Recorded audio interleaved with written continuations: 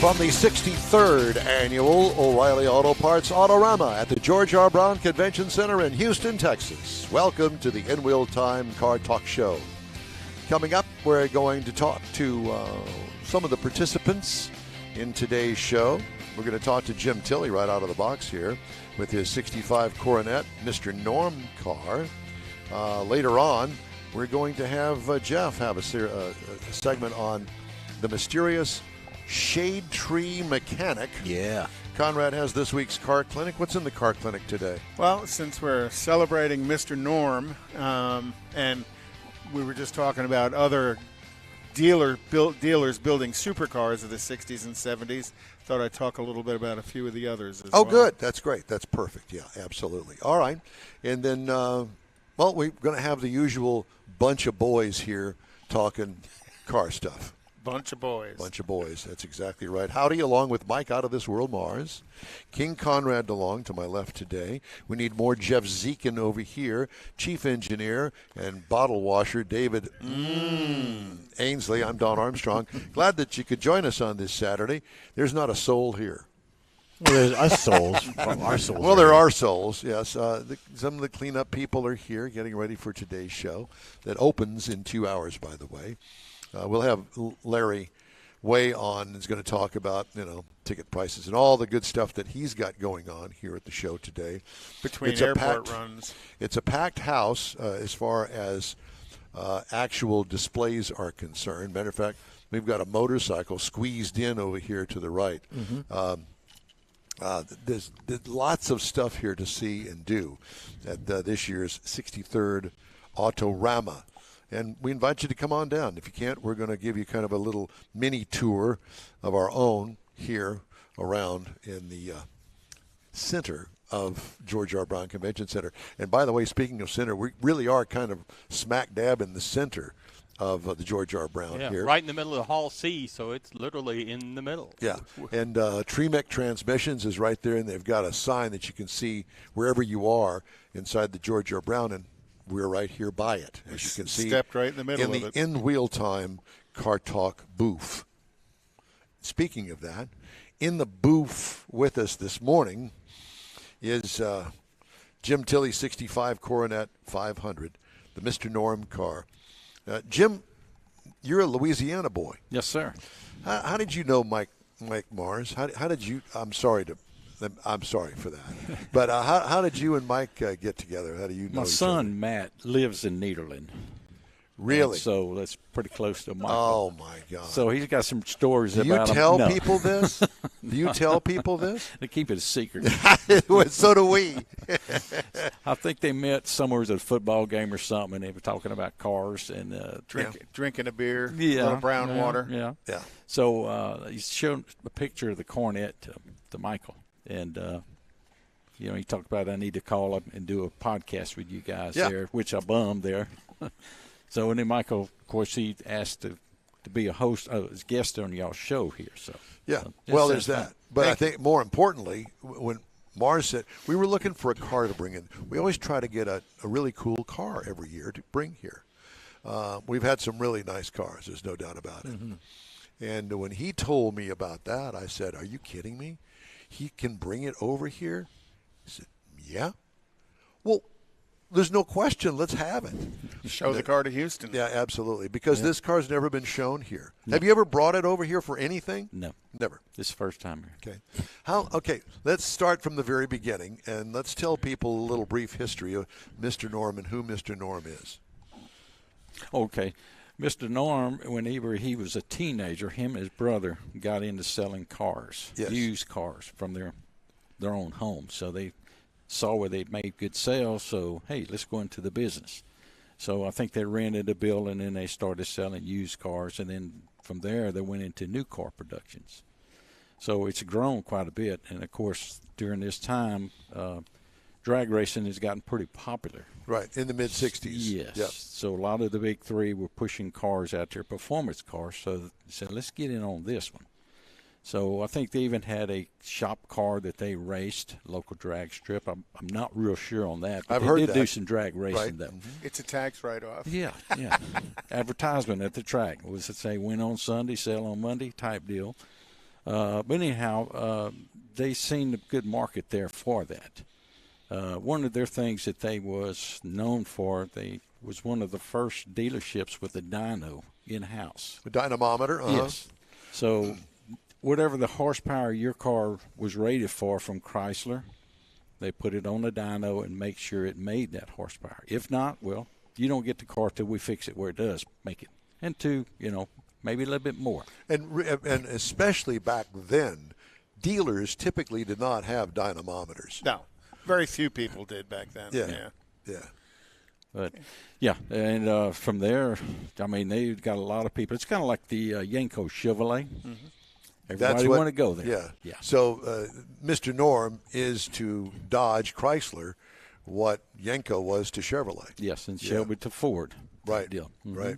And so obviously he saw these cars that had horsepower that may have made what the factory said it did, and then he went, let's see if we can tweak it a little bit. And I think in some instances, a lot of the factory numbers might have been a little over-ambitious. Yeah. And I guess, or in some cases, under-ambitious, where the car was making 400 horsepower, but they said in the book that it was only rated at 290. Yeah. And then Norm Kraus and his team figured out, hey, with a little bit of finesse, a little carb work, a little ignition work, we can create that kind of power on these cars and sell something different than what you could buy at the Dodge dealer down the street. Yeah. And, of course, there was a lot of street racers back then. Oh, yeah. A lot of these guys would bring in there. No. Shh. Exactly. So were you one of them? No, I wasn't around driving a 65, no. No? Especially not in Chicago. But around the house, yes. Yeah. Okay. Yeah. But they would take and bring their car in there, and, of course, a lot of high-performance stuff that you could get from Chrysler.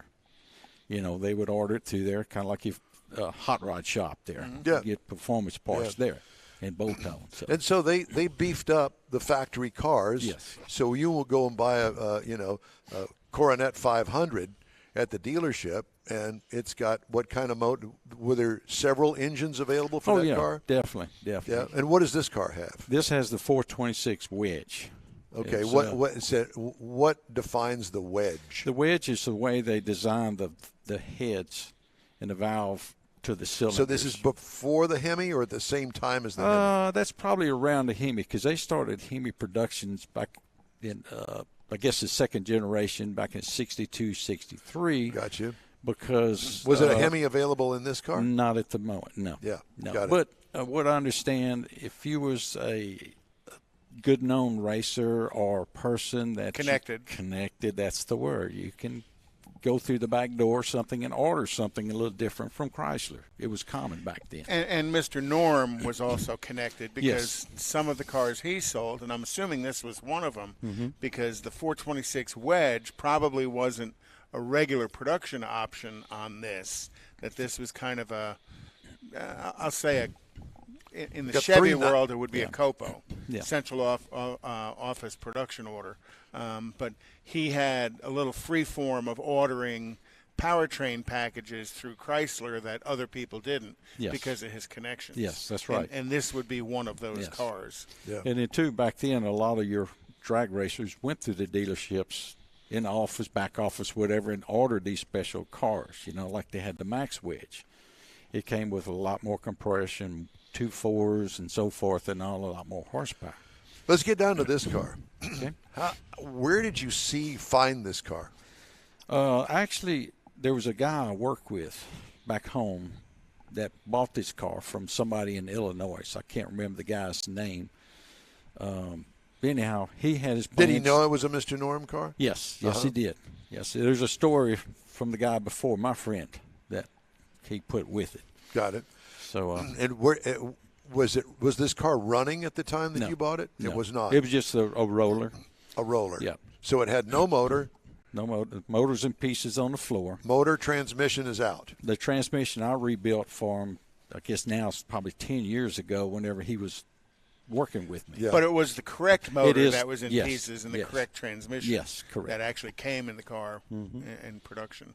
which Yeah. is important. Oh yeah, definitely. But Yeah. you've completely redone the car since you bought the car, Yes, correct. from the being all the way down to the frame. Yes. Yeah, it's completely, everything's off the frame, the unibody, so forth, and everything's been completely gone through. All the bolts, everything, fasteners was documented whenever he pulled the car apart. So I got all these Ziploc bags with different car parts, nuts, bolts. Is this the first time you've ever done a restoration like that? No. My first one was probably about 17 years ago. I had a 67 Barracuda that I bought. And I drove it for 2 weeks and pulled it all apart and go through the whole thing complete. So you're a Mopar guy. Yes. Well, you know who he needs to meet? He needs John to meet Hovis. John Hovis. Yeah. At Hemi The Hideout. Hemi Hideout. We need to- Oh, I've we heard need of to the connect place. you. We need to connect you. I've heard the place. Yes, Yeah. he would John love. would be in love with this car. Yes, Yeah. he would. Yeah. And it's right up your alley. What do you do for a living? I'm retired now. Well, okay, lucky you. No. Were you in the oil business? No. Well, I was in a refinery making plastics. I worked there my last 26 years. Yep. And other things, I started out pushing a broom in my uncle's mechanic shop. So that's where you got the bug? That's where I got the bug. He worked for the Dodge place, and he. So that's where you got the Mopar bug. Yep. So he wound up leaving and starting his own business, and all of his customers come to him because they knew he was good. Yeah. So we worked on probably 90% of our cars were Chrysler products. How lucky are you? Oh yeah, definitely. Yeah. And you live in Sulphur, Louisiana Sulphur, now? Louisiana, correct. Yeah. And wife, kids, family, everybody's there? Yes, basically. Yeah. Everybody there's within hour drive. Hollering distance, as Yes. they say, so to speak. Yeah. So how long now has the car been restored? It's been close to 3 years now. Yeah. And you've shown it at some cruise-ins, and Yeah. you've showed it at some car shows, but not this big. No, nothing big like this. It's just been local stuff within a hour or 2 hours or so. So to let everybody know that we kind of enticed Jim to come over because we wanted to pay for the entry fee for the car to be shown and to be in competition with others in its class. We have not seen any others in this class. And I asked somebody, have you seen it? No, I think that, as far as I know, it's the only one that's in the class. That means that's a trophy, my friend. So in wheel Hopefully. time puts you on the map. Yeah, that's right. That's right. But we're really proud of the car through Mars and through you that you come over here and shared all of this with us because I've never seen anything like this. It is beautiful. Thank you. And it's actually better looking than it came from the factory because I am of that era, and I can tell you that cars out of any manufacturer in the United States did not look like The that. paint didn't look this good No. for production. Yeah. And we had Yeah. pictures of it the last show we did when you were getting on the air with the Zoom. It doesn't justify. Those pictures don't justify this car. This car is gorgeous. You have to see it in person. And It that is beautiful. interior is it's magnificent. It Now- has that 60s smell to it, too. Yeah, whatever that is. Yeah, well, Speaking of, Don and a chili dog. yeah, exactly. The interior of the car, obviously, I mean, there are ways to do interiors. Aftermarket, there's also some available that you can actually get that were kind of like the original interior. Is that what that is? This is from Legendary. Who's legendary? Legendary is one of the top reproductions of automotive interiors. Got you. And they do a fantastic job. This is that's where I've been getting mine for my vehicles, and they do good quality I mean, work. it looks. It I does. mean, It right does. out of the factory. It does. So they took all of the color swatches and everything and matched it perfectly, and Yeah, and I all mean- of the details, like for instance on the door cards. Yeah. Back they don't make them like that No. today. No. But all of the intricate metal work that's on All of the folding. all of that sort of stuff, and it made each interior unique to the car. Whereas today, might as well just take a, You just pour it in a plastic mold. so is this your only one? Your only piece of collection? Or No. I have several other ones. I've got the 67 Barracuda. Still have that? I still got that one. Yeah. I can't Yeah. get rid of it. My family would disown me. right. Yeah, I've got a 68 GTS Dart, Okay. big block. It used to be a drag car for years, and, man, it was in sad shape when I got it. But I went completely through it. I've got a 1960. Well, my wife has a 1960 Nash Metropolitan. I just had to repaint it because some girl run into me earlier this year, but that's her car. I see. But, it's cute little car. Interesting. And I have one more fastback Barracuda that I'm going to do for my daughter. How old's your daughter? My daughter is 40, around 40, yeah. Okay. So each kid's going to get a car. So what motor's in your fastback Barracuda? 360. It had the 273, and I just upgrade with the transmission, rear end, and motor, and all. So it's a good traveling car. We've made several trips in that thing. Route 66 with the grandkids and all of that. Oh, wow. That is a blast of a car. Sounds like a Hot Rod Tour of Texas I kind of car. had that thought myself. Yep.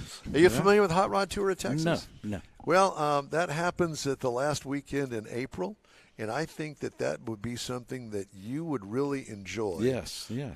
Uh-huh. We'll get together. I'll give you all the information. That sounds great. It's Yeah. not too far away. No, you know. it usually starts in Victoria, and then heads north up to Fort Worth, somewhere like that, through the Hill Country, and a couple of hundred cars. Oh, that And, sounds neat. Yeah, you'd sure love it. does. Yeah, It's a lot of good try folks. that. You know, I don't want to kind of, put a squash on this conversation, but there's a fellow that's walking over to your left right now. His name is Larry Way, and he is with Autorama. And he got up early just for us, combed his hair, and came over here. And Mr. Autorama. Mr. Autorama. Heavy on the Norm, Mister. Mr. Auto, yeah. So we're going to have you on whenever we get done and ready for you. But at any rate, Yeah. I wanted to let everybody know that Larry Way is in the house. Great. So, but back to the car. You trailered the car over here, and I'm glad that you did, because the road between Sulphur, Louisiana, and Houston, Texas, Terrible. it's absolutely horrible. Yeah. Yeah. But you do drive this on Oh the yes, street. definitely. Most definitely. This isn't You drove a it in trailer, here. But it isn't a trailer queen. It's a car that you'll take. No, like and you're cruise saying, around a little some bit. of the roads you go down the interstate, it's so terrible, you know, and then a lot of people get distracted, and so, Yeah. Well, gives it a little bit of protection. Yeah. So he made it over here in the trailer, trailered by a Ram pickup truck. Of Is it a course. 3/4 ton? no, half ton. Half ton? And it did just fine. It's not Got that a blue- Hemi in it? The blue single Yeah. cab out here. No, it's the crew cab there. Yeah. Very good. So how long did the restoration take? Well, this one went pretty good because a friend of mine had a lot of the items restored, collected, like the grill had already been done, a lot of the trim, and so probably about a year to do it. Of course, Really? I was able to dedicate a lot of time because I wasn't working. Right. So, Yeah. my first restoration, that was like 3 years, the Barracuda. Because I was working a job and, Yeah. stuff like that. So. We know how that is. Yeah. Most definitely. Spare time. Yeah, Yeah. spare time. That's correct. Well, we sure appreciate the car, and we appreciate you and telling us the story and getting up to come over here and talk to us 2 hours before the show opens. No problem. No problem. and you got in. Yeah. You weaseled your way in. I did. I had to tell them a story. You wouldn't I can believe. only imagine. I had to do a little name dropping. Did you? Oh, yeah. Oh, yeah. Okay. Yeah. Okay. You're I know okay. Don Armstrong. No, David Ainsley.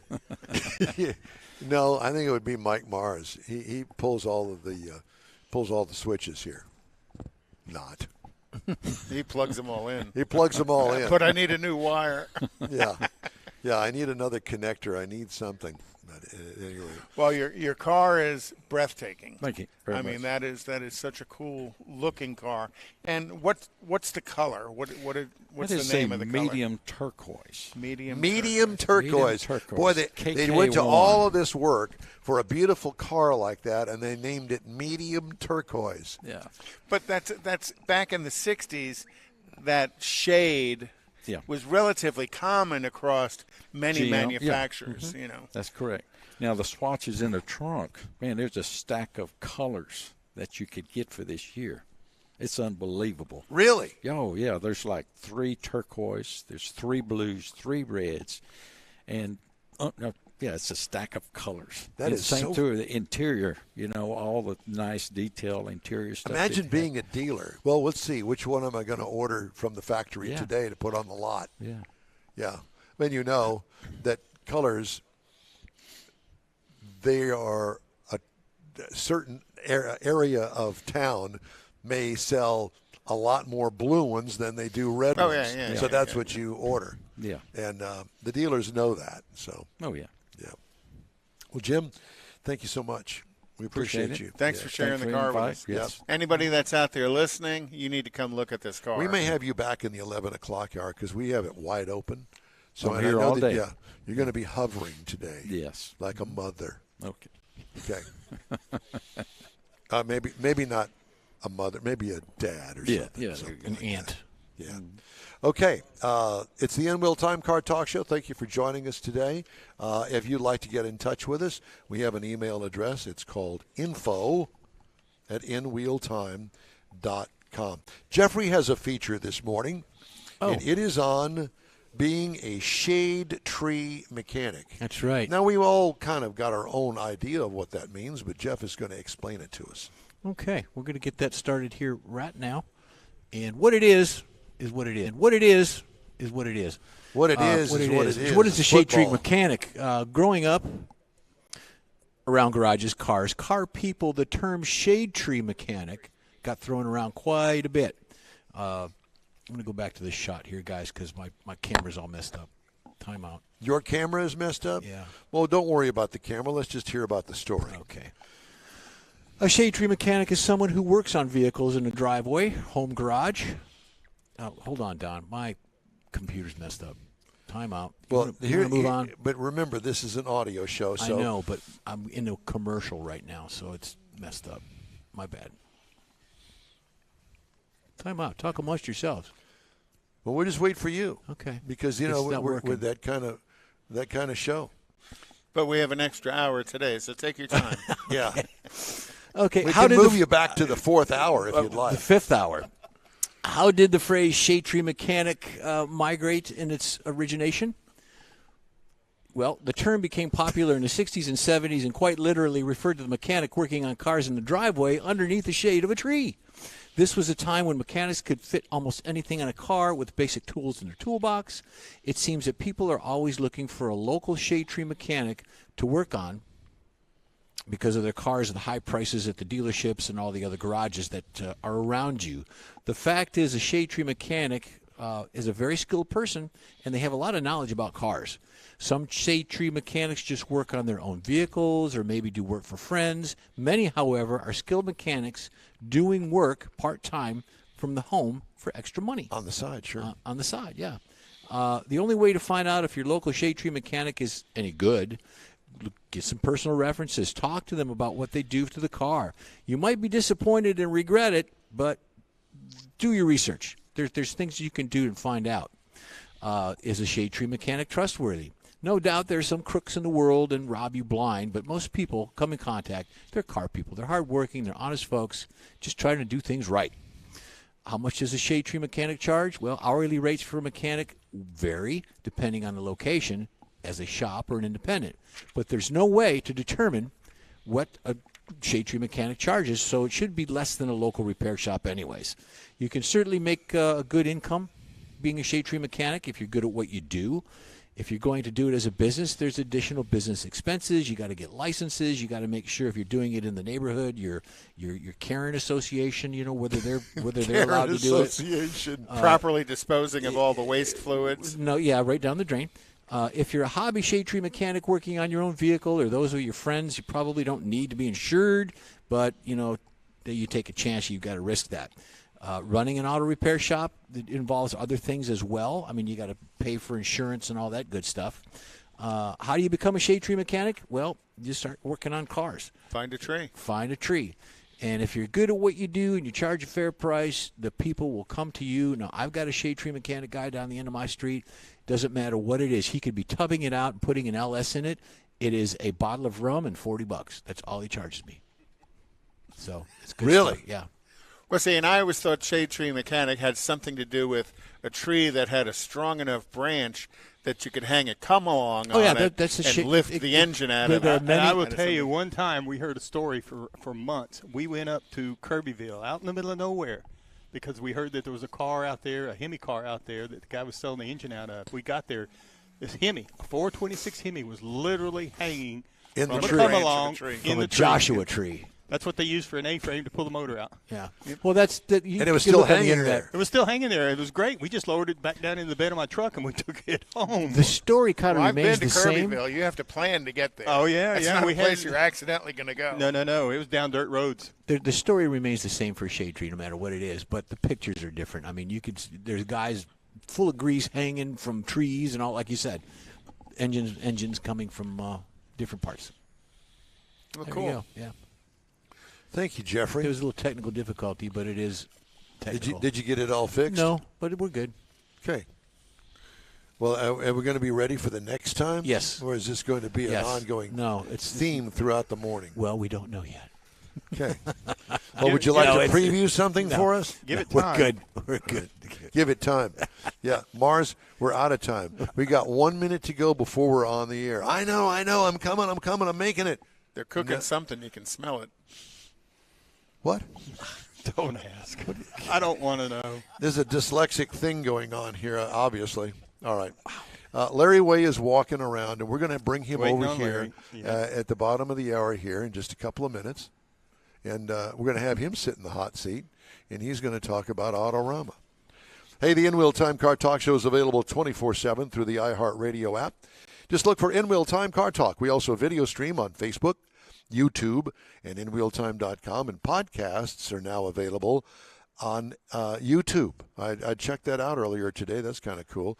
So they're also available on over a dozen of the most popular podcast outlets out there. Pick one. You can find us there. The In-Wheel Time Car Talk Show continues right after this quick break. Houston's finest cars are invited to another Gulf Coast Auto Shield Car Social, Saturday, December 2nd, and you're invited too. Show off your personal pride and joy, or just stop in to see the likes of Lucid, Lamborghini, Porsche, Ferrari, and more. Gulf Coast Auto Shield is your one-stop shop for paint detailing, coatings, window tint, clear bras, and wheel repair. The Car Social is your opportunity to get a tour of this state-of-the-art facility located at 11275 South Sam Houston Parkway, just south of the Southwest Freeway. It all takes place Saturday, December 2nd, 9 to noon. This is the perfect opportunity to connect with other car enthusiasts. From BMWs to Bentleys, Corvettes to McLarens, the Car Social is a different kind of show. Talk to the owners. See Gulf Coast Auto Shield's facility. You'll be amazed. Put it on your calendar now. The Gulf Coast Auto Shield Car Social, Saturday, December 2nd, 9 to noon at 11275 South Sam Houston Parkway, just south of the Southwest Freeway. The In-Wheel Time Car Talk Show will be there, too. We'll see you then. Hey, Houston! America's greatest hot rod tradition is back! Thanksgiving weekend! The O'Reilly Auto Parts Autorama at the George R. Brown Convention Center. 4 action-packed days of hot rods, customs, classics, trucks, and performance cars. The ultimate lowrider showcase. Sponsored by Shorty's Hydraulics. See Lone Star Throwdowns, Texas-sized truck spread. And don't miss the traditional rod and custom section. Friday, Saturday, and Sunday, see wild, high-flying freestyle motocross stunt shows. Shop the swap meet and women's world all weekend on the celebrity stage presented by Nick's Auto Repair and Classic Car Restoration. Friday, meet AEW Tag Team Superstars, the Lucha Bros. Saturday, it's Noel G. Hector from the Fast and Furious. Sunday, it's Lou Ferrigno, the original Incredible Hulk. The O'Reilly Auto Parts Autorama this weekend at the George R. Brown Convention Center. Discount tickets at O'Reilly Auto Parts, part of the Summer Racing Equipment Show Car Series. See Autorama.com for more info. The original group of Loopy Tortilla Restaurants will have you telling your family and friends just what the original recipes mean when it comes to the best fajitas in Southeast Texas. Founder Stan Holt invites you to visit the original Loopy Tortilla near I-10 and Highway 6. Here's the original house that inspired the design of all the rest and the original charm that helped make Loopy Tortilla the go-to destination for Houston Tex-Mex. Speaking of original, nothing can compete with the original lime pepper marinade that everyone will agree makes Loopy Tortilla award-winning beef fajitas the best anywhere. Loopy Tortilla Katy is another location that gives you the same quality and service Houstonians have come to expect at Loopy's. It's located just off I-10 and the Grand Parkway at Kingsland Boulevard in Katy. Find yourself in Aggieland? Head to the Loopy Tortilla in College Station, located just around the corner from Kyle Field. It's a great place to enjoy those famous frozen margaritas before or after the game. Headed east to Louisiana, stop in at the Loopy Tortilla in Beaumont. It too's on I-10. You can't miss it. The original group of Loopy Tortilla restaurants invites you in for the best Tex-Mex anywhere. From the 63rd Annual O'Reilly Auto Parts Autorama at the George R. Brown Convention Center in Houston, Texas. Welcome, everybody, to the In-Wheel Time Car Talk Show. Coming up, we've plucked Larry Way, Public Relations Director of Autorama, the Cavalcade of Customs, and World of Wheels. All of that. How did I do? You did fantastic. Is Very it good. Very good. I'm glad that you liked it because I worked really hard on my memory trying to remember all of that. boy. Because I have nothing written down here.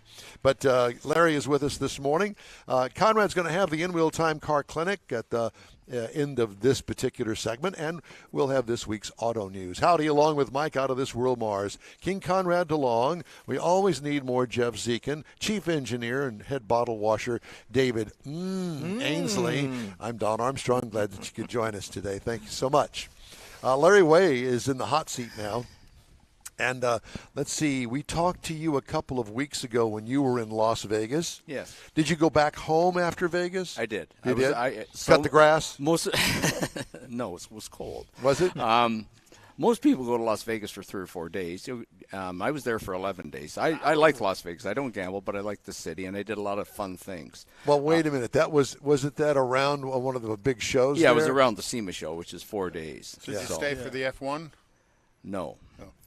Do you wish you had made the F1? Yes and no. Well, boy, oh boy, the F1. It was crazy. The people in Las Vegas are so upset because it's disrupted things for so long, trying to get to work. And they started on this like in March. And they were paving Las Vegas Boulevard, and it's been nothing but a chaos. Mess. Yeah. And you heard a lot of 4-letter words when people talked about F1 because the locals, they really were upset. They're still taking that track apart. Oh, there's going to be another month, they say, before it's back to normal. The most photographed place in North America is the Bellagio fountains in front of Bellagio. Yeah. They cut all the trees and they put grandstands up, and so They blocked did the- not. Man. They cut the trees and put grandstands up in front of the Bellagio fountain, so you could watch them from the side, maybe 20 feet, and on the other side, maybe 30 feet. But that's the only. They were so running. That was such a gathering place out in front of the fountains. I mean, to the point where they even had all the speakers set up so you could listen to the music that went along with what the fountains were doing. There's a volcano show at the Mirage. Right. So they put grandstands up. They drained the water where they have the gondolas at the Venetian and put grandstands up. Been there, yeah. So someone that was going there.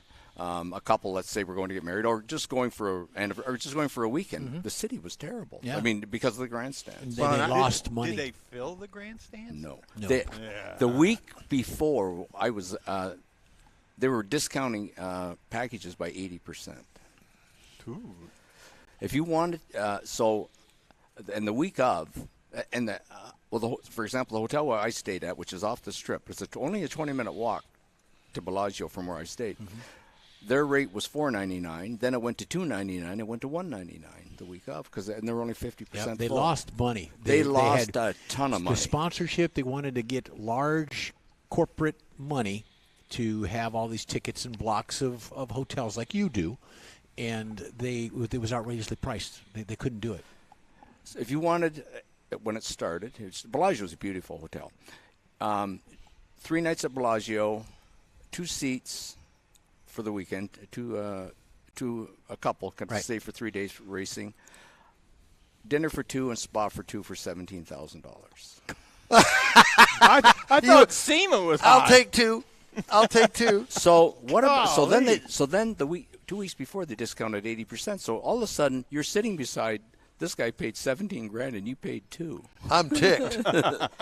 So how's that going to reflect on next year? And they're upgrading locals. Well, locals didn't want to go because they're so upset with it because it's just disrupted it the made whole such city. a mess. Well, the locals work in the casinos and the restaurants, and they do all that because they have to be there. There's one of the ladies at the front desk at our hotel. I said, "How long is it normally before F1 to get to work?" She said 15 minutes, and now it's 45. Oh wow. Yeah. Well, I have to tell you, I've been going to races all of my life since I was a child. And I'd appreciate road course races on TV. I love going, and I've been many times to the Indy 500. Great. But as a spectator at the event, you have to understand you're only going to see this little section of the track. You're not going to see the whole. I was going to say, if you're lucky, you can get 2 turns, but you're going to pay dearly for that seat. On a road course, after the second lap, you don't know what's going on. Yeah. Correct. Right. And if you don't have a television monitor sitting in front of you, one of those big screens, you're lost. You have no lost. clue. You're lost. Because, you depend on what is it? No, go ahead. I was going to say I want to find out more about slap him in the Autorama. back of the head. Maybe we should talk about Autorama. Well, I think we need to have a good bitch session about Las Vegas, don't you? That's what we got. I love Las Vegas. I love the city of Las Vegas. Yeah, I like going. I'm not a gambler either. I like going to the shows and watching the fountains at the Just being Bellagio. there. Yeah, Right. everything. They have show girls there too. And that, too. Yeah. You would know that. You would know that. Absolutely. Yeah. We have a terrific show again this year. Here I was going to say, O'Reilly speaking Auto of Parts shows, Autorama. we have a show here. we That's have right. we have probably 600 vehicles on the floor. So You know, we're I really talked proud to of it Steve this year. Green. I said, so is there any room to get? There's no room to get anything else in here. They're jam packed. Every space is taken. In fact, he said they had a waiting list. Yeah. He had cars on standby. We've got the FMX motorcycle show, which is always fun. We have celebrities. It's really You know what I've noticed yesterday when I was walking around? I noticed that the layout has changed significantly, really. The lowriders, man, that whole thing back there has exploded, and they have some of the most gorgeous cars. Aren't they beautiful? Whether you like lowriders or not, take a look at those You cars. know, The look work at the- and the look at the workmanship. artwork. The art. That's exactly That's, what it is. that That's segment exactly. has really grown, and it's not just, there's one car back there that's sitting really, literally on the ground with the nose in the air, but the rest of them, they've all evolved, and they've become much more complicated and beautiful. Some of the paint jobs are stunning. The mural work, to me, belongs in a museum. Some of the mural work on some of those cars. You're exactly back there. right. Yeah. You're It's exactly that right. beautiful. And the other thing that I noticed walking just right here in front, there's more trucks here this year than there has ever been. Well, it's Texas. There's trucks. Well, I know. But you're right. There's more trucks than There's we've more than and ever. But really good quality. Yeah, Really there's a good truck quality. back here, a 1984. I'm sure that you saw it. It's still got the plastics on the seat, Yeah. and it's like it rolled right out of the showroom floor. I don't know how they did that, because that cannot be a still original car with the plastic on the seat. It is beautifully restored, and the way that they did it is so cool, because it does look like, really, it looks right as it came out of the showroom. Right off the transport truck. The lowriders, they're also, they have hoppers and dancers, right, which you've seen on TV. Yes. And I co-managed a show in Louisville, Kentucky, and we had the Lowrider National. So one time, early morning TV, it was like 6 or 6:30 in the morning. The reporter got in this truck, a hopper. So I'm with the Morning reporter. So the morning reporter's in the truck, and I'm standing beside the guy. So he's bouncing. I said, higher. So he's going, and he's got no seat, and he's going. So he almost stood it straight up, and he's going, stop, and I'm going higher. And he's bang. But people are sitting at home killing themselves, and he's bouncing around inside. So he gets out, and I help him out. I said, I told him to stop. He says, you're so full of baloney. I saw you talking to him. It was great TV. I guess I would have wished I'd have been there. It was fun. Yeah, no doubt. But a great show, and you've got special guests today and again tomorrow. We have Noel G, who played Hector in Fast and Furious movies, so he's on. So I picked him up at the airport last night. He said, and he's on from 2 to 5. He said, can I come all day? I said, excuse me? He says, I'm going to maybe come in at 10 or 10:30 and stay through the whole day. He says, I have merch to sell, and I got nothing else to do. I said, cool. Well, of course, we're not used to that. So he's going to be in this morning. So maybe if he does come in, I'll drag him over here. Yeah, please do. Yeah, absolutely. And like I said, the 11 o'clock hour is wide open, and we'll make room for him, I promise. no, sure. Yeah, we'll make room, but we got somebody coming at 11:30. Who we got? That Showgirls. watermelon truck over there? I missed the watermelon truck. What? I saw one crashed on the freeway a couple of weeks ago. It shut down 59. Literally. Yeah. It did. Yeah, but no, I'm not sure about that one over there, but I'll take your word for it, Mars.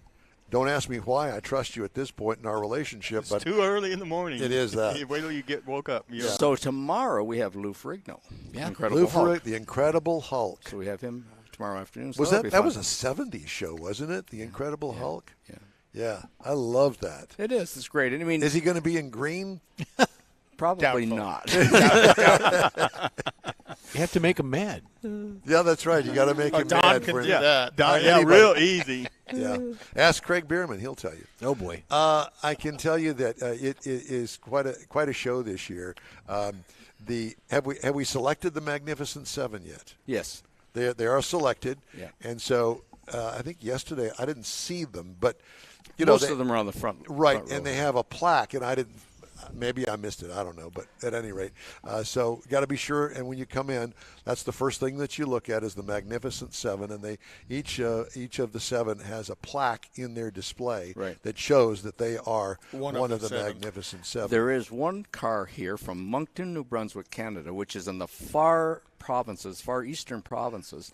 He was at the SEMA show in Las Vegas, and they brought the car here and stored it, and then brought it here. And then from here, they're taking it to West Virginia and leave it stored, fly home, come back and get it, and come to the championship finals in Cincinnati in January. Oh, cool. So, you So just I kinda come- so I store saw it this instead of car. hauling it all the way back to New Braunfels. New Brunswick. And it's, New Brunswick. and it's a New million. Brunswick. It's a million miles from here. It's a long way from here. Yeah. Can you imagine hauling really a big show car all the way to that? That's I'd an be scared. awful long way. It really is. Yeah. And you would know about the provinces of Canada. Well, Moncton, New Brunswick, they have an indoor show there, which I worked for. I've judged shows for 40 years. I was the judging supervisor there for 30-plus years, and they replaced me. But they have an outdoor show, the largest outdoor show in Eastern Canada, and I'm on the committee, and I help with celebrities, and I work with them, and that's the second weekend in July, so it's fun. But our eastern provinces is where the warmest Canadians are, so it's a wonderful Well, the place. second weekend in July is like the only day of summer in that part of Canada. Actually, this whole climate change has been good for Canada because our summers are longer. No doubt. Yeah. But we really do have a great show here, and when sometimes we'll just stand and watch as people come in, because when they come in and see all these cars in the front line and the nice displays, and it's rolling automotive art, we all know that. And the cars are just cars and trucks, especially trucks, are getting better and better. I mean, the availability of parts, and there's manufacturers remanufacturing parts, and the quality of the paints, and on and on and on. Well, the interest, and that kind of drives all that. And nobody would know that better than you because you've been doing this for long enough to watch the 63 show cars, years. Well, to watch the show cars evolve. It really over has time. changed, and every year things just get better and better. And it's and what happens when someone the people lift the bar. So to be competitive, you've got to. If you want to be competitive, you've got to lift Do the bar something too. And You got to stay there with them. And to that end, I will tell you that my memory is not all that great, but when it comes to cars and the cars that show here, most of the stuff that I'm looking at that hasn't been here before, or if it has, it's been completely redone. So don't think that you're going to see last year's show this year. No, that's not the case. It's hard to fill a big show like this with new cars, but Steve's done a great. Steve and his team. He has a team that helps him. Yes. He's done a Well, fantastic and there's job. been some memorable cars here. You know, to me, the one that I continue to remember is the gray Vicky from I think it was 2 years ago. Yes. And then the Graham. The Yeah. Shark-nosed Graham. Those cars kind of stick out in my head. The as Shark-Nose car. That was a rare how car. and cool that really is, well yeah. done. Yeah, and we asked him, I said, so how much money you got into it? He says, I can't tell you because my wife would kill me if she knew. So someone brought up a point recently. So what happens when you don't have a value on your cars and you pass away? So your wife says, well, I don't know, we think he's got like 50,000 in this, but actually he's got 150 in it. I think he spent 50 on it. Yeah. I want to talk quickly about our friend Gene Winfield. Yeah. Gene's health is failing. He's having dialysis three times a week, Yep. and he's got a full-time caregiver. There's a firestorm going on that she's after. She's a gold digger. There's not a lot of gold there. Gene doesn't have any money. Right. Not that she's perfect, but she's taking care of him, and he got to go to SEMA. He wouldn't have been there had it not been for her. And she drives them. And she had help. They loaded a car on the trailer, took it there, and unloaded. Drove them around, did everything. There's banquets and all kinds of things going on at the SEMA show. So I said, "Are you going to the Hot Rod Industry Alliance banquet on Wednesday night?" And she said yes. I said, "I want to sit beside Gene because I want to chat with him." So I'm waiting. It's a boring banquet. I shouldn't say that. We'll edit that out. 15 minutes before, she calls and says he's exhausted. So I called her on Friday. SEMA runs Tuesday, Wednesday, Thursday, Friday. I said, "You guys coming to the show today?" She says, "I'm not sure. We just had breakfast." She says, "I'm packing. Why don't you come to our hotel room and talk to Gene while I'm packing?" And I spent 90 minutes with Gene, just him and I. Oh, cool. That was the best time of my whole trip. That 90 minutes I got. Wonderful. We talked about Houston. Talked about having Thanksgiving dinner here because he always looked forward to having Thanksgiving dinner here with me. Yeah. And all the years, and it was just wonderful. He's mid-90s. 96. 96. And there he is still, and he's going to pass away sitting at a table signing an autograph. 'cause So he are loves you- And that. he is automotive history. He is. You know, He sure is. Are you collecting your historical moments with him and maybe putting it in a book or a documentary? I should later write a on? book. I You should write a book sometime. Well, But it was wonderful. And we talked about one year, the woman, I think it was 2 weeks before they were coming here, and he said to the woman I was dating, "Are you coming with me to Houston?" And she said, "Well, no, you and Larry are having dinner." He says, "No, I'm actually chopping a top, and I'm going to be selling my merchandise." She said, "All you talked about was Thanksgiving dinner with Larry." So she ended up coming with him, and but he's still going. I mean, he still loves the people and loves to make appearances and just. It's funny because I watch a lot of automotive television of all sorts. And you watch some of those crazy Canadian shows. I do. know you I do. love Rust Glad Valley you admitted it. Restores. Those guys are crazy. Rust Valley Restore is one of my favorites. But I will say that some of the shows they were done years and years and years ago, and some of them go back to the George Barris days. Gene Winfield was all part of all of that era. He did all of that. He's got his own stuff, and then he helped other people. See, but George was the best thing ever happened to car shows. You put him in front of a microphone, he lit up like a Christmas tree. He was so full of baloney, but it was fantastic. He was fantastic. But Gene just worked. Gene built cars and built TV cars and did all these things. And I started working with him maybe 35 years ago and Gene, we need to do some interviews and helped him develop. And today, as you know, he would always come here. And Yeah. Well, it was great to I will talk to. never forget all of the times that he's appeared on our show, at this show, that they always had a big crowd around us. And Because it was people always knew the who he biggest is and crowd. wanted to hear him. Yeah, always the biggest crowd when he was on with us. he's a wonderful, wonderful guy. Yeah, he is. He truly is, and very welcoming. And I have a great picture with he and I and my daughter and I, and it was great, great fun and great times to talk to him. He lives out by Ian Russo out in the desert Russo, area. yes. He is in the Mojave. His place is, I'd say 5-6 miles from the town of Mojave, and he's in the middle of the desert. Yeah, Yeah, nowhere. yeah. Ian Roussel, I think, Yeah. is a good friend of his, and Yeah. that's why Ian moved out there. I think. Yeah, there was some people that have gone there, just gone there for 6 months, and Gene says, "Yeah, I'll put you up. If Just you to want to come learn. and work with me and learn from Gene." Yeah. He had built a museum, and he cut a Model A pickup, a 29 and a half, and put it on the wall. And the bed of the pickup was a bed. So he said, "The first person that's going to sleep in that bed is going to be Larry Way." And I said, "I love you to death, Gene, I do, but I'm not coming to visit." And we Sleep on your wall. But for a year, he wouldn't let anybody sleep in there. So we're talking. We were chatting, and we laughed about that. And his caregiver, Michael Ann, said, "Sometimes I take a nap in there." She says, "I didn't know I was sleeping in Larry's bed." but Gene is just so darn wonderful. Yeah. So Yeah. I hope he continues for a long time. And like Don said, so interconnected in the industry. Things he did, people mimicked in doing what they did because tried they were, to. and were taught by him how to do some of those things. They still call it the Winfield fade, where one color goes to another. Gene started that. I mean, he just did incredible things, but he never promoted himself. He just was Gene did it working and in the shop. Let the work speak for itself. Look at my car. Yeah. But now he's doing so many workshops and he's sharing his craft. And so many people don't share their craft. Like, do you guys give lessons on how to be a broadcaster? No, Don's been trying to teach us for years. It hasn't worked real well. Our engineer, David Ainsley, says, "Man, you need to get rid of those sportscaster headsets and you need to go to real microphones." Listen, I can't even get these guys to put this microphone in front of their mouth. Can you imagine what my troubles are when I put a real freestanding microphone in front of them? So What here's do we do with Gene. that? Here's Gene, one of the innovators, and he's sharing his craft. He's teaching people all Yeah. the time, and he's done that his entire life, sharing his craft. And that's wonderful that people will do that. Yeah.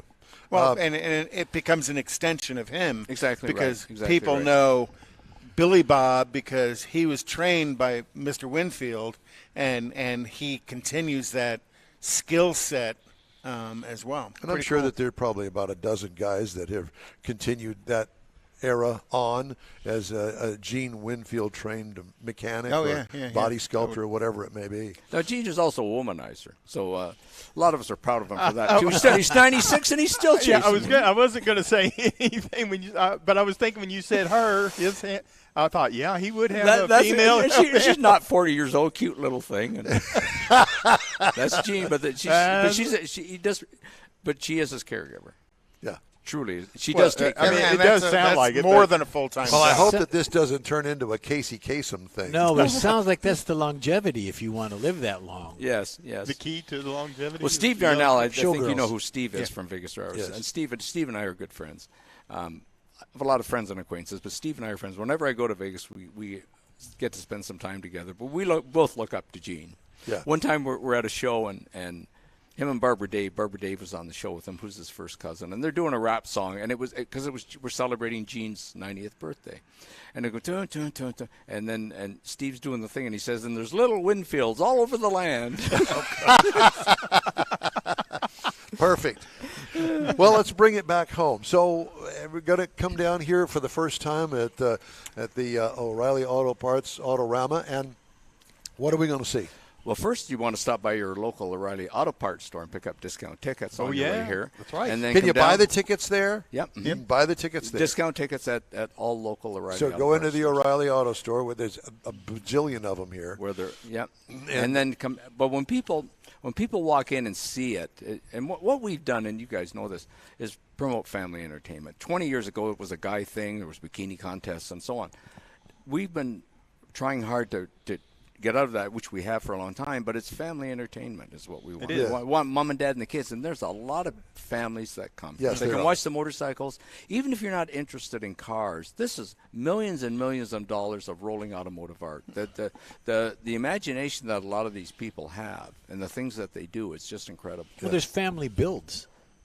Families have built some of these. Exactly right. Well, and for the ladies, there's the trinket show down at the We end. have for Women's lack of a World. better- yeah. We have Women's World. We have an automotive flea market. So there's just a little bit of everything. But in the size of this building, I mean, Yeah, It's it's huge. It's significant. It's huge. It Yeah, really most is. definitely. So different cars, all kinds of cars. There's late model cars. There's a lot of classics, a lot of resto mods, a lot of customs. You know, I wanted to say something about this is the 63rd annual, and I think that I went to the first one. Back when they had wooden spokes on the wheels. Shut up. Shut up. Just shut up. No, it wasn't quite like that. But the original one, I believe, was at the Albert Thomas Convention Center, which is across from where we are to downtown. And then it moved out to Astro Hall when that building was there. And then when that went away and this was built, it moved down here. And it really is a fun place. And I will say this.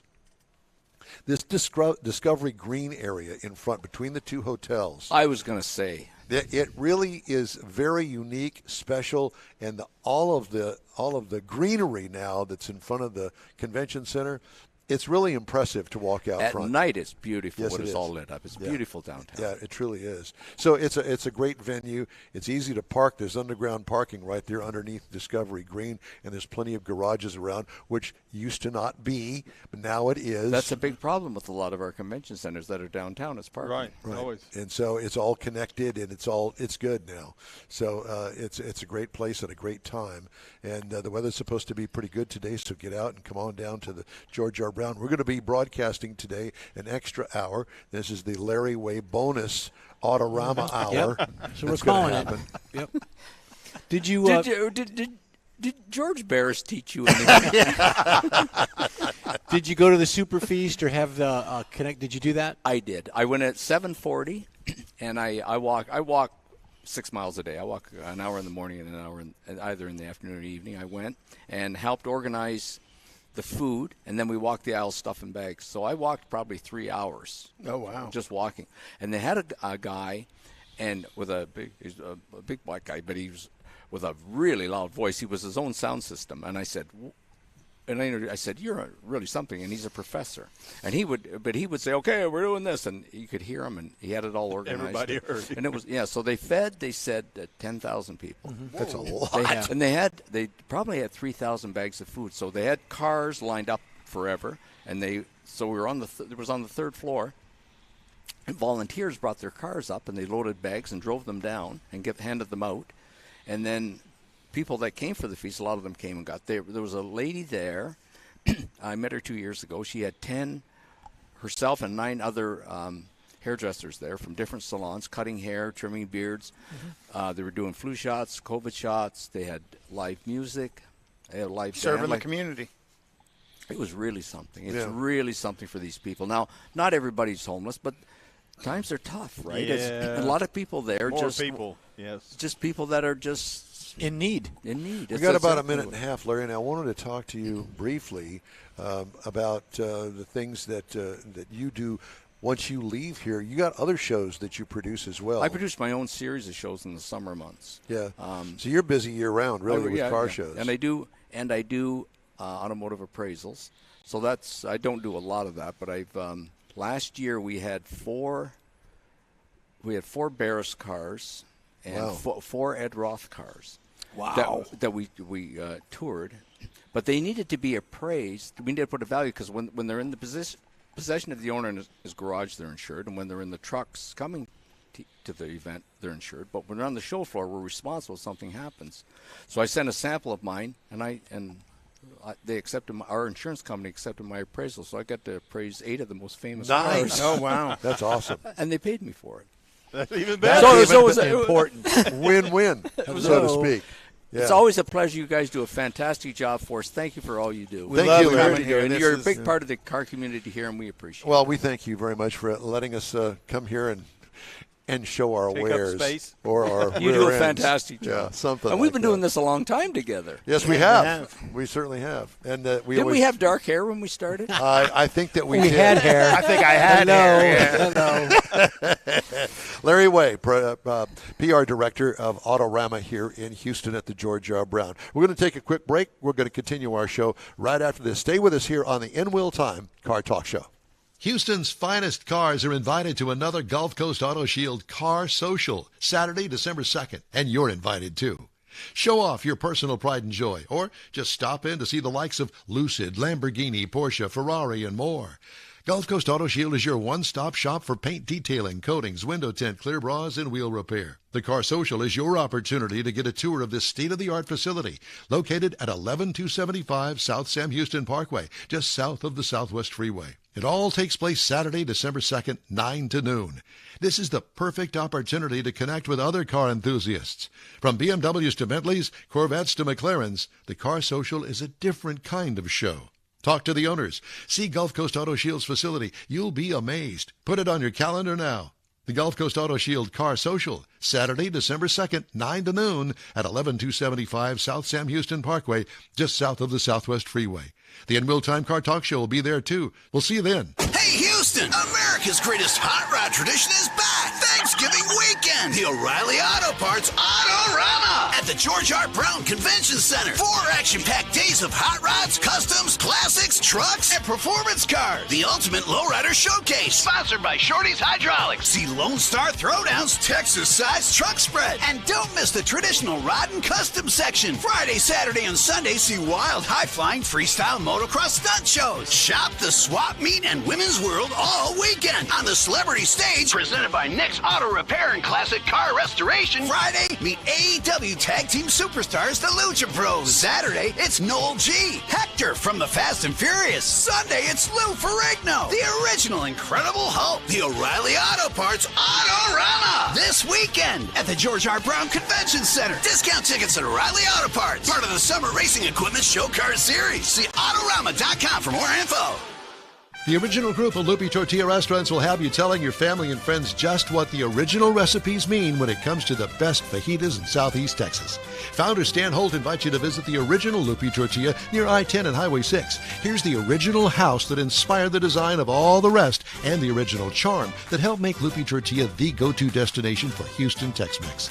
Speaking of original, nothing can compete with the original lime pepper marinade that everyone will agree makes Lupi Tortilla award-winning beef fajitas the best anywhere. Lupi Tortilla Katy is another location that gives you the same quality and service Houstonians have come to expect at Lupi's. It's located just off I-10 and the Grand Parkway at Kingsland Boulevard in Katy. Find yourself in Aggie Land? Head to the Lupi Tortilla in College Station, located just around the corner from Kyle Field. It's a great place to enjoy those famous frozen margaritas before or after the game. Headed east to Louisiana, stop in at the Lupi Tortilla in Beaumont. It too's on I-10. You can't miss it. The original group of Lupi Tortilla restaurants invites you in for the best Tex-Mex anywhere. From the 63rd Annual Autorama at the George R. Brown Convention Center in downtown Houston, Texas. That's downtown, baby. It's the In Wheel Time Car Talk Show. Coming up, more guests from the massive participants at this year's show. What? We'll have the upcoming events calendar. Mars has a review of the new GMC Canyon ATX. And later you'll hear the stories making automotive news headlines. We haven't even gotten into any of that yet. Nope. Howdy along with Mike out of this world, Mars. King Conrad DeLong. We always need more. Jeff Zekin right over here. I'm Don Armstrong. Also joining us today is Chief Engineer David Ainsley. So glad That was a good one. Glad you could join us. And by the way, the GRB and Autorama opens at 1 hour from now, 10 o'clock this morning in downtown Houston. Get in your car and get out here. Yeah, absolutely. Traffic is light this morning. It's great. Plenty of parking. It's going to be a great time for you. We can promise you that. Okay, joining us now is the lead design and owner of a company called Smithy.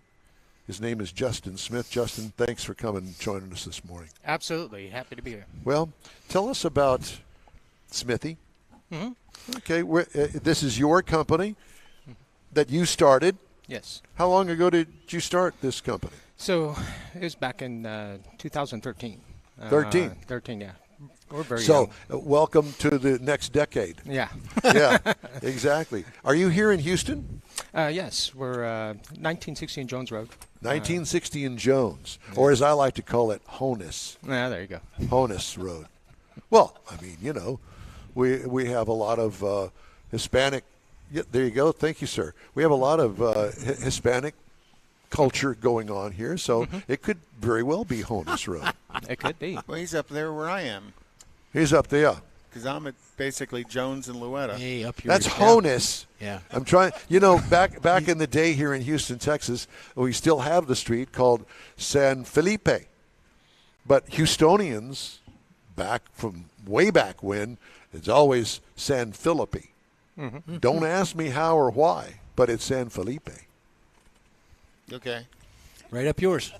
There you go. So I just thought I'd throw that in. Let's get back to Justin here. Please, please, please. So, Justin, I see on your card here it's got design, fabrication, paint, and interior. You do it all. Yes, we do. What do you currently have in the shop? Oh, we got a Bronco that we're doing, a 71 Bronco. A 71 Bronco. Yeah. We've got a couple Camaros that we're working on. Everybody has to have a Camaro. Yeah, it's At least status 3 or 4. quo. Is it a 60s or 70s Camaro? It's all 60s, yeah. All 60s. Yeah. How did you get your skill? So I think I was born into it. Were you? Yeah. Dad? Big family. Yeah. All Yeah. about cars. The reunions we had were talking about cars versus family things, and that's kind of how it manifested, I guess. And it was just The a big part of my life. The sickness continues with you. Yeah, I was born into that. So what have you got on display here in your booth? So we have a 65 custom Corvette that we've put together. We also have a 65 Buick Riviera, which is finished up. And we just finished, no joke, on Tuesday, putting the hood on that 69 Camaro. Let me tell you It's over something. there. I know about that because, it's time for the show. Oh, my God. It's got to be ready in 2 days. Move-in is in 2 days. You panic. Oh, my God, what are we going to do? Work all night for a couple of nights. Finish Just finish it. Yeah, I remember the last, my first Corvette, the one that I showed at this show, as a matter of fact, years and years ago. We put the wheels on it to put it on the trailer. That's how the last second it was before we got it down here. And it rained on the way down here on an open trailer. Of course it did. Always my luck. And I'm sure you've dealt with that very same thing. Absolutely. I was toiling well into the night on the weekend prior. I actually painted the hood on the car Sunday night, and was working on it Monday and Tuesday, getting it perfected. So it was definitely crunch. I went to a car show. It was a Corvette Expo in Oklahoma City, and one of the guys, friends of ours in the Corvette Club, needed to paint a part, and we were staying at the Holodog Inn right there next to the convention center. No problem. Just pull up the little compressor, put it in the room, put the thing that we're going to paint. We just taped off the bathtub and the shower, and 10 o'clock at night, right in the shower. And I know that you've probably done something similar. I'll reserve. I know my wife's, listening too, so I got to be careful. Because they're still looking for you to collect on that overspray. There's still overspray on the tile. Yeah. Yeah. So, do you deal in high-end stuff? I'd like to think so. Yeah. Yeah. But we do what we do best. Yeah. We do a lot of modern conversions and stuff like that. And Modern powertrains. And put as much technology as we can into them, make them safer and more reliable as we can. So do you buy the pre-made, I don't want to call them a kit, but the pre-made engine transmission packages from like Scoggins and Dickey or whomever? But, we do some of those. Rogers definitely. and Dabbs. Yeah, we do. We definitely do that, and we use Pace Performance. We use a lot of those other GM dealers that have parts wholesale type of sides of things, performance side. So we use them, and we get into some other engine builders. We get into Nelson Racing. We get into Wagner Motorsports Motors and stuff as well. So, and we store and bring to life older engines as well. We use a couple engine builders, or like Westside Performance and stuff like that, to get those done. Yeah. So the Corvette down there is silver. What color silver is that? It's an Orion Silver. It's the Silver Nebula. Silver Nebula. It's a nebula from. I think that I've experienced that back in the 70s somewhere along the line. I've been told that I'm from Nebula many times. That was when you were with the Maui Wowie. That's right. No, it came from there, and it created this nebula. Yeah. So what powertrain do you have in this Corvette? We have just a Crate LS3. It's their 525 horse version, and we paired it with a 4L70. Wait a minute. That's a 525 horsepower factory motor. Correct. That's a Crate engine with 525 horsepower. That's correct. How much does something like that cost? They're. Don't tell me cheap, because they're not as cheap. expensive as you think. Yeah, they're not as bad, and they come as the package. So you're going to be, you'd land around with transmission and stuff like that, probably around $18,000 or so. Oh, that's not too bad. I thought you were going to say, $28,000. Well, that was the Elephant you sent me this week. Oh, yeah. Do you generally play in the GM powertrain world? GM and Ford primarily. And Ford's doing more and more Crate. Yes, packages, they are. Yeah, and there's a lot of aftermarket assemblies too that they're coming out with. I think we sourced from like TD Motion or one of those out of Florida that puts those together. How many people you got working for you over there? Right now we got about 9 hardworking people. Yeah? Yeah. Is your wife involved in any of this? Just the support I need to run it all. Yeah? Yeah, but she does her version of that. Yes, definitely she's part of it. The guys, you'd have to. Yeah. And do you live close by out there? I do. I live about 10 minutes from the shop. Nice. Makes it convenient. We're looking at the Corvette, the red interior. Who does your interior work? So I use Aaron Davis. He's in Austin. He's Innovative Rides. and I've been using him for quite a while. He used to work for me at my shop, and we did these cars together, and then he went up and joined Phil Cato with Martin Brothers up there, and did some work up there, and Phil broke off and did his own thing, I guess. Well, so did Cato. Yeah, and now he's down in South Austin, and we work with him on our interiors and stuff like that through design and all of that. And so he hasn't gotten ruined by all of the influx of Californians there in Austin. I guess not. Not yet. He did move quite a bit outside of Austin, so he's got a head on his shoulders. There you go. Yeah. Is he out there by the Martin Brothers? No, I don't know how he did it for so long, but he lived a good hour away. Yeah. From that shop, so I think he's much closer now where he's at. Yeah. Interesting. Mm-hmm. Do you, when somebody brings you a car, let's just say the 65 Corvette, what kind of condition or what kind of shape was it in? What kind of car was it before you got a hold of it? Was it a stock? Yeah, it was. I'm sorry, would you say the 65? Which one? The Corvette, the silver Corvette. Yeah, so that was a purchase I made for myself. It was a Corvette I wanted. Oh, now the truth comes out. And I got to. There was a lot of unique things done to it, and already done, and I definitely wanted to accentuate that and clean it up some and correct a little bit of things that were wrong. Did it have the Stinger hood on it? It did. It had that same hood on it, and then the fender flares were roughly done. We corrected those and lined them up correctly and have everything flow correctly. So that was the one that I let get away, and found a good person to help build it, and we. Joined forces. And so was it originally a 327 car? I know it's got the big block hood on it, but it was an original 327 car. I don't know exactly what was in it. They didn't have an engine or anything about it. It was just a body. And so I see. And it did have a chassis on it, the original chassis, but other than that, there did you still have the original chassis on it? No. It has an Art Morrison chassis now. Gotcha. Yeah. The chassis of choice of builders. Yeah, Art Morrison, Roser Shop, and all of that we use. Yeah. So you built it for yourself? Yeah, well, I started, and then I got talked out of it. and of course you did. Yeah, I got talked out of it. By the wife? No, it was by the owner, the new owner. I was going to say now it's by a new owner. Yeah. Was it an owner that he was thinking, man, I sure like that car. How much would it cost me to take that off your hands? Yeah, right. The Benjamins talk.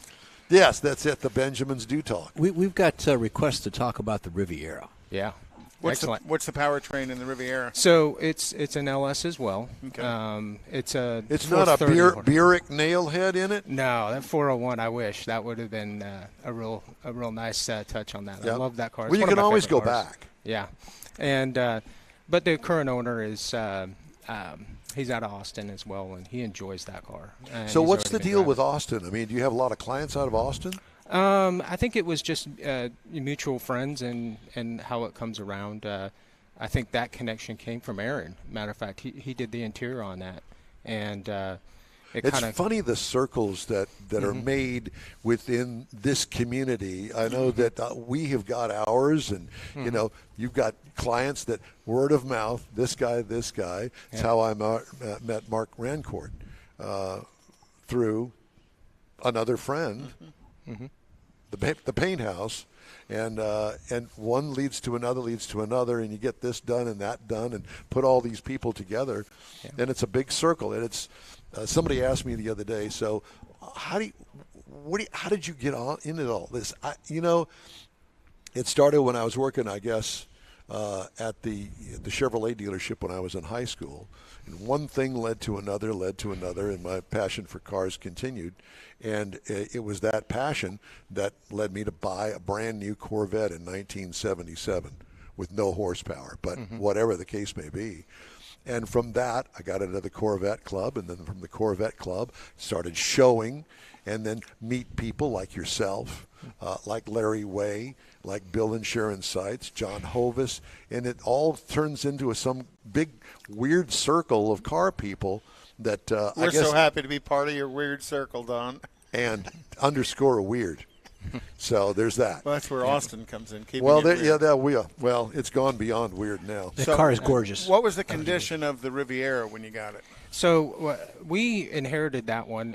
It was from another shop that was in the Austin area, and we took it on, and it was had a lot of wrong parts on it from different years. The interior was completely wrong. All of the door trim and how it opens, and then it had a section for electric seats, which it didn't have, and we just had to go through and find individual little parts everywhere, and that's it. It was a big undertaking.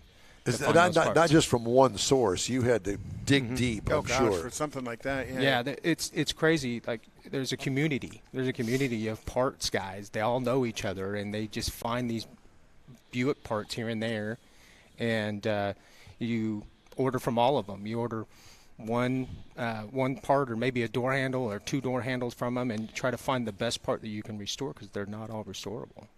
And so you have to find all the sources you can on that. We did a Lincoln last year, and it was a 63 Lincoln convertible that was here, and it was the same thing. You got to find all those parts and make sure that they fit right or operate right, and it was a big undertaking. Because I don't think that most people realize that these cars that we see here very, very rarely are the original full car, like for instance this one here. Yeah. Most of these cars are put together with different pieces because one's missing a door handle, missing the correct bumper, or the bumper has been modified where it doesn't fit right. You got to go find, do you want a reproduction? Do you want to try to restore it yourself? Going to re-chrome it? All of these things go into it. It's a real science, a real art. Yeah, it's there. What's neat? There's some neat factors that come into it. It's like there's a lot of parts on those were shared between different cars of that year, the GM line. Yeah, yes. the Oldsmobile, Buick, and even some Pontiac stuff was all kind of intermingled in that chassis. Correct, and some Chevelle. I mean, we were in the Chevelle, and you could get the rear hatch pop latch that we put in it. It's off a Chevelle, so. We're able to finagle and get where we wanted to go with it just by sourcing other parts from other cars. Now, the cars that you're showing down there, are any of them in competition with the rest of the cars that are shown here? Yeah, we put them in for our clients, and so they can enjoy that. So all of those are client cars? So is the Corvette one of the Magnificent Seven? It is. Yeah, we were blessed with that. Yeah. And that's cool. Yeah. And Did you strive for that? Were you hoping to get that?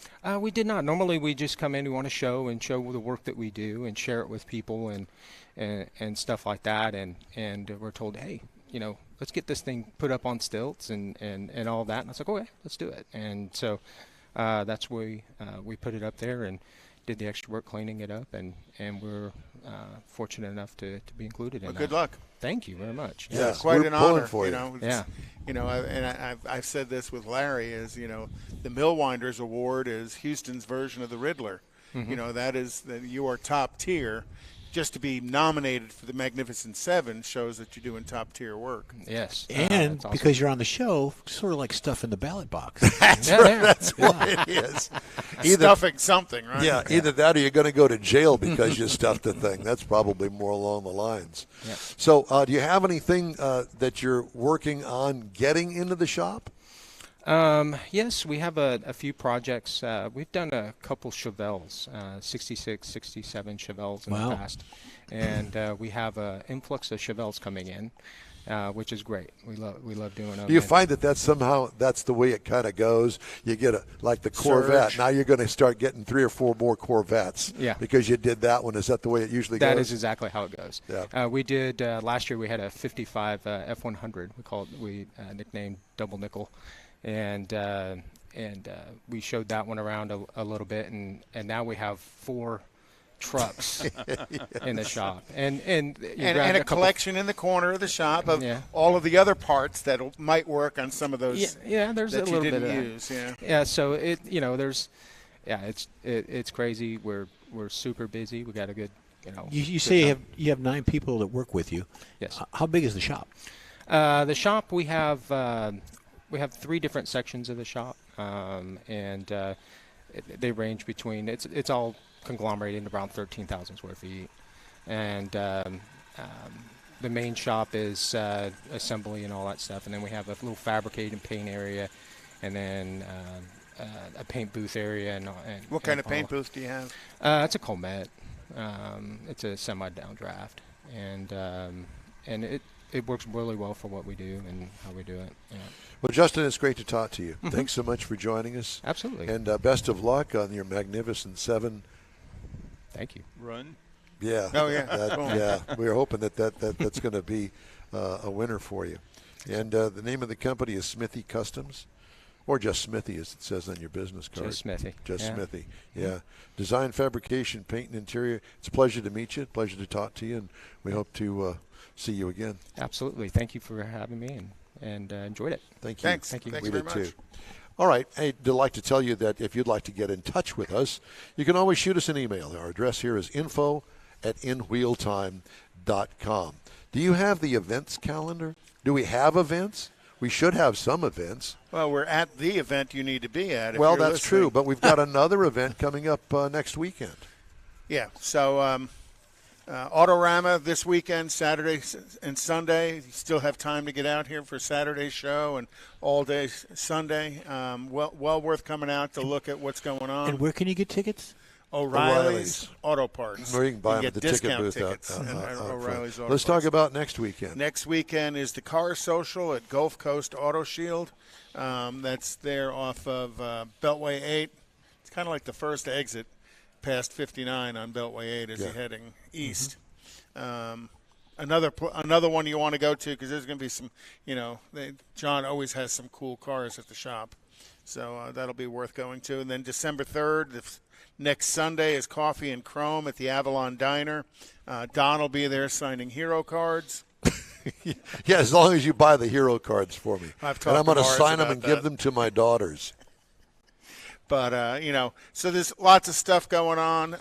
Gilman's having their big event also on the 2nd, and they're going to have Bucky Lasik there, kind of one of the Subaru drivers. Saturday, January 13th, is the Chick-fil-A at Ellison. So Chick-fil-A in Katy is opening up a new store on Ellison, and they're going to have a car show from 9 to 11 a.m. on Saturday, January 13th.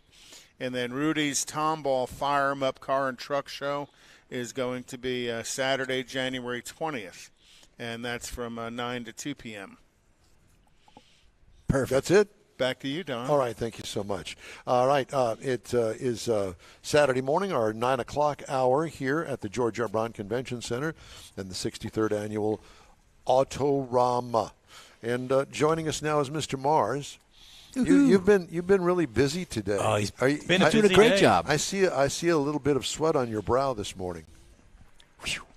Exactly. No. So No, that's spray from the beer can he opened up. while you're all warmed up, why don't you give us a review of the GMC Canyon? I'd be happy to do that. So this is the 2023 GMC Canyon four-wheel drive AT4 Crew Cab. Nice long name for saying that this is the mid-size pickup from GMC now. They've taken the Canyon, and this is the 3rd generation of it, so it's got a little bit of a redesign, but it's basically across all of the trim levels.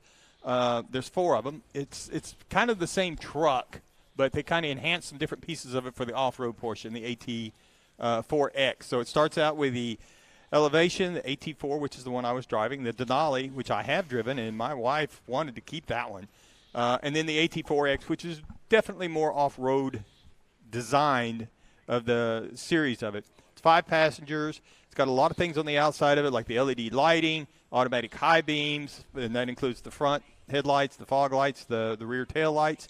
Got the corner step rear bumpers, which I really like that, and I'm not sure why it took so long for somebody to think of that. Simplicity of design. Exactly. And now it also had the tailgate storage that we've looked at on a couple of them, and I've about decided that that's a really good place to put tie downs and things for that, like you would use in the bed of the truck. Make them really handy. Well, you could put a gun back there. Rope, rack, duct tape, rope, yeah. duct tape, yeah. Tarps, Turn whatever. it into a death wagon. Yeah, exactly. Had the spray-in bed liner to protect things back there. Had the power sliding back glass, and it was rolling on some 18-inch dark gray aluminum wheels that had 33-inch tires. Again, I know that General Motors is just waiting to hear this review. Sure they are. They've been waiting on this for weeks. I like the truck. I think the third generation of the Canyon's the best looking of I all agree. of them. I think it looks great. I parked it up against my full-size truck, and it's almost as big as my full-size truck. Yeah, it is. Yeah. It's amazing. On the inside of it, you're going to find leather seating that's heated and ventilated front seats. Got a 11.3-inch diagonal screen. It also includes your surround view. Now, this is a Google-based system. And so everything runs through Google on it, which is rather different from the things that I've had to deal with before. 8.0 diagonal driver's information center that was up there, had the wireless charger. And again, the Google base. You could get Apple CarPlay and Android to function through it, but you had to go through Google to make all that work. Then you sit there and look under the hood, and it's got a 2.7-liter turbo. Now, this little engine, I was kind of impressed with it. 310 horsepower, 430 pound-feet with an 8-speed automatic transmission. Again, we've talked about how the Littlelands sometimes have to do a little extra downshifting. You really wind this up, and under a stress, shall we say, it makes lots of noise. It works really hard, but it works really well. And that's the standard engine in the full-size Silverado. Yes, and the 2.7 turbo. And even in the Canyon, when it's properly equipped, it says it'll tow 7,700 pounds. You ragged on this car, didn't you? Did you beat it up? He loved it. Yeah, you did. I did. You floored it? I did extensive research to be able to come up with this comprehensive review. Wait till you hear his fuel economy. That's always the tell. Well, no. The EPA says in the city you should get 17, and the Highway 21 that's what combined that's what the 19. sticker said. Absolutely. What did you get? 357 miles. I got 17.5 miles. Oh, to the you're gallon. lying. I am not. Okay. Whatever you say. Edit here. I coasted a lot towards the end of it. Yeah, so pushed it down the street so the speedometer would go around, but the gas mileage wouldn't count. And I will say, because of the off-road structuring and the ability to handle the 7,700 pounds, it's got a firm suspension to it, and it gets much more firm as you get more off-roady into it. But it's very compliant. It's very drivable. Let me put it that way. Did you go off-road in it? No, it did not. So the base trim price on the base model is $38,095 for the elevation of this vehicle. If you're looking at the base trim for the AT4, $43,900, $49,355 is the out-the-door MSRP.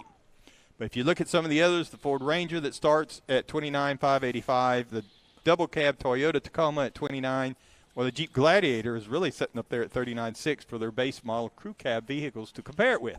So if you compare it to all of them, there's quite a few in there to look at nowadays in the mid-sized truck. Thank you, sir. This program is available 24/7 on iHeartRadio. Just search In Wheel Time Car Talk. We also video stream on Facebook, YouTube, Twitch, and InWheelTime.com. And 30-minute podcasts are at your fingertips on over a dozen of the most popular podcast outlets. The In Wheel Time Car Talk Show continues right after this quick break. Houston's finest cars are invited to another Gulf Coast Auto Shield Car Social, Saturday, December 2nd, and you're invited too. Show off your personal pride and joy, or just stop in to see the likes of Lucid, Lamborghini, Porsche, Ferrari, and more.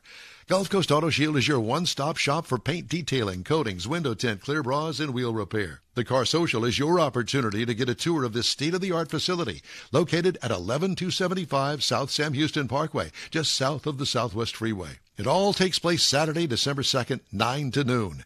This is the perfect opportunity to connect with other car enthusiasts. From BMWs to Bentleys, Corvettes to McLarens, the Car Social is a different kind of show. Talk to the owners. See Gulf Coast Auto Shield's facility. You'll be amazed. Put it on your calendar now. The Gulf Coast Auto Shield Car Social, Saturday, December 2nd, 9 to noon at 11275 South Sam Houston Parkway, just south of the Southwest Freeway. The In Real Time Car Talk Show will be there, too. We'll see you then. Hey, Houston! America's greatest hot rod tradition is back! Thanksgiving weekend! The O'Reilly Auto Parts Autorama! At the George R. Brown Convention Center. 4 action-packed days of hot rods, customs, classics, trucks, and performance cars. The ultimate lowrider showcase. Sponsored by Shorty's Hydraulics. See Lone Star Throwdowns, Texas-sized truck spread. And don't miss the traditional rod and custom section. Friday, Saturday, and Sunday, see wild, high-flying, freestyle motocross stunt shows. Shop the swap meet and women's world all weekend on the celebrity stage presented by Nick's Auto Repair and Classic Car Restoration. Friday, meet AEW Tag Team Superstars, the Lucha Bros. Saturday, it's Noel G. Hector from the Fast and Furious. Sunday, it's Lou Ferrigno, the original Incredible Hulk. The O'Reilly Auto Parts Autorama. This weekend at the George R. Brown Convention Center. Discount tickets at O'Reilly Auto Parts. Part of the Summer Racing Equipment Show Car Series. See Autorama.com for more info. The original group of Lupe Tortilla Restaurants will have you telling your family and friends just what the original recipes mean when it comes to the best fajitas in Southeast Texas. Founder Stan Holt invites you to visit the original Lupe Tortilla near I-10 and Highway 6. Here's the original house that inspired the design of all the rest and the original charm that helped make Lupe Tortilla the go-to destination for Houston Tex-Mex. Speaking of original, nothing can compete with the original lime pepper marinade that everyone will agree makes Lupe Tortilla award-winning beef fajitas the best anywhere. Lupe Tortilla Katy is another location that gives you the same quality and service Houstonians have come to expect at Lupe's. It's located just off I-10 and the Grand Parkway at Kingsland Boulevard in Katy. Find yourself in Aggie Land? Head to the Lupe Tortilla in College Station, located just around the corner from Kyle Field. It's a great place to enjoy those famous frozen margaritas before or after the game. Headed east to Louisiana, stop in at the Lupe Tortilla in Beaumont. It too's on I-10. You can't miss it. The original group of Lupe Tortilla restaurants invites you in for the best Tex-Mex anywhere. We are hot to trot from the 63rd Annual Autorama at the George R. Brown Convention Center in Houston, Texas. It is the In Wheel Time Car Talk Show. Coming up, we have Reg Deschanté joining us in the booth from Moncton, New Brunswick, Canada. It's a Canadian, eh? Yes, he's here, and we're going to talk to him. Also, we are going to have later our automotive news headlines. We've got more guests from today's Autorama. We're just having a ball. You know, just because you pronounce his name right doesn't mean you're bilingual. No, hardly. You're not bilingual because you pronounce his name right. I fake it really good. Okay, good. Yeah. He's bipolar. Yeah. There's that. Reg, glad you're here. Thank you. Good morning. Good morning.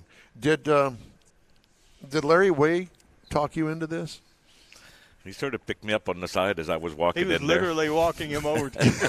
Did he? Did he really? So I said good morning and come this way. I like it. Are you a native New Brunswickan? Yes, sir. Are you? Yep. So you know, what I'd really like to do is just let him talk so we can listen to his accent. There you go. No, I don't have an accent. You guys do. Yo, there's that, too. It works both ways, doesn't it? There you go. Are you a car guy?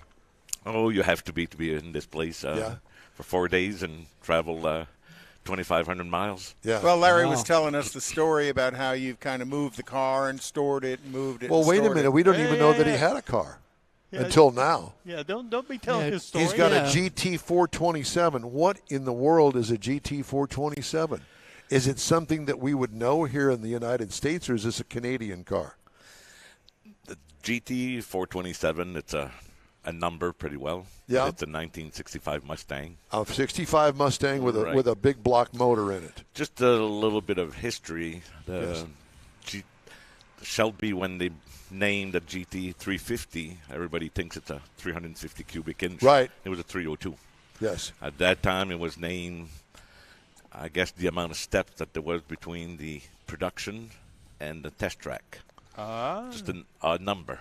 How funny. I didn't know that. I didn't either. So it is not 427. It's not necessarily a displacement. What is the displacement in this car? It is a 302. It's a 302. Yep. Huh. Who was to know? And what year is it? 1965. A 65. And Fastback. how long have you had this car? I bought it in 2020. Really? Yes, sir. And did you buy it in this condition, or did you do anything to it? Well, this... There's always Besides put more money into it. Of course. This is a project that was started back in 2001. This guy here wanted to build a 65 Mustang, and he got along with Buddy, and once a week they'd gather in the garage and cut and weld and have a few drinks, and next week they'd do the same, and kept going. And then sounds like a plan. And how did you get married to the car? Well, the project kept on, and we're a small town. Because drinking became more important than the car. Well, there was some of that. They had to finish it to go to the maybe AA a little meeting. bit. Yeah. So you hear about that, like we're a small town, especially the car guys, and so anyway, it went on, and finally they brought this guy back in 2008, I believe, to do some interior work in it, and that guy's very talented, and he did all the interior, and then he moved on to the exterior and carbon fiber, and on he worked on it 5 years straight. And I got to be buddy with this guy in particular, Leon, and once he was done his part, his contribution to the project, one of the original guy got an accident with his eye, and everything stalled. The project stalled for about 4 years. So I got to know the owner, and long and the short, in 2020, I purchased the car, which was probably like 75-80% complete at that time, and brought it in my garage and finished it up and unveiled it in February in Detroit Autorama. Wow. Okay. So it's a long process, but I got involved in it pretty well full time since 2020. What a story! Love it. What did you do professionally? I assume. Are you still working? Oh, I'm retired. You're retired for 8-9 years now. What was your profession when you were working? I was commercial glass guy, automatic doors, and gotcha. Commercial construction. Yeah. So where did you get your passion for cars and get into something like this? Because this is an awesome looking car. It comes in from the young age. Yeah. Was your dad a car guy? You must have had friends that were car guys. Well, I'm the youngest of a big family. Yeah. 11. Whoa. Did you get hand-me-down cars? Well, I remember all the in-laws, brother-in-laws, and whatever. They were coming over, and this one had bought this car, and that one would go out for a test drive, and it was just everybody was talking about it, and nobody was a real car guy. I think I'm the one that got to the extreme of everybody there. Yeah, you grabbed the torch and ran with it. Yeah. So, and then you get a couple of kids and start to build a business and whatsoever, so that part stays on the back burner. Oh, yes. But when you get a chance, and it seems like you nowadays in my city there where we live, it seems a lot of time the car finds you, you don't find the car, because that's how it goes there. Yep. But there actually, was it last year or a year before last? The couple that were from, I think Nova Scotia, where they where they had the way that they found parts and pieces out there in the middle was of that nowhere. The Vicky? The gray Vicky? No, it was not. He was an internet guy. Yeah, and they had a wonderful show, but because of where they were, parts were limited to get them. I mean, you know what I'm talking about? Did you have to deal with any of that? Well, this is so custom, so for like the original part, there's not a whole lot. Like, it's a lot of custom stuff. Yes. So if you can find it, great. If you can't, you got to make it yourself. Yeah. But for when you're talking about some really original stuff, the internet has helped that a lot in the last 20 years or whatever. So when you order off the internet, maybe a used part or something like that, and he gets there and you go, no, this is not going to cut it. Yep. And then the pain, I mean, you have to go through to send it back to get your money back and that sort of thing. No, you put that on the side and you just move on. Like, you don't worry. Too much effort to send it back. Oh yeah, especially when we're cross-border. Like within Canada, it's one thing, but cross-border with customs and duties, whatever, just put it aside and move on. Move on. Yeah. But you don't do that for big ticket items. Big ticket items. I mean, I would imagine that you know the seller pretty well, and you trust them that what they say is going to arrive in that condition. And it's a lot easier too with the photos and whatsoever. Like to move all that information nowadays there. So, but it's always buyers bewares too. Yeah, exactly. Is this car a driver, or do you trailer it everywhere? Oh, I think I got about 30, 40 miles on it, and I've been trailered all over the world. Well, North America. Well, North America, and it's over here, right? Yes, just down there by the entrance there. So, did I hear the story that Larry tells that you show it here and then you trailer it somewhere and store it there for a while, and then trailer it back over to here and trailer it there, and it's a complicated mess. Well, I've gone to Detroit, then we went to Chicago, then Toronto, and back home. Like I trailered it everywhere. And then we went also to Columbus. We went to Tennessee. We went. And now here you are in Houston, Texas. There you go. Oh my God! How many? I assume that you have a pickup truck that you pull the trailer with. Yes. Yeah. I'll hold that. What kind of a truck do you have to all these miles? Well, I got a brand new F-350. I just picked it up 2 weeks before I left home. So there you go. What other projects do you have? Oh, at this point there, that's been this was all done in the garage there. Yeah. So I turned just about tightened up all the bolts on it and whatever. Nothing smoldering in the background of, I want to do that. Well, really, I had a 47 Dodge Power Wagon. Those are Army truck there. Yep. And that's what I was going to do. And then this one came on board, so the other one got set aside. And but you still have it. Yes. Yeah. Yeah. So it's just waiting for your skills. That should be the next one. Yeah. Exactly. I wanted to ask you this. It's kind of an off the subject question, but how is it going across the border between Canada and the United States with a trailer and a car in it? It hasn't been much of an issue. No, really. Like and I've done before. I went to North Carolina. I've been here and there with different vehicles and whatsoever, and it hasn't been much of an issue. Yes, as long as you have the paperwork, you're good. Yes, yeah. Like they want to see you own the car, and they'll open it up and make sure the serial number's right and whatsoever. It's not a stolen item and those kinds of things. But I have somebody that prepared. Like right now, I've got a bond for it, so that if I don't return it back, which that's what the customs like to see there, but there's a bond on it that's good there for a year. So when you have your paperwork, you say like it hasn't been an issue.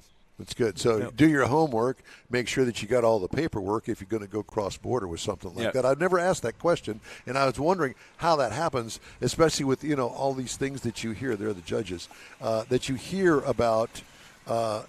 Things going on at the border these days, and especially now since COVID, and they closed the border for so long, and it just one thing after another, and I just had to ask that question. That part's has been okay. Yeah, it's been okay. Interesting. Yeah. And like with this here too, I've got a few tools. Like I got a floor jack. I got this and that there too. So I've got a list that for the Canadian government. If I buy something here, well, when we go back in, like you've got to pay your taxes on it and whatsoever. So it's those things too that you got to be careful that when you cross border that you're not taxing something that you already had before or. Right. But, it's been fine. So it's really the secret is having the paperwork. Yep. Yeah. And being open and honest with customs. That's it. And the border patrol and that sort of thing. Yeah. I don't think that most people really think about that. But you would think about it if you're trailering a car across the border. If you had to do it often enough. Yeah. Do you have a lot of car shows in Canada like this? Oh, yes. Yeah, but like this is the ISCA. Yes. So back home, we're one of the locations throughout the year for the ISCA. Gotcha. So one of the reason too what I'm here for ISCA for the final in Cincinnati that's coming up in January. Yes. Well, you got to have 4 points. So you got to make certain shows to get the points. Right. And the other thing too is we went for Riddler in Detroit in February, and one of the criteria over there to qualify for Riddler Contender, it can't be shown anywhere. It's not on the internet. The unveiling's got to be there. So you start pretty well in the middle of the year. So we did Detroit, got a point there. We did Chicago, another one there. Back home, we got another one. But by that time in the season, there's not too many ISCA shows left. So you got to schedule them all. Right. And plan your route because you're going to hit them all with the car and the trailer. And then the route, too, 3 weeks ago, we were in Las Vegas at the SEMA show. So who'd you show at what display at SEMA? We were in Mother's Boot inside. Okay. So really prime real estate. Yeah. And well, congratulations, because that alone is something. Yeah. To show in a big major booth like that. Yes. Yeah. So that's it. Like went to SEMA, and then I brought the car over here. Left. I hid it there for a couple of weeks. Flew home back here, and here we are today. Yeah, it's a real commitment to show on the ISCA tour. You don't have to show at all of the shows, but you have to be selective at the shows that you show to be sure that you get a point for showing there, and you've got to follow the rules because you just can't show. For instance, like you said, couldn't have shown there before the Detroit show. Right. And, that's really something if you stop to think about it because like this show, the Magnificent Seven, same thing. They couldn't have shown at this particular venue before. Right. Yep. And so it's the same Riddler thing. wasn't allowed to be out at all. Period. No pictures on the internet or anything. No. It's a secret. It's the first time out. Right. Yep. Yeah. Yeah, I remember the guy that we were talking about from Canada before. When we were talking to him, there was a lot of people were worried about somebody seeing it with their phone camera. Yes. Yep. Yeah. Which that part was fairly easy because it was done in the garage. But when you do that in a shop whatsoever, you never know who walks through the door. That's right. Just casually snap a picture just because that's what they do. And ruin your opportunity for Riddler by doing something like that. Yep. Maybe not even knowing that they did that. But That's it. But if they understand what the show circuit's about, yeah. they would. And nowadays, people are so happy to snap and put it out there to be the first one at it, or so it's either that or just casually. Hey, I went to the car show and I saw this, or I went to this guy's shop and he's got a really cool car. I snapped a picture of it. Here it is, and boom, it winds up. You didn't even know it was taken, and it could ruin your chances of being able to compete for that award. So you got to plan sort of your. Yes. Have a little Who bit has of access to the car too? Strategy along the way there to see what. So what class is this car in? Street machine there. Street. Yes. Yep. Street touring. Street touring. Yep. There's so many classes in. I went on the ISCA site yesterday, as a matter of fact, looking to see what was available as far as the book is concerned, where the judges go in there and they classify these cars. Well, there's a lot of classifications. This car that we're showing here, the Mr. Norm car, it was eligible for 3 different classes. And what class do you put it in? Do you know what your competitors are in that class? No. And you want to be able to win your class. Do you think your car is good enough to go up to the other car that is in this particular class, or do you put it in a class by itself under the there's three nobody else in because there. there's nobody else in. So there's all of these things that are going on behind the scenes that most people don't know. calculations. Yeah. For the final in Cincinnati, it's 5 different classes. Like they're all combined within 5 different. Wow. So it gets umbrellas. really You tough. gotta make them fit. Yeah. Yeah. Why did they choose Cincinnati? Don't know. I think it's been there. From what I've been told, it was probably One of the in first Chicago shows. for a while. Yeah. But it's central too, like a lot. Yeah. So really, that part I Yeah. don't have any So, information. New Brunswick, in the overall scheme of things, is it in southeast Canada? No, we're, I don't know if you call it south there, but we're border with the state of Maine. So East of Maine. So he's east. So when you were talking, So you're closer to Nova Scotia. it's the next province after. We're Right down the 30 road. miles. 30 miles. So do you guys make fun of Newfies? No, Does everybody make fun of Newfies? not as much now, but it used to be A thing. a thing. I got a great friend there, and he's from Newfoundland, and they're the one to have around there. They're great people. So, oh yes, yeah, that's for sure. That was a nice way to put it. Yes. Reg, it's great to talk to you. All right. Thank you so much for stopping by and sharing You're your welcome. story Thank with you. the GT427. It's the Mustang that's here. It's white, and you can see it as you walk in the It's door got down some there. Awesome stuff done on that car. Yeah, no doubt. All right. Thank Good you. It was a luck. pleasure. Déchanté. Thank you. Yes. Did I do okay? Very good. Very good. Thank you. And you can go to French 102 after that. Thank you. Thank you very much. Well, we appreciate that. All right. We're going to get to some headlines here. We haven't done that today, and I needed to take a little time because we do have headlines to get to on the In Real Time Car Talk Show. Stellantis is recalling more than 45,000 Jeep Wrangler plug-in hybrid SUVs globally after an internal investigation uncovered 8 vehicle fires. What? All 8 vehicles were parked and turned off when the fires occurred. While 6 of the vehicles were connected to EV chargers, the automaker said Wednesday the company was not aware of any related injuries or accidents. The recall covers certain 21 to 24 Jeep Wrangler 4xe plug-in hybrid SUVs. About 32,000 are affected here in the United States. The affected vehicles can still be driven, but Stellantis is advising customers to refrain from recharging them and to park away from structures and other vehicles until they are repaired. To fix the issue, dealers will check the software. If a certain error code appears, the battery pack will be replaced. It's complicated. So there's more to the story? Yeah, affected customers will be notified when they can schedule service. So far this year, Stellantis has issued 41 recalls affecting 2.5 million vehicles in the U.S., according to NHTSA data. Speaking of NHTSA, U.S. auto safety regulators have withdrawn a proposed rule that would have required all new cars and light trucks to be equipped with vehicle-to-vehicle communication. Yep. We've had this discussion on the show before. Yep. In a federal document slated to be published Monday, NHTSA said it was scrapping its 2017 proposal because of the emergence of new technologies such as cellular vehicle-to-everything or CV2X.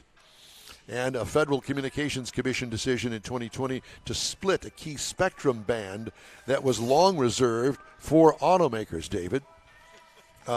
Big Brother's watching. V2X allows vehicles on the road to communicate wirelessly with other vehicles and infrastructure, such as traffic signals, but the technology has not yet been widely adopted by the automakers and other stakeholders in the United States. That way they could just email Mars his speeding tickets. That's right.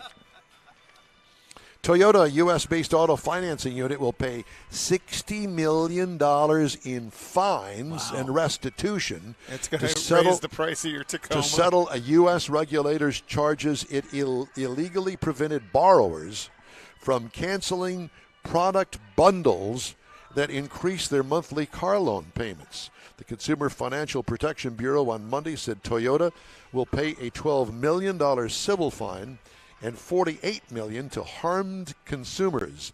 The company did not admit or deny liability in agreeing to settle.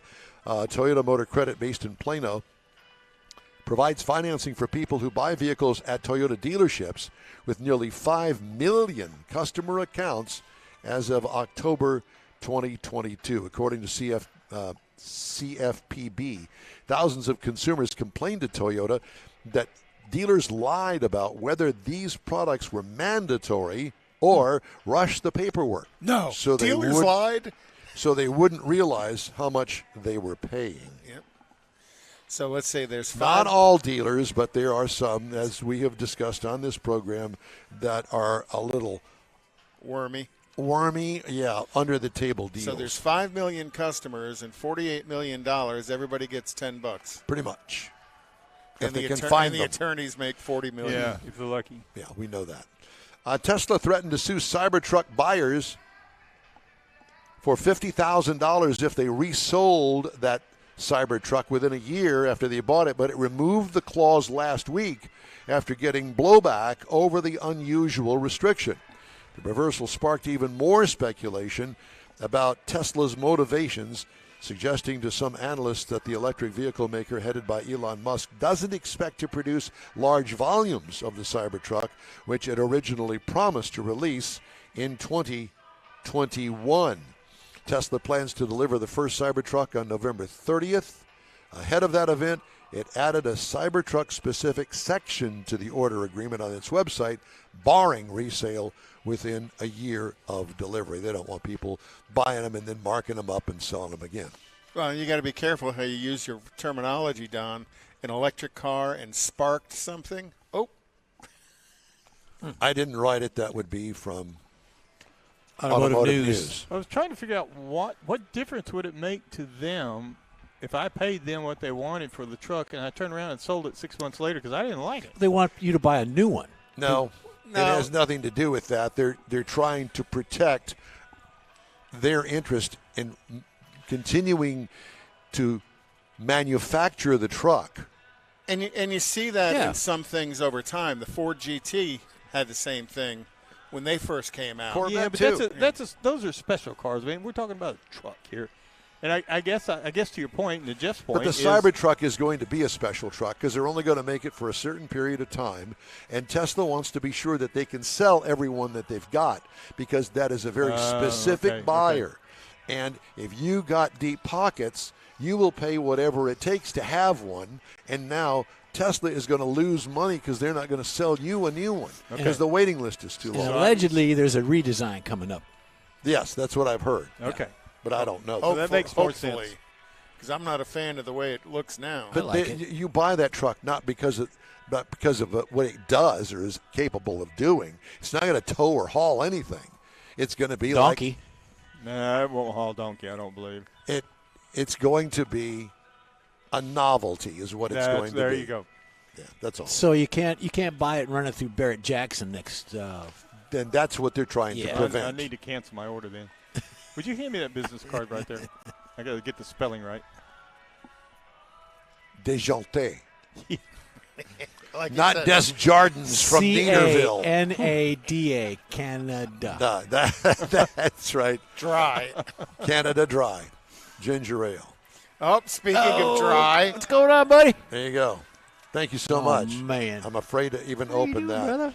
Good to see you. I wanted to tell everybody that we thank you for joining us today. We'll have more of the In Wheel Time Car Talk Show coming your way here in about 3 minutes right after this quick break from the George R. Brown Convention Center and the 63rd Annual Autorama.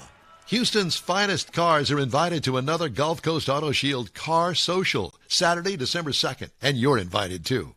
Show off your personal pride and joy, or just stop in to see the likes of Lucid, Lamborghini, Porsche, Ferrari, and more. Gulf Coast Auto Shield is your one-stop shop for paint detailing, coatings, window tint, clear bras, and wheel repair. The Car Social is your opportunity to get a tour of this state-of-the-art facility located at 11275 South Sam Houston Parkway, just south of the Southwest Freeway. It all takes place Saturday, December 2nd, 9 to noon. This is the perfect opportunity to connect with other car enthusiasts. From BMWs to Bentleys, Corvettes to McLarens, the Car Social is a different kind of show. Talk to the owners. See Gulf Coast Auto Shield's facility. You'll be amazed. Put it on your calendar now. The Gulf Coast Auto Shield Car Social, Saturday, December 2nd, 9 to noon at 11275 South Sam Houston Parkway, just south of the Southwest Freeway. The In Wheel Time Car Talk Show will be there, too. We'll see you then. Hey, Houston! America's greatest hot rod tradition is back! Thanksgiving Thanksgiving weekend. The O'Reilly Auto Parts Autorama at the George R. Brown Convention Center. 4 action-packed days of hot rods, customs, classics, trucks, and performance cars. The ultimate lowrider showcase. Sponsored by Shorty's Hydraulics. See Lone Star Throwdowns, Texas-sized truck spread. And don't miss the traditional rod and custom section. Friday, Saturday, and Sunday, see wild, high-flying freestyle motocross stunt shows. Shop the swap meet and women's world all weekend on the celebrity stage presented by Nick's Auto Repair and Classic Car Restoration. Friday, meet AEW Tag Team Superstars, the Lucha Bros. Saturday, it's Noel G. Hector from the Fast and Furious. Sunday, it's Lou Ferrigno, the original Incredible Hulk. The O'Reilly Auto Parts Autorama this weekend at the George R. Brown Convention Center. Discount tickets at O'Reilly Auto Parts, part of the Summer Racing Equipment Show Car Series. See Autorama.com for more info. The original group of Loopy Tortilla restaurants will have you telling your family and friends just what the original recipes mean when it comes to the best fajitas in Southeast Texas. Founder Stan Holt invites you to visit the original Loopy Tortilla near I-10 and Highway 6. Here's the original house that inspired the design of all the rest and the original charm that helped make Loopy Tortilla the go-to destination for Houston Tex-Mex. Speaking of original, nothing can compete with the original lime pepper marinade that everyone will agree makes Loopy Tortilla award-winning beef fajitas the best anywhere. Loopy Tortilla Katy is another location that gives you the same quality and service Houstonians have come to expect at Loopy's. It's located just off I-10 and the Grand Parkway at Kingsland Boulevard in Katy. Find yourself in Aggie Land? Head to the Loopy Tortilla in College Station, located just around the corner from Kyle Field. It's a great place to enjoy those famous frozen margaritas before or after the game. Headed east to Louisiana, stop in at the Loopy Tortilla in Beaumont. It too's on I-10. You can't miss it. The original group of Loopy Tortilla restaurants invites you in for the best Tex-Mex anywhere. From the 63rd Annual Autorama at the George R. Brown Convention Center in downtown Houston, Texas, it's the End Wheel Time Car Talk Show. Coming up, another guest from the massive participants at this year's show. I got to drive the new Jeep Compass. I'll give you my thoughts on it.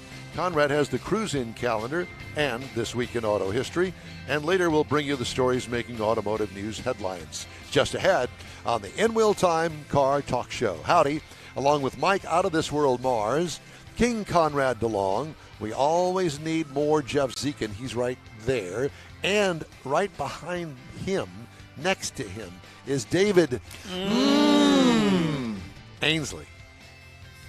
Right. Has anybody ever asked you about that? They ask me all the time. Do they really? Yeah, I have to refer them to David. Yeah. Here's his phone number. You ask him.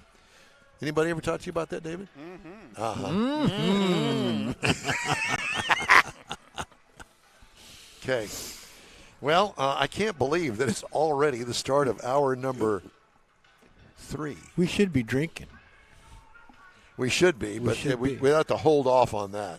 They do sell alcoholic beverages here. By the way, the doors are now open. The doors are open. Yeah, and the masses are filing in. They're massing. Flowing in.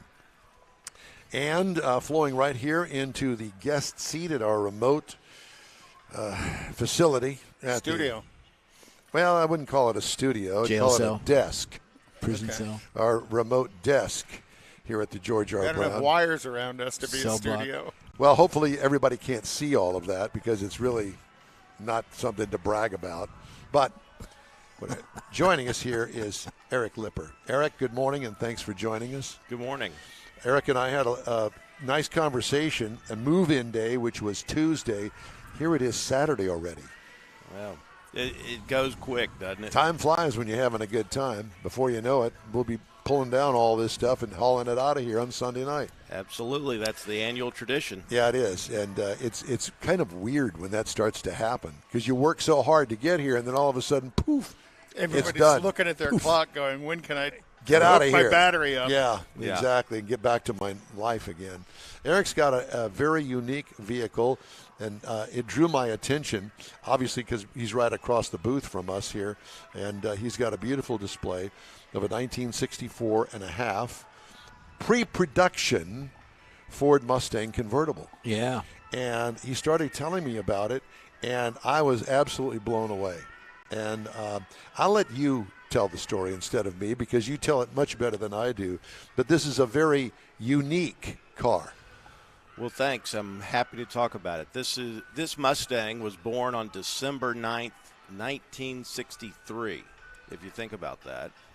And in December 9th of 1963, Mustangs were born in a warehouse in Dearborn because it is a pre-production car. And so people employed by Ford are told to put these cars together and let's see how the parts fit. And this is one of about 200 examples that were built in the period. Of the 200 examples, this is the very first convertible that was built. Oh, wow. I was about to ask you, how many convertibles were in that 200? About 70 cars. Oh, wow. Now, by the way, if you think about the New York World's Fair, April 17th, 1964, Ford had cars on a rail there. Was there? Yeah, well, 64 World's Fair. If you rode in the Mustangs that were towed around on the track there, those had no engines in them, and they were towed, and those were part of the pre-production cars that were built. So it's part of this era exactly. of these cars. Yep. This car, if you look at the display outside the convention center in New York, April 17, 1964, this is the car that was on the display. No, that was under the under that hoop deal, arches kind of thing. In fact, when I took the car to the Mustang Club of America, I have a setup that looks like that, but I didn't bring it in here because it's too cumbersome. But you know, these cars are really unique. You know, you look at what I love is you look at it and you say 64.5 Mustang, but if you took the tape measure out, it's an inch shorter. And really? It is. Because the door opening looks larger than a normal Mustang. Yeah, and the crazy part is you can't quite figure it out, but you can see a few visual cues when you look at it. Like if you look at the corners of the windshield pillars where they come down to the cowl, you'll see there's space between the dash pad and the windshield pillar, but you don't see that in the production car. That's the excess width that's in the car. The length difference is everywhere. The wheelbase is about a quarter of an inch shorter than the production car, and it's somewhat because it's hand assembled. Right. You know? Yeah, pre-production stuff is all hand built. You know, they do as best they can to make it visually look like the production car, but they're all hand built. And you'll see on this car, if you look at all the seams in it, they're all leaded in because this was also Ford's photography car. So if you go look at the door jambs and you go look at the 64.5 Mustang brochure, that car doesn't have spot welds in the door jamb because it's this car. That's not how they were in fact produced. Wow. Oh, wow. That's why the door jambs, the trunk lip looks a whole lot cleaner in this car. Probably the neatest thing about this car being pre-production is if you got under it and saw how different it is than the production car.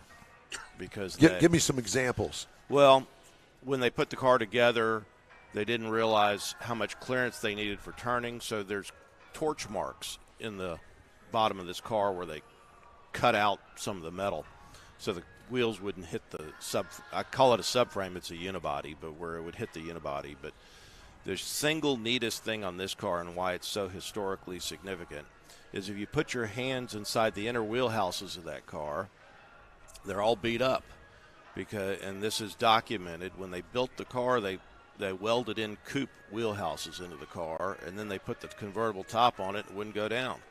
And so they said, we can fix that, and they just beat it up and flattened Just get in there with a hammer and make space. So, in fact, there's an engineering drawing in Ford where they re-engineered to now say, we better make a convertible wheelhouse, and this car is the drawing that they used to show how to modify it. The other thing that you were showing me with the top was up is the bows in the convertible top are flat. Yeah, looks like a Jeep top. Yeah, sort of, and because they just hadn't engineered it.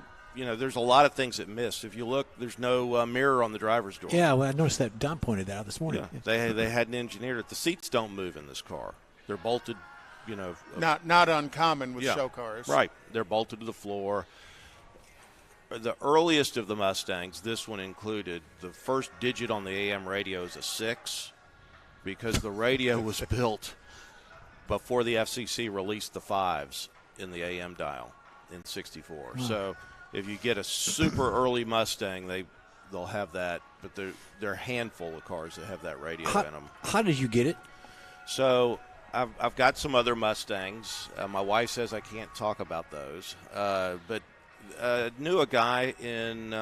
And have you ever listened to her before? Or? You know, the best thing was when we got married 35 years ago, she said, honey, you can keep collecting cars as long as I don't have to go to work. And I said, fair great trade, marriage. fair trade. Yeah. Absolutely, great marriage. But I knew the guy that owned the car, Ed Bailey, and this car really is, of the pre-production cars, only about 25 have survived because about 175, surprise, surprise, were crushed. Ford said, get rid of them because they're not production. This car was, they still do that today. Oh, sure. Oh, yeah, right. yeah. And so this car went out on photography after the New York World's Fair and toured kind of the Midwest of the United States and ended up in Ames, Iowa. At a Ford dealer in Ames, Iowa. Ford wrote the dealer and said, we're recalling the car, but they didn't come get it. And the car sat, and this car was sold brand new in 1967. It sat on the dealer floor until 67. He sold it, and it stayed in Ames, Iowa.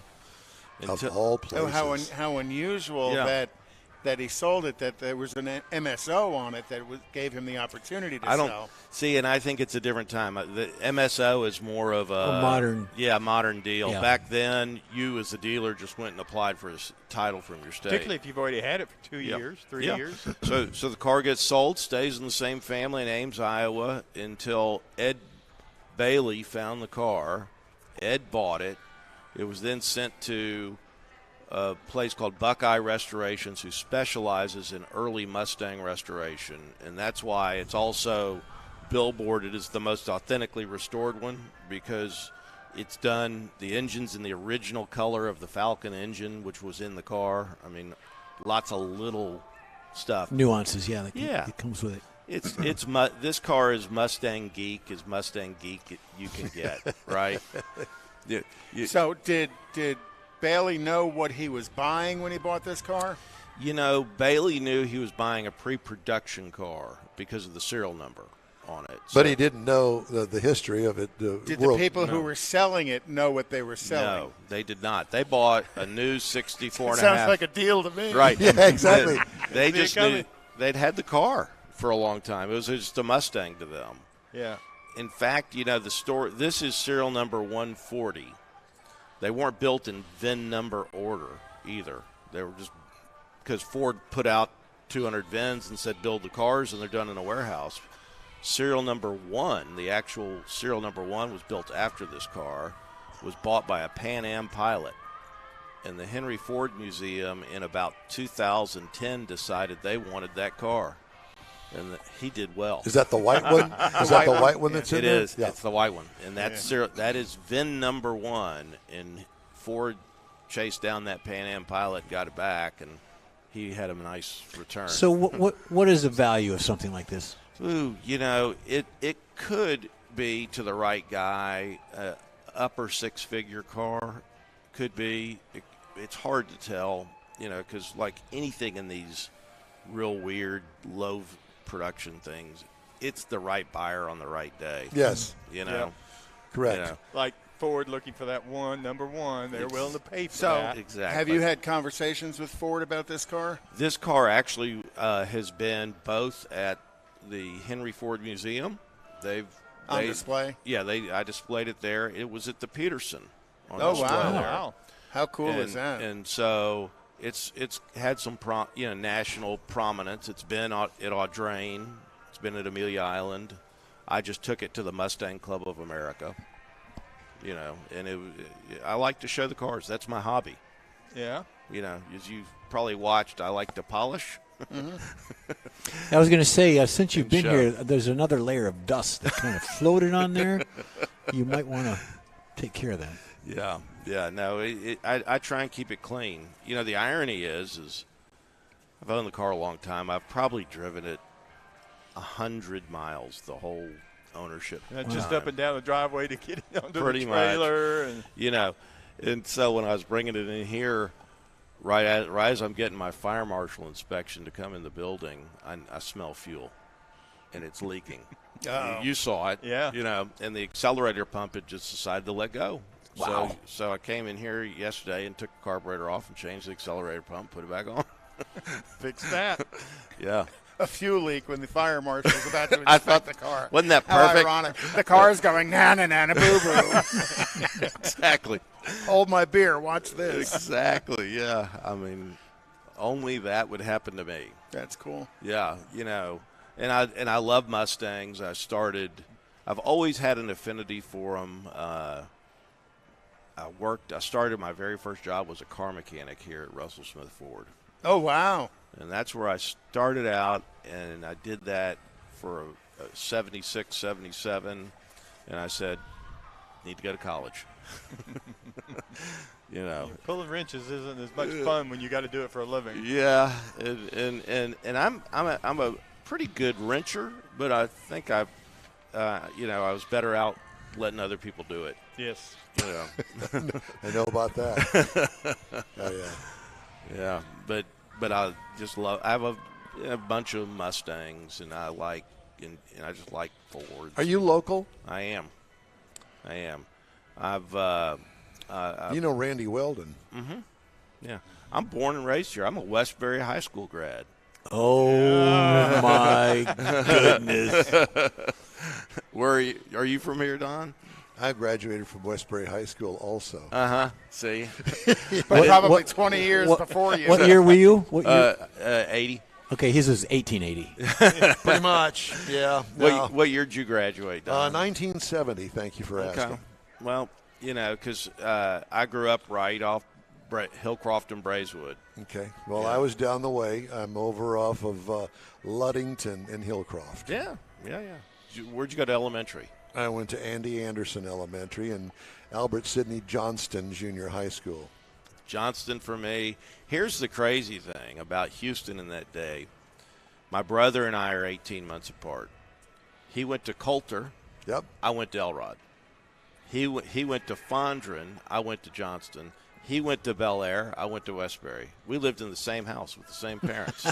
No, they redrew the lines back then a lot. They didn't love you. No. Well, and they had this magnet school program by the time I went to high school where Bel Air became a foreign language school, and you could transfer. And I wanted to transfer on foreign language, and when they found out I was David Lipper's little brother, they said, pass. We've had that. We don't want it again. Do you mention that to him often? Or? Yeah, and it's crazy. He's, my brother. You'd think I would be the bad guy and he'd be the good guy, but he's a rabbi, so who knows? Well, they heard the language he was using. Yeah, when he told my grandmother he was going to be a rabbi, my grandmother said, "I'm so disappointed." Yeah. Your younger brother's going to be a car mechanic. That's a great idea. Yeah. Get Jim's attention. Hey, Jim. Jim. Tilly. Jim Tilly. Right there you go. Right there. Those are you guys. These two characters. Yeah, exactly. Yeah. So we got off to Westbury High School and everything else, and I sat down here to talk about Mustangs. Is there anything else I can tell you guys about the car? Well, what options are on that car that were over and above the standard car? Well, interesting. So if you go look, it's got a Thunderbird power steering pump. So it has power steering. It has power brakes. But it does not have – usually you would get an electric top if you got a car loaded out like that. This car does not have an electric top because they hadn't figured it out yet. It does have radio was an option. And oddly enough, it's got a rally pack on it. And what was included in the rally pack? Well, in most Mustangs, you got the rally pack and the GT appearance package, which were the fog lights in the grille and the exhaust that came through the rear valence. But this car has the wheel covers or the wheels. Wheels Exactly. Yeah. This one has just the rally pack. One other thing about this car that makes it pretty unique is the wheel covers. If you look, they've got spinners on them. I saw that. That did not last in production because they decided that was dangerous.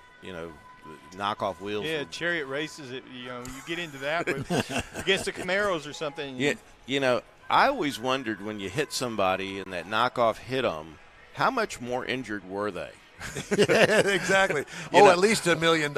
Who's running that study in 1964? And now you look at the cars today, and they've got the wires that stick out exactly 13, 14 inches from the hub. Yeah, but that they took it off. They just made it flat Mustang, no spinner. We're fixing to run out of time, but you mentioned you had a couple of other Mustangs. Yes, sir. I have a Boss 9. Oh, wow. I have a 65, 6, 7, and 9 Shelbys. And the creme de la creme, and this will make you laugh, I have it was here a couple years ago. I have a 78 Mustang II King Cobra that is unrestored survivor. And, those cars all became melted down to drill pipe, right? Yeah. If unique is what you seek, that is one. And what's funny is this one never got left out in the sun, so the plastic is all good, and I just love the car because you pull up and people call it a Pinto, and I'm like, it is not. It's better than a Pinto. Yeah. It's not on fire. It says Mustang. Exactly. Well, and the King Cobra had the V8. It did. 157 horsepower, Yeehaw. 302. Yeah. You. Now they have 3 cylinders with more horsepower than that. The funny thing is, if you get in it, you turn on the air conditioning, which oddly enough still works. I think it probably takes it down to about 120 horsepower. And then when you figure out the bad gearing they put in the car, it sucks the life out of it. Yeah. It's a Weezer. Yeah, I mean, my wife has your average Mercedes that would leave it in the dust, just leaves it in the dust. But it's fun. Eric, thanks so much for stopping by. Well, thanks so much for the great story. And if you're listening and are coming down to the show, it's right in front of the In Wheel Time booth here at the George R. Brown Convention Center at Autorama. Don't miss it. Congratulations on an awesome car. Thank you, guys. It's the one that's got all the dust on it. My fellow Westburian. Hook 'em. All right, Eric. Thanks. Again, thank you. Time now for this hour's car review. Had a chance to drive the 2024 Jeep Compass. It comes in these trim levels: Sport, Latitude, Latitude Luxe, Limited, and Trailhawk. That's a lot. My review is on the Altitude 4x4. You notice that you didn't see or hear that in there. This is a new trim level that may replace the Latitude, but this is the Altitude. Some kind of tude. Yeah, it's an attitude, what it is. Small SUV, seats 5. This is part of the second generation model that was all new for 2017. Sharp-looking Jeep face with the 7-slot grille. Painted wheel opening moldings, which is different. Of course, this is an upper trim level. Lower side moldings as well are included in the paint. Two-tone roof rails adds a new upscale look to it.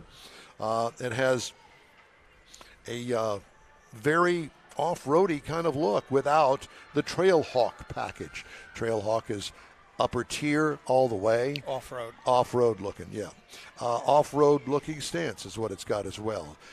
Sharp. All trim level, shop all the trim levels and the pricing on all of those, because as you'll see when I tell you the price, the differences are significant. They are significant. So shop it, make sure that it's got the stuff on there that you really want. Now, as far as interior is concerned, extra large infotainment screen, the center dash. We like the two-tone materials on this trim level. Overall clean design. Passive phone charger underneath the center dash, which is good. I like it there. Get the phone out of the way. It charges. You forget about it. Then it's all right there if you need to have your phone in your hand. Cargo room, adequate, even with the second row seat up, which is different because usually in a small SUV like this, that second row takes up that area in there, what they call the cargo area. What I liked about it, the roominess, because it is a small SUV. It has a 2-liter turbocharged 4-cylinder engine that puts out 200 horsepower and 221 pound-feet of torque through an 8-speed automatic transmission. Tow rating is up to 1 ton. Not bad. Wow. 24 miles per gallon city is what it's rated, 32 on the highway for a combined of 27. I got 28.2 miles per gallon over 259 miles. It's because you don't drive like Mars. What? I got Everybody drives like me. 28.2 miles. Not most of it on the the loop, the tollway. Yeah. So there's that. What I liked about it, the mileage. What could use improvement? The transmission does get confused at times if you expect quick downshifts, and the start-stop feature can be annoying. It depends on what you're doing with it, where you're driving, whether you turn the start-stop off, Well, leave it start-stop on. can be annoying on anything. Yeah, it can be. Not There just are this, some yeah. vehicles that you can't even tell that they're starting and then stopping. So, ride and handling. We like the suspension compliance. What could use improvement? We don't think anything. Base trim price, $32,670. That's the base trim price. Price is tested, $41,905. Now remember, this is a more upscale trim level, so you're going to pay for that. It's got Clearly, attitude. Yeah, it's got $9,000 bump on that. Base model price, you can get in one of these for $28,400 if you can find one or order it. Competitors include the Mazda CX-50. It starts at $30,300. The Honda CR-V goes for $29,500. And the Subaru Forester, I guess you could throw that in the mix as well because it's also a small SUV for $27,095. And that is my review of the Jeep Compass Altitude 4x4. All right. Questions? No? Do you like it? Mars is looking at me with those loving eyes, and I'm not exactly Puppy sure dog what eyes. that's about. No.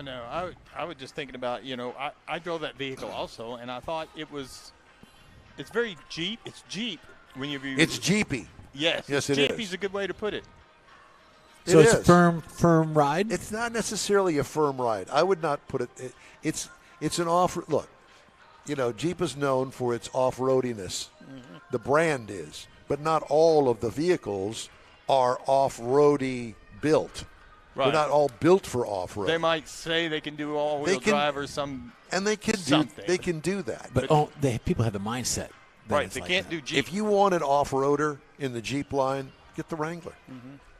Body on frame. I mean, old school, but it's got all the modern stuff on it. Right. And so, I don't know. Now, this was a front-wheel drive, right? Yes. Okay. So, there you have it. All right, that's my review of the Jeep. Now, let's do the cruise-in calendar.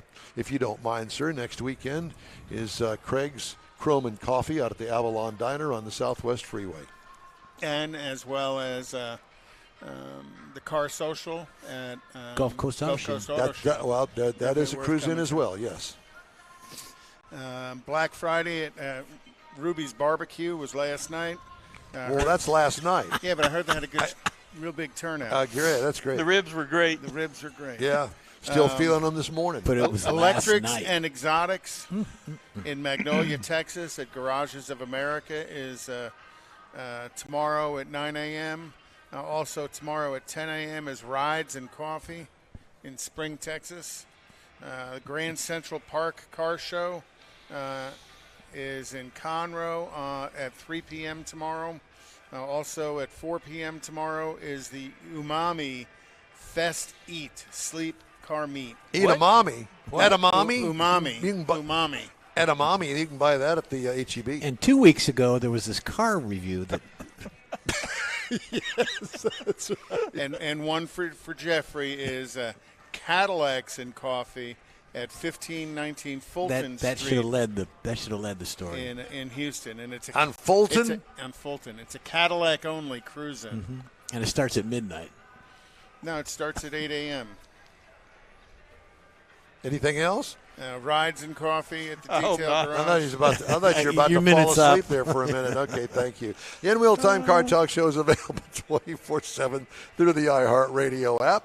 Just look for In-Wheel Time Car Talk. We also video stream on Facebook, YouTube, and InWheelTime.com. And podcasts are on over a dozen of your favorite. A dozen? podcasts. Over a dozen. Oh, there's Probably more than that. 100. Yeah, there are. Now. What did you say, Mars? I don't know. I lost my voice. What you said I'm something. looking. Yeah, it's also on. We also have you can get the audio and video podcast, 2 different podcasts now on YouTube. Okay, very good. All right. Theoretically, I think it's time for us to take a break and fix our mouths. Hey, right back here on the In Well Time Car Talk Show. Houston's finest cars are invited to another Gulf Coast Auto Shield Car Social, Saturday, December 2nd, and you're invited too.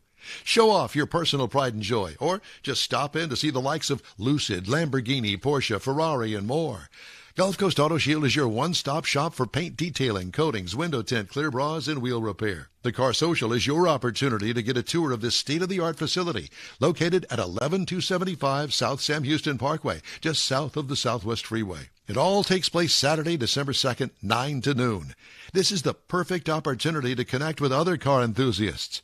From BMWs to Bentleys, Corvettes to McLarens, the Car Social is a different kind of show.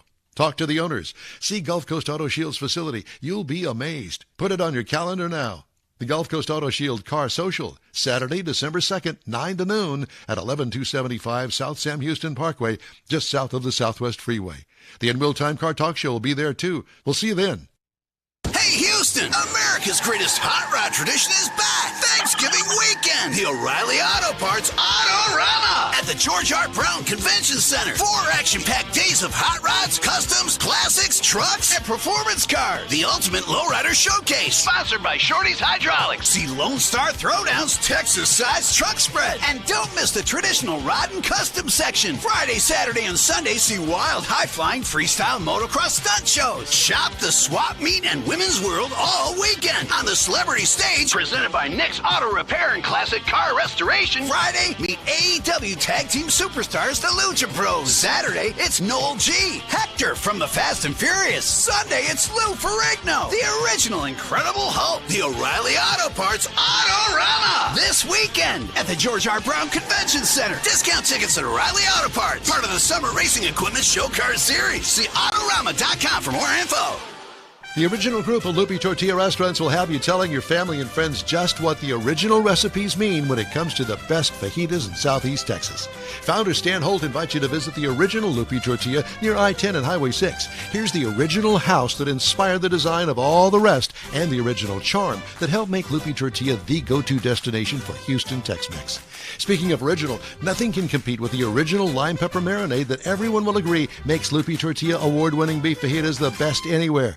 Loopy Tortilla Katy is another location that gives you the same quality and service Houstonians have come to expect at Loopy's. It's located just off I-10 and the Grand Parkway at Kingsland Boulevard in Katy. Find yourself in Aggieland? Head to the Loopy Tortilla in College Station, located just around the corner from Kyle Field. It's a great place to enjoy those famous frozen margaritas before or after the game. Headed east to Louisiana, stop in at the Loopy Tortilla in Beaumont. It too's on I-10. You can't miss it. The original group of Loopy Tortilla restaurants invites you in for the best Tex-Mex anywhere. From the 63rd Annual Autorama at the George R. Brown Convention Center in downtown, baby, Houston, Texas. It's the In Wheel Time Car Talk Show. Coming up, got another guest from one of the participants here at this year's show. Conrad has This Week in Auto History, and later on he's going to do the Car Clinic too. We'll get you caught up on the stories this week. Howdy, along with Mike Out of This World Mars, King Conrad DeLong. We always need more Jeff Zekin. And then back over here in the corner, ladies and gentlemen, our chief engineer, chief cook, and bottle washer, David Ainsley. He's bent over the console. 6 people in the crowd just went, Again. I'm Don Armstrong, or at least I pretend to be. Yeah. Glad you could make it today, because we are... We all want to be you, Don. No, you don't. Trust me, you don't. We're here at the GRB downtown. We're live. Julie Brown. This is a full sold-out show. Sold out meaning the displays. So all of the spaces. Every space is full. Every space is full. Actually, they've even squeezed in one right behind us here with this motorcycle. Motorcycle. Is there any sign on it or anything? Yeah, there is. Yeah, there is. There's something back there. Okay. All right. Well, whatever. It says free. We've not seen. I doubt it's free. Okay. All right, Mr. Mars, who's our first guest? Well, I would like to introduce you to Mr. Jimmy Austin. He's a friend of a mutual friend, Randy Weldon. Oh, Lord. He's I also, am so sorry. Yeah, I know. He's also one of the national directors for the Mustang Club of America. We knew there was a Mustang theme connection. going here with the Mustang. But There are other makes and models of cars There's here. a Nova. Let's talk about a Nova. today he He's is here- driving a Chevy. No. Oh, A 1929 Ford Model A Roadster with a rather unique power plant under it. That's But over I'm there, going to right? let him tell you about Roadster pickup It's a Roadster pickup truck, powered by a Chevrolet engine. 455 Buick Stage 1. Boy, that's a stump puller. Woo! We're running a winner's quick change in the rear of it. I'm smelling And, burnouts. Yeah, it's a fun toy. I'll bet it is. Running a Turbo 400, kind of old school, and but way back in the day, I showed a Buick GSX. So therefore, the Buick. love for the Buick. Buick, yeah. Big So block do Buick. you run it with the top up or top down? Mostly, like a lot of convertibles, it looks better with the top up as a general rule, but I'll throw it down occasionally. Got it. I Okay. will. Because it looks really cool, and that flat black paint. That's out of the box for me. I've been showing since the 70s, and this is the first matte black paint car I've had. And Yeah. I won't say that everybody's fond of it. There's a few folks that aren't. Well, that's But it ain't their car. So. That's right. It's mine. Yeah. Well, I will say this, that that to me is one of those that you would take out and run it on the street. You'd take it to cruise-ins. You'd take it to the Lone Star Twisty throwdowns. Treat. Or the Twisty Treat. That's it. Any of those things. That's a driver. That's a fun car. And as a matter of fact, I was telling a friend just yesterday, man, I love my Corvette. I got an old Corvette. And I've been a Corvette guy for a long time. But that, to me, would be just a fun car. Don't have to worry about the paint. I don't have to worry about pretty much anything. It'll always start. Drive it, and go. That's it. Drive Anywhere. it, go. Fun car. And with a Buick GSX motor in it, there's stage But 1 that's- 455. but That thing will pull down a building. That's what's fun about those cars. We're running the old school cheater slicks on the back of it, and it needs them. It'll boil them off. It'll boil them off. It will. Those motors were such low-end torque beasts. So when people look at the car, how many people recognize it's a Buick motor? Almost zero. They look at it, they get that inquisitive look in their eye, then they walk What over is to it? the sign. What is it? You know, Yeah. they walk over to the sign and start reading, and then they get that startled, 455. We had to use a remote oil filter on it because that oil filter on a Buick came up off the timing cover headed toward the frame. So to shoe spoon it in there, we had to do a little remote on the oil filter to get it in But there. was that an off-the-shelf relocation piece, not- or did you have to make something? Most everything was made Yeah. to shoe spoon it in there. Yeah. So it's got a rack and pinion on the front, a manual rack and pinion on the front with a Super Bell front So it axle. doesn't have a Mustang 2 front end in it. No Mustang 2. Maybe I could steal the previous gentleman's front end. No, it's a conventional rack and pinion manual. Do you have any other cars, hot rods, show cars?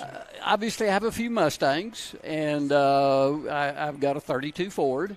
I have a real 29 Model A Roadster pickup. I was at an auction a couple of years ago and accidentally raised my hand and ended up right-hand drive. Oh, cool. Oh, beautiful. Car came out of Uruguay originally, and after I bought it, I went home and I went, I guess I better go look on YouTube and figure out how to start this thing because I didn't have a clue as to how to start it up. So I didn't even know that they made right-hand Much drive cars. much back less then. have to South shift. America. Much less have to shift with Oh, your other hand. yeah. That's got to be the most confusing Well, thing. that and do y'all remember it's a non-synchro, so you had to double clutch to get from one gear to the other. So shifting with your left hand, Pedals are in the same spot, though, aren't they? Well, they're obviously on the right-hand side of the But- car, but but yeah, still the positionally, left. yeah. Yeah, left is still the clutch. pedals Thank are over goodness. Yeah, well, thank goodness they're over on that side. Yeah, they didn't swap the pedals and put the clutch all the way on the right. I do have a 32 Ford three-window, a glass car,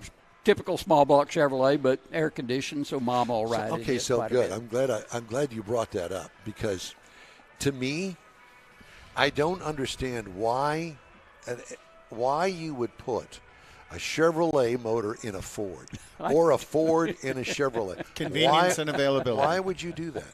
Why would you do that? Well, I'll say on this one, I didn't. I bought it. Got it. So it was convenient on this car. Yeah, so, but as opposed to putting a small block Chevy, I don't even know what it's got in it, a Chevy motor, wouldn't it have been just as easy to put a small block Ford motor in it? Oh, absolutely. The 32 I had before this that I showed was small block Ford. And well, today it's easier because the availability. Of stuff is there. You know, back in the 70s, it probably wasn't easier because the availability of all the performance stuff was very much headed for the Chevrolet. That's where the market was geared to. Yeah. I was in the auto parts business for 30 years. Who'd you work for? Myself. Okay. Jimmy's Auto Parts. Long since retired from that. But prior to this, I showed a 70 Monte Carlo. Cool car. Had it down here a couple of years ago. It was called the Full Monte. I had a full over 100 body mods. I actually did an interview with y'all a couple of years ago. I was going to say, I remember the name, the Full the Monte. Full Monte. Yeah, the Full Monte. So it has gone on down the road. We let it go at Mecum a couple of months back. So we're all into this 29 Roadster pickup. Now, if you were going to select an engine for your Model A besides the Chevrolet, what would it be? Oh, in the Ford. If I had an unlimited budget, it'd be a Ford Camry. Okay. Wow. Yeah, that would be my. I was going to think you were going to go 429 Boss, but the Camry is such a. Explain what a Camry is for those of us dummies that don't know. It's a dual overhead cam, timing gear set up on the front of the engine. It's a Hemi head Ford motor would be. And the timing gear setup was done by a guy from Switzerland that also builds Rolex watches because that is a complicated timing setup. If you could find an engine, they're going to cost you $50,000 or $60,000. Oh, it was like an elephant motor. Yeah, it's the equivalent of the Hemi, but in a Ford. So let's. I want to poke this a little bit further. All right. Okay. How about a Chevrolet 327 or a Chevy small block of some sort? What would be the Ford equivalent to that? In my opinion, probably a 302. Yeah, I was going to say they need the 5 liters. Yeah, I've got several, or have had several. I have 2 right now. Hypo 289s, the 271 horse, great powertrain, and Are they reliable? Are they as reliable as the Chevy small block? Oh yeah. Oh, absolutely. Yeah, absolutely. But couldn't you get 300 horsepower out of those things easy? Yeah. Oh, easily. The Hypo motor was rated at 271 from the factory, and it's the same engine that was in the early Shelbys. Carroll Shelby put an aluminum intake and a Holly, and they rated them at 306. 306. Yeah. See, I'm an old school purist. I mean, I would want a Ford motor in my Ford, whatever it was. Well, I just think it's cool. It's a Buick motor. That's really different. Yeah, it's truly the out of the box. Let me put a Buick motor in my Ford. Yeah, no, you won't ever see another one. Yeah. I know. I get what you're saying, but at this point. So what the Stage 1 motor come out of? It was a Buick Grand Sport. Grand Sport. Yeah, Okay. Buick Grand Sport. Yeah. Why would you take that out of a Buick Grand Sport unless it had been wrecked? Well, it was a junker. It was. It had seen ways. Now, did you rebuild that motor? Yes, it has been rebuilt. But pretty stock. I mean, it's running an aluminum intake and an Edelbrock carburetor. Stock. It's got 500 foot-pounds of torque. Yeah, the Buick engine is the torque. Yeah. It's all about the torque. Yeah. Well, I mean, if you're not going to put a Ford in a Ford, then that would be, if you just go way out there and the limb, that would be the thing to do. Oh, yeah. That's actually pretty cool. I mean, it obviously has more horsepower than a Briggs & Stratton, but if you put a Briggs & Stratton in there, that would draw some attention too. Just saying. I'll let you build that one. It fit better. It would I'll come and take pictures of it when you get it built. Yeah, exactly. Definitely fit better. Yeah, it'd be a lot easier. It would be, wouldn't it? You could do the lawn at the same time. You could. Yeah, put a blade on the Yeah, bottom of absolutely. it. Go for that. God. But I wanted to be outside the box on this one. So you built this? No, or you bought this? No, kind of a combination, shall we say. Tweaked it after I got it. Well, that's what we do, though. Sure. You We get it? make them your own. Yep. You always make So them what your brand wheel is that? own. Because that's a different wheel. Yeah. Almost like American racing. Wait a minute. Kind of like I the was front one. thinking it's not quite a Halla No, brand. I think it's a Fenton wheel. Fenton? Okay. I think it's a Fenton wheel. 'Cause You're- definitely I'm a having different- a senior moment right now for all of you that haven't Welcome- had one. welcome You're to on the right show. That's We for are. sure. Yeah, we are a senior moment. Come to the right place. I didn't brush up on that question before. Well, no, just because it's a Oh, yeah. unique wheel. The wheel fits the car. Yeah, it definitely goes with it. Like the dummy fits the radio show. I resemble that remark. Man. We're having fun with the car. I think this is our 6th show this season. This is the last show of the 2023 season. Right. And, So you got all your points? no, I'm one of. There's 5 people here that are have 3 points and need that last 4th point, and so I'm one of the 5. Where have you shown before? This year I showed in Birmingham, Tupelo, Dallas, Cincinnati. I'm leaving one out. What They is run Houston? to get- Houston. What Well, is- that now Houston. Yeah. What is it about Cincinnati? I have never heard anything except in this show. People talk about Cincinnati. Well, they train Joe Burrow. KRP. they train turkeys how to fly. That's right. They throw them out of helicopters. Hey, Lonnie, Don, you're in the Lonnie radio Anderson. business. go. You get a point for that. Yeah, raise your wrinkle You hand get if 2 you remember points. that show. You get 2 points is the for that one. Cincinnati show as big as this show? It's spread out. It's in an old fairgrounds, and there's multiple buildings. It's quaint. Oh, it's Quaint's a polite way to say it Nostalgic. kind of Yeah, A that's. little nostalgic. I'm really trying to be politically correct right sounds now. I'll like- say it. It was a dump. Still need that one point. And I still need 1 point. So I prefer if Paul Pataki and Pete Tundis don't get real upset with Oh, it. how funny. How funny. Don't look at me. Yeah, I know. I'm the one that said it. I've been doing this 50 years. I know them. To me, it's like the Dallas State Fair. That cut-up car show that they have up there, that's a new car show. Oh, I was going, what car? Yeah, State Fair, and Texas. they line them up in the water. It left much to be desired this year. I live up in Dallas, and Well, we're both OU fans. We thought it was great. Boomer Sooner. I volunteered over at the Hall of State building this year, right across from the car show. And It just I don't understand. And the manufacturers think highly of that Dallas car show for some reason. And I don't. It's a head count crowd. thing. Yeah, It's that's a right. head count thing. Dallas Car Show draws more people. The Dallas State Fair, and they count that as their attendance, has more attendance than any other car show in the country. Exactly. If I'm going to the state fair, I don't care about the car show. I'm going to the state fair. Well, but it's, 2 weeks? 2 weeks Yeah, long? yeah. oh, it's a month. 3 It's a weekends. month It's long. Three Yeah. weekends. Yeah. It's So almost a month. that's where they get their crowd and the big numbers and stuff. So it's a skewed kind of conglomeration of stuff. It's about cheating. Pretty much. Because here our new car show is a standalone out at NRG Center. And it's big. Oh, we have It's- boats, too. It's a car and boat show Yeah. now. It's not standalone. You can go fishing there. It You doesn't can't have go a, fishing at anybody else's car show. it doesn't have a state fair associated with it. Correct. So it is a standalone show as far as vehicles are concerned. Well, they have the monster truck show next door. It's always interfering with the parking. That, sir, would be a moving event. Don't explain it. So would that be a cruise-in or a... sometimes you just want to get up and slap this I know. guy. Here, I got a stick over here. We'll Yeah. get in with it. Reach out and smack someone. You. There weren't enough revolving turntable cars at the new car show down at the state with the models that used to, and They don't have that didn't. anymore.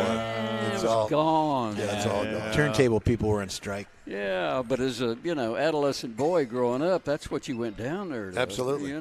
Yeah. Yeah. That's, I remember it. kind of. Just like it was yesterday.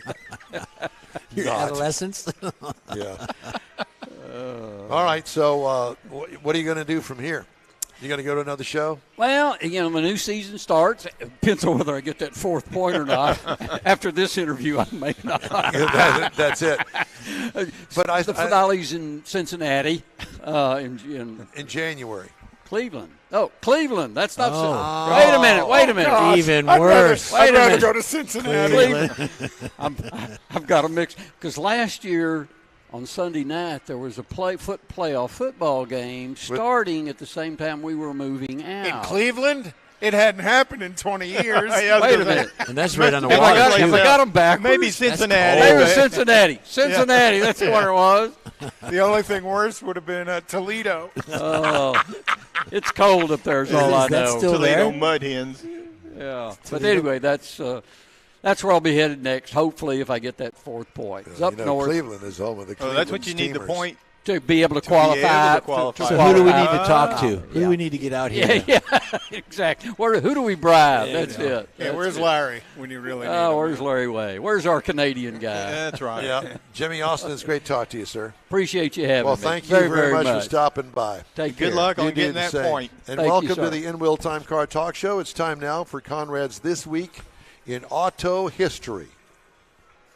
Do you have that? Yep. There's a big pause there, like, I got to do something In now. 1923, Garrett Morgan patents the three-position streetlight. Originally, the streetlight was traffic light. Traffic light, yeah. Originally, it was just red and green. Now, Garrett added the yellow to the middle of it, so that way you could, speed up a little bit before it turned red. Because isn't that what yellow means? Step on the gas? Try and clear the intersection before it turns red. In 1954, the 50 millionth General Motors car was produced. General Motors Chevrolet General Manager Thomas Keating drove a gold-plated 1955 Bel Air Sport Coupe off the assembly plant in Flint, Michigan, making the 50 millionth automobile produced by General Motors. To commemorate the occasion, Chevrolet built 5,000 gold-plated Bel Airs. All of these were four-door models, and their trim remained in chrome. This, of course, was much less expensive than the 716 trim parts that were actually gold-plated on the one car.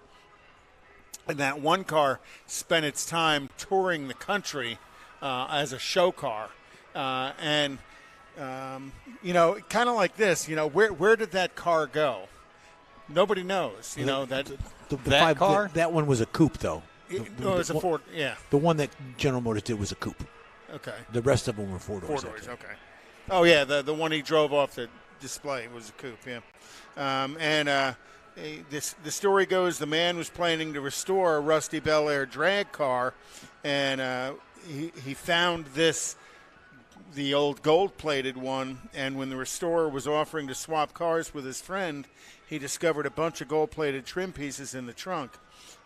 Bit more research and called and found out that GM revealed the car's VIN matched that of the 50 millionth GM. He had the real gold car in his garage.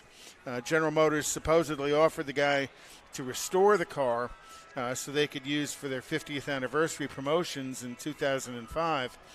The owner passed away, and the car was lost somewhere up on the East Coast, and nobody knows where it is to this day.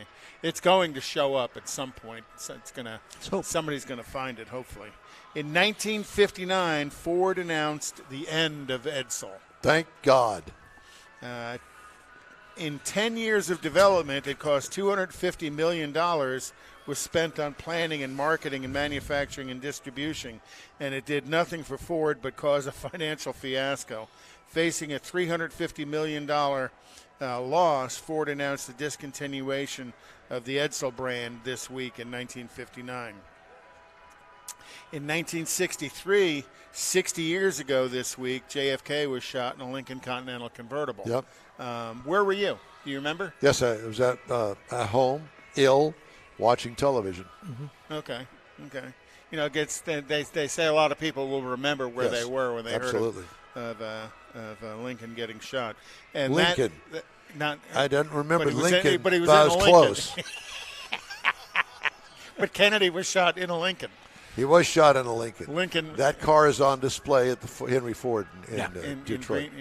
And that was my point. Yeah, that specific car is still on display. Yes, it's not a convertible any longer, but it's on display. And then in 1970, Ford announced the 351 Boss Mustang. Ford introduced that one-year-only Boss 351 Mustang in 1970 for the 1971 model year at the Detroit Auto Show. The vehicle featured a 351 Cleveland V8. Only 1,800 Cleveland Steamer. Yeah, only 1,806 of the Boss 351 Mustangs were ever built for 71. You know, another one of those one-year-only cars. And I think I'm going to probably do a piece here on some of those one-year-only unique cars that were out there. Because I own one.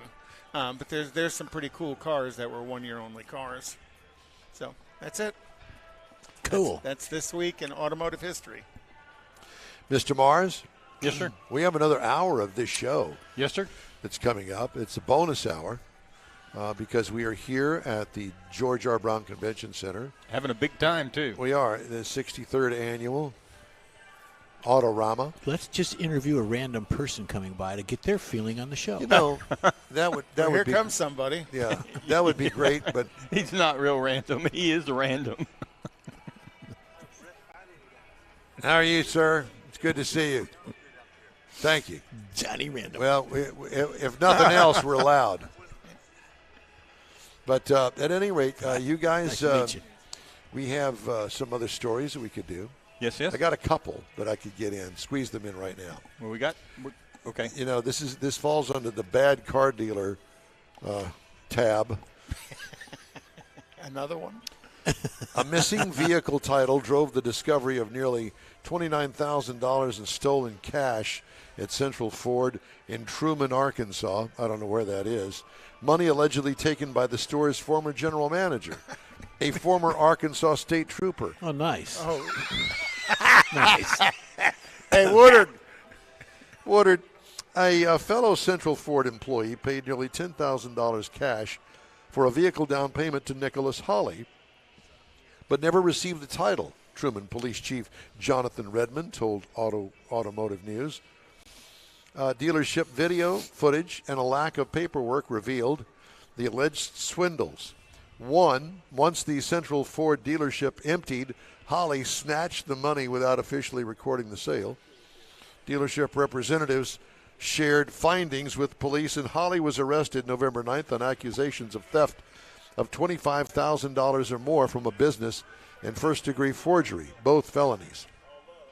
At the time, $28,756 was missing from the dealership, police said. Hawley also would allegedly take a customer's cash down payment and send the correct paperwork to the finance department, according to a police report. He'd then alter the sales amount or down payment to conceal whatever cash he took, essentially creating a sales record switcheroo. Wow. So, let's not be buying any cars in the near future over there at, let's see, it's called Central Ford in Truman, Arkansas. The selling technique is called the Foursquare. So what they do is they draw out four little squares for you. One's about down payment, one's about term, one's about interest rate, and one's about price. And they always try and get you to focus on one of the four, and they'll turn you upside down on the other three. Exactly.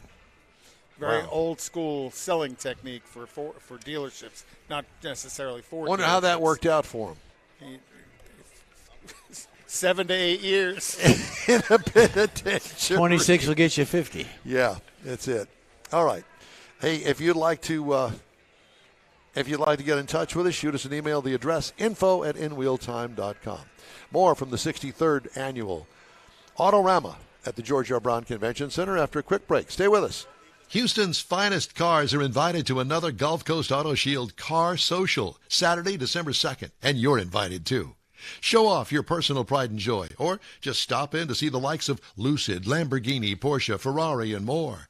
Gulf Coast Auto Shield is your one-stop shop for paint detailing, coatings, window tint, clear bras, and wheel repair. The Car Social is your opportunity to get a tour of this state-of-the-art facility located at 11275 South Sam Houston Parkway, just south of the Southwest Freeway. It all takes place Saturday, December 2nd, 9 to noon.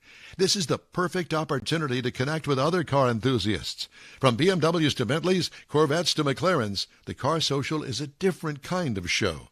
Talk to the owners. See Gulf Coast Auto Shield's facility. You'll be amazed. Put it on your calendar now. The Gulf Coast Auto Shield Car Social, Saturday, December 2nd, 9 to noon at 11275 South Sam Houston Parkway, just south of the Southwest Freeway. The In Real Time Car Talk Show will be there, too. We'll see you then.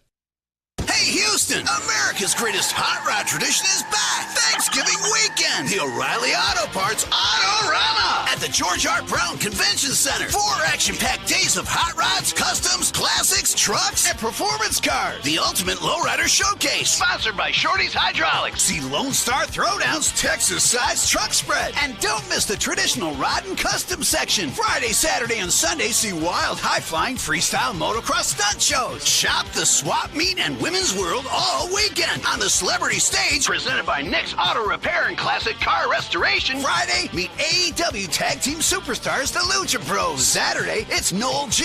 Hector from the Fast and Furious. Sunday, it's Lou Ferrigno, the original Incredible Hulk. The O'Reilly Auto Parts Autorama this weekend at the George R. Brown Convention Center. Discount tickets at O'Reilly Auto Parts, part of the Summer Racing Equipment Show Car Series. See Autorama.com for more info. The original group of Lupi Tortilla restaurants will have you telling your family and friends just what the original recipes mean when it comes to the best fajitas in Southeast Texas. Founder Stan Holt invites you to visit the original Lupi Tortilla near I-10 and Highway 6. Here's the original house that inspired the design of all the rest and the original charm that helped make Lupi Tortilla the go-to destination for Houston Tex-Mex. Speaking of original, nothing can compete with the original lime pepper marinade that everyone will agree makes Lupi Tortilla award-winning beef fajitas the best anywhere. Lupi Tortilla Katy is another location that gives you the same quality and service Houstonians have come to expect at Lupi's. It's located just off I-10 and the Grand Parkway at Kingsland Boulevard in Katy. Find yourself in Aggie Land? Head to the Lupi Tortilla in College Station, located just around the corner from Kyle Field. It's a great place to enjoy those famous frozen margaritas before or after the game. Headed east to Louisiana, stop in at the Lupi Tortilla in Beaumont. It too's on I-10. You can't miss it. The original group of Lupi Tortilla restaurants invites you in for the best Tex-Mex anywhere.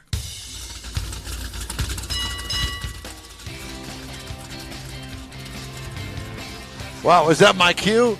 It was kind of like a dip in the old whatever. Hey, from the 63rd Annual Autorama at the George R. Brown Convention Center in downtown Houston, baby. It's the In Real Time Car Talk Show. Coming up, a celebrity at this year's show. What? He's in the house. Later, a look at the automotive news headlines this week.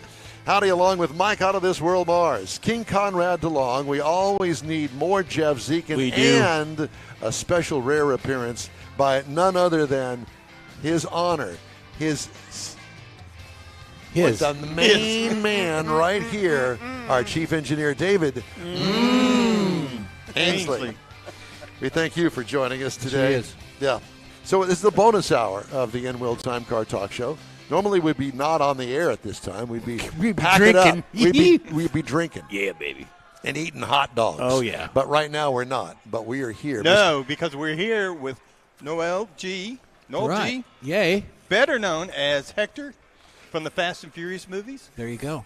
What up? How you guys doing? What's going on? I already like the vibe, man. I'm already with it. What's up? That's it. Where are you from? House, man. Where are you Chilling. from? You should have been here at 6. Huh? Oh, yeah. Oh, was it worse then or what? Is this the calm down part or what's going on? We're getting tired and going all right. Yeah, we've got a whole tray of hot dogs coming this way because they know I'm ready. I'm not mad at a hot dog. You know what I'm saying? Exactly. Until you see how it's made, then so you don't want an it no LA more. guy. Don't look. You're an LA guy. Yeah. Yeah. All your life? Was popping. Yeah. Okay. Good.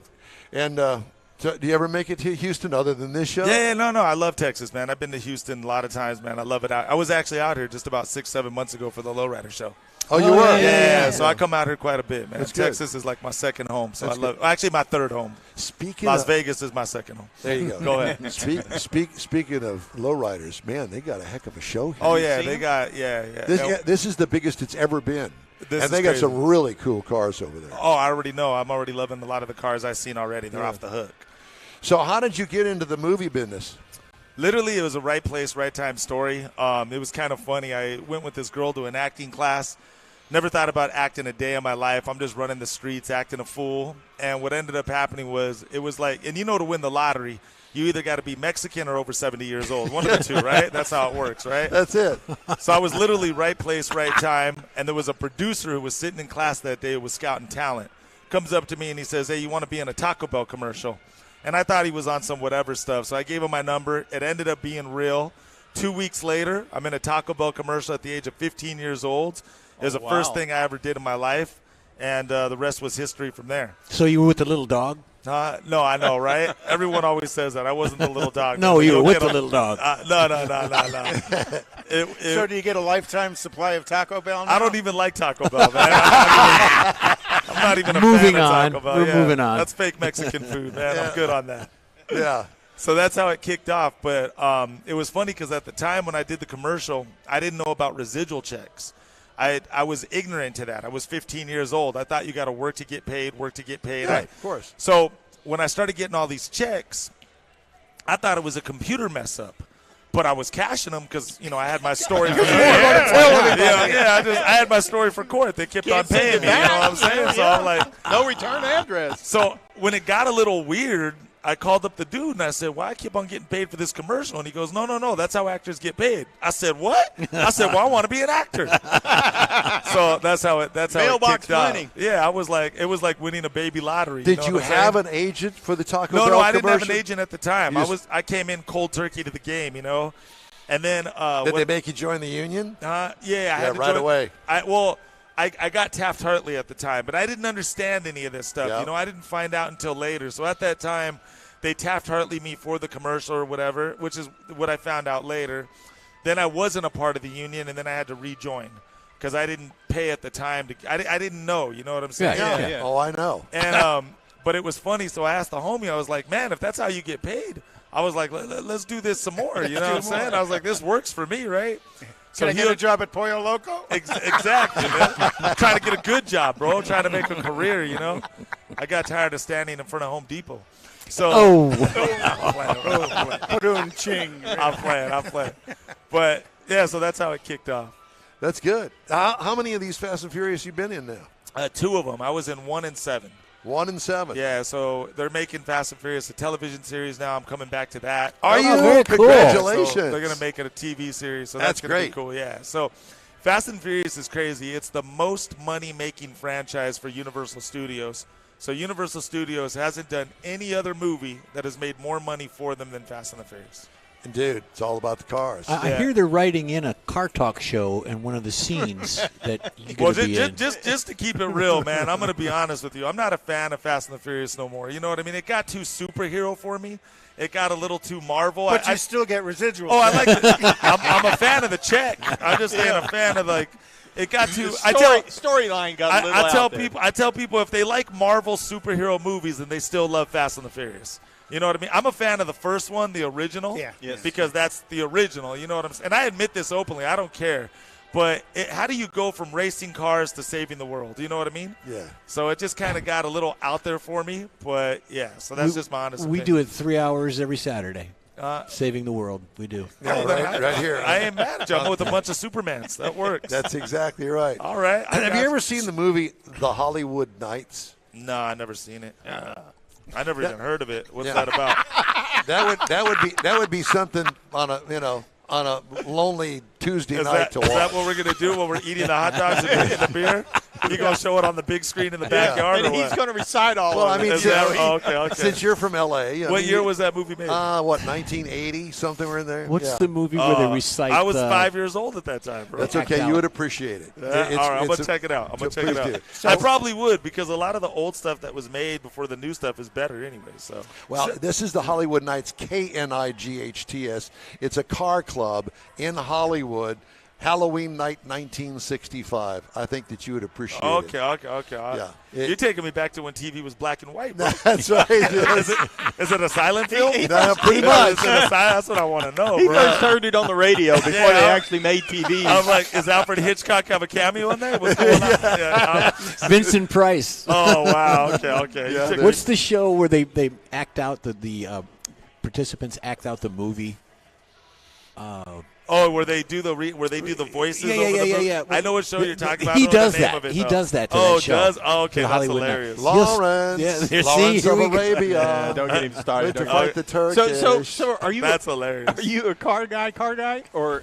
I'm a car guy, not a car guy, but I'm a car guy though. I So do what like kind of car do you drive? What kind of cars do you have? Hondas, Toyotas. Those are some of my favorite cars, Yeah? man. Yeah, this is so sad to say, but I just got to be real, and real is real, and I tell the truth. And even if the truth cuts a little bit, I will not drive an American-made car.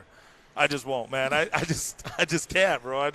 We understand. It's okay. I got so many people who got American-made cars, and they got so many problems with them. You know what I mean? Toyota and Honda is my go-to, and that's it. But I love a Honda Civic still. I just got the Honda Civic Type R, so I love that car. Have you seen or driven the new Toyota Crown? No, I haven't drove that one. I've yet. seen them. Brand new. Kathy looked into one. Yeah. Those are nice. Yeah. Oh yeah. Okay. Yeah, Well, go check that out. I'll look into That's that. kind of like the Avalon replacement. Isn't Well, it? yeah, but maybe. it's not. It's a Upscale real big honest sedan. Toyota from Japan, and it's supposed to. I haven't seen it or driven. I just I've like seen it, but I anything haven't not driven it. American made. Yeah, That's all I'm saying. stay with your R-Type, and you'll be happy. Yeah. No. I like it already. Yeah. Yeah. But I mean, I am a car guy though. I'm Mexican. I can start cars without keys. You know what I'm saying? We got ways around things. You know what I'm saying? So I'm playing. I read about it somewhere. Yeah, I've heard that story. Yeah, I know. Yeah. Got a garage full of Hyundais. Huh? Hondas. Yeah. So you're here. You know what? Okay, I'll give you a movie real quick. I'll give you a movie and take it back. If you guys watch this, you watch that movie with Michael Keaton. What's it called? Gung Ho. Was it Gung Ho? It's an old one. You know what I'm talking about? Yeah. Come on, that was a good movie, bro. That's taking you back to the day right there. That was with Michael Keaton. You haven't seen that movie? I probably have, but now at my age, I've forgotten everything. Oh man, He'll forget this in 20 minutes. Will he? That's all good. So you're here to the show early today, or? Yeah. We're hanging out early. I'll be here Good. pretty much all day chilling. So they got me on the stage over here. Anybody want to come through? Sure. Get a picture, this buy afternoon, some collectible 2 to stuff. 5, I think it is. No, Yeah. I'll be here. A Yeah, little. but I mean on the stage. I think it's scheduled for 2 but to I'll 5. be here a little longer though. So I'm all right. What's up, Larry? Chilling. So I'll be here a little longer. Yeah, Well, we that's great. appreciate you joining us. No, for it's love, a man. quick So this shot. is Will Time. This is the Will Time podcast right here. Yep. This is it. That's what's up. That's That's man. it. I like it. Yeah, it. our 40 worldwide countries. broadcast here. Oh, Yeah, you, wow. you get back countries. to L.A. and you get to feeling kind of lonesome for Houston. Saturday mornings, 8 to 11 Central Time. I got you. We're there on iHeartRadio. And if you missed that, then you got all the podcasts too. And Okay. there is no residual checks for this appearance. Oh, what? Zero. What kind of place is this? I'm out of here, bro. No, I but thought we do have some good chili dogs. Yeah, now. right They'll there. take you down there. I thought there was some paperwork involved. What's going on, man? Yeah, what'd you join the union for, right? I know, right? What's this world coming to, man? What kind of place do we live in? Yeah, Exactly. where's the agent? Show me my agent. Do you Get know my this agent guy up. here? Huh? This is my boy, man. He picked me up at the airport. That's the Yes. man right there. He Larry is the is. man. I know, Larry Wade. Take care of me, bro. He's been with us since the very beginning, since we started doing the car show here.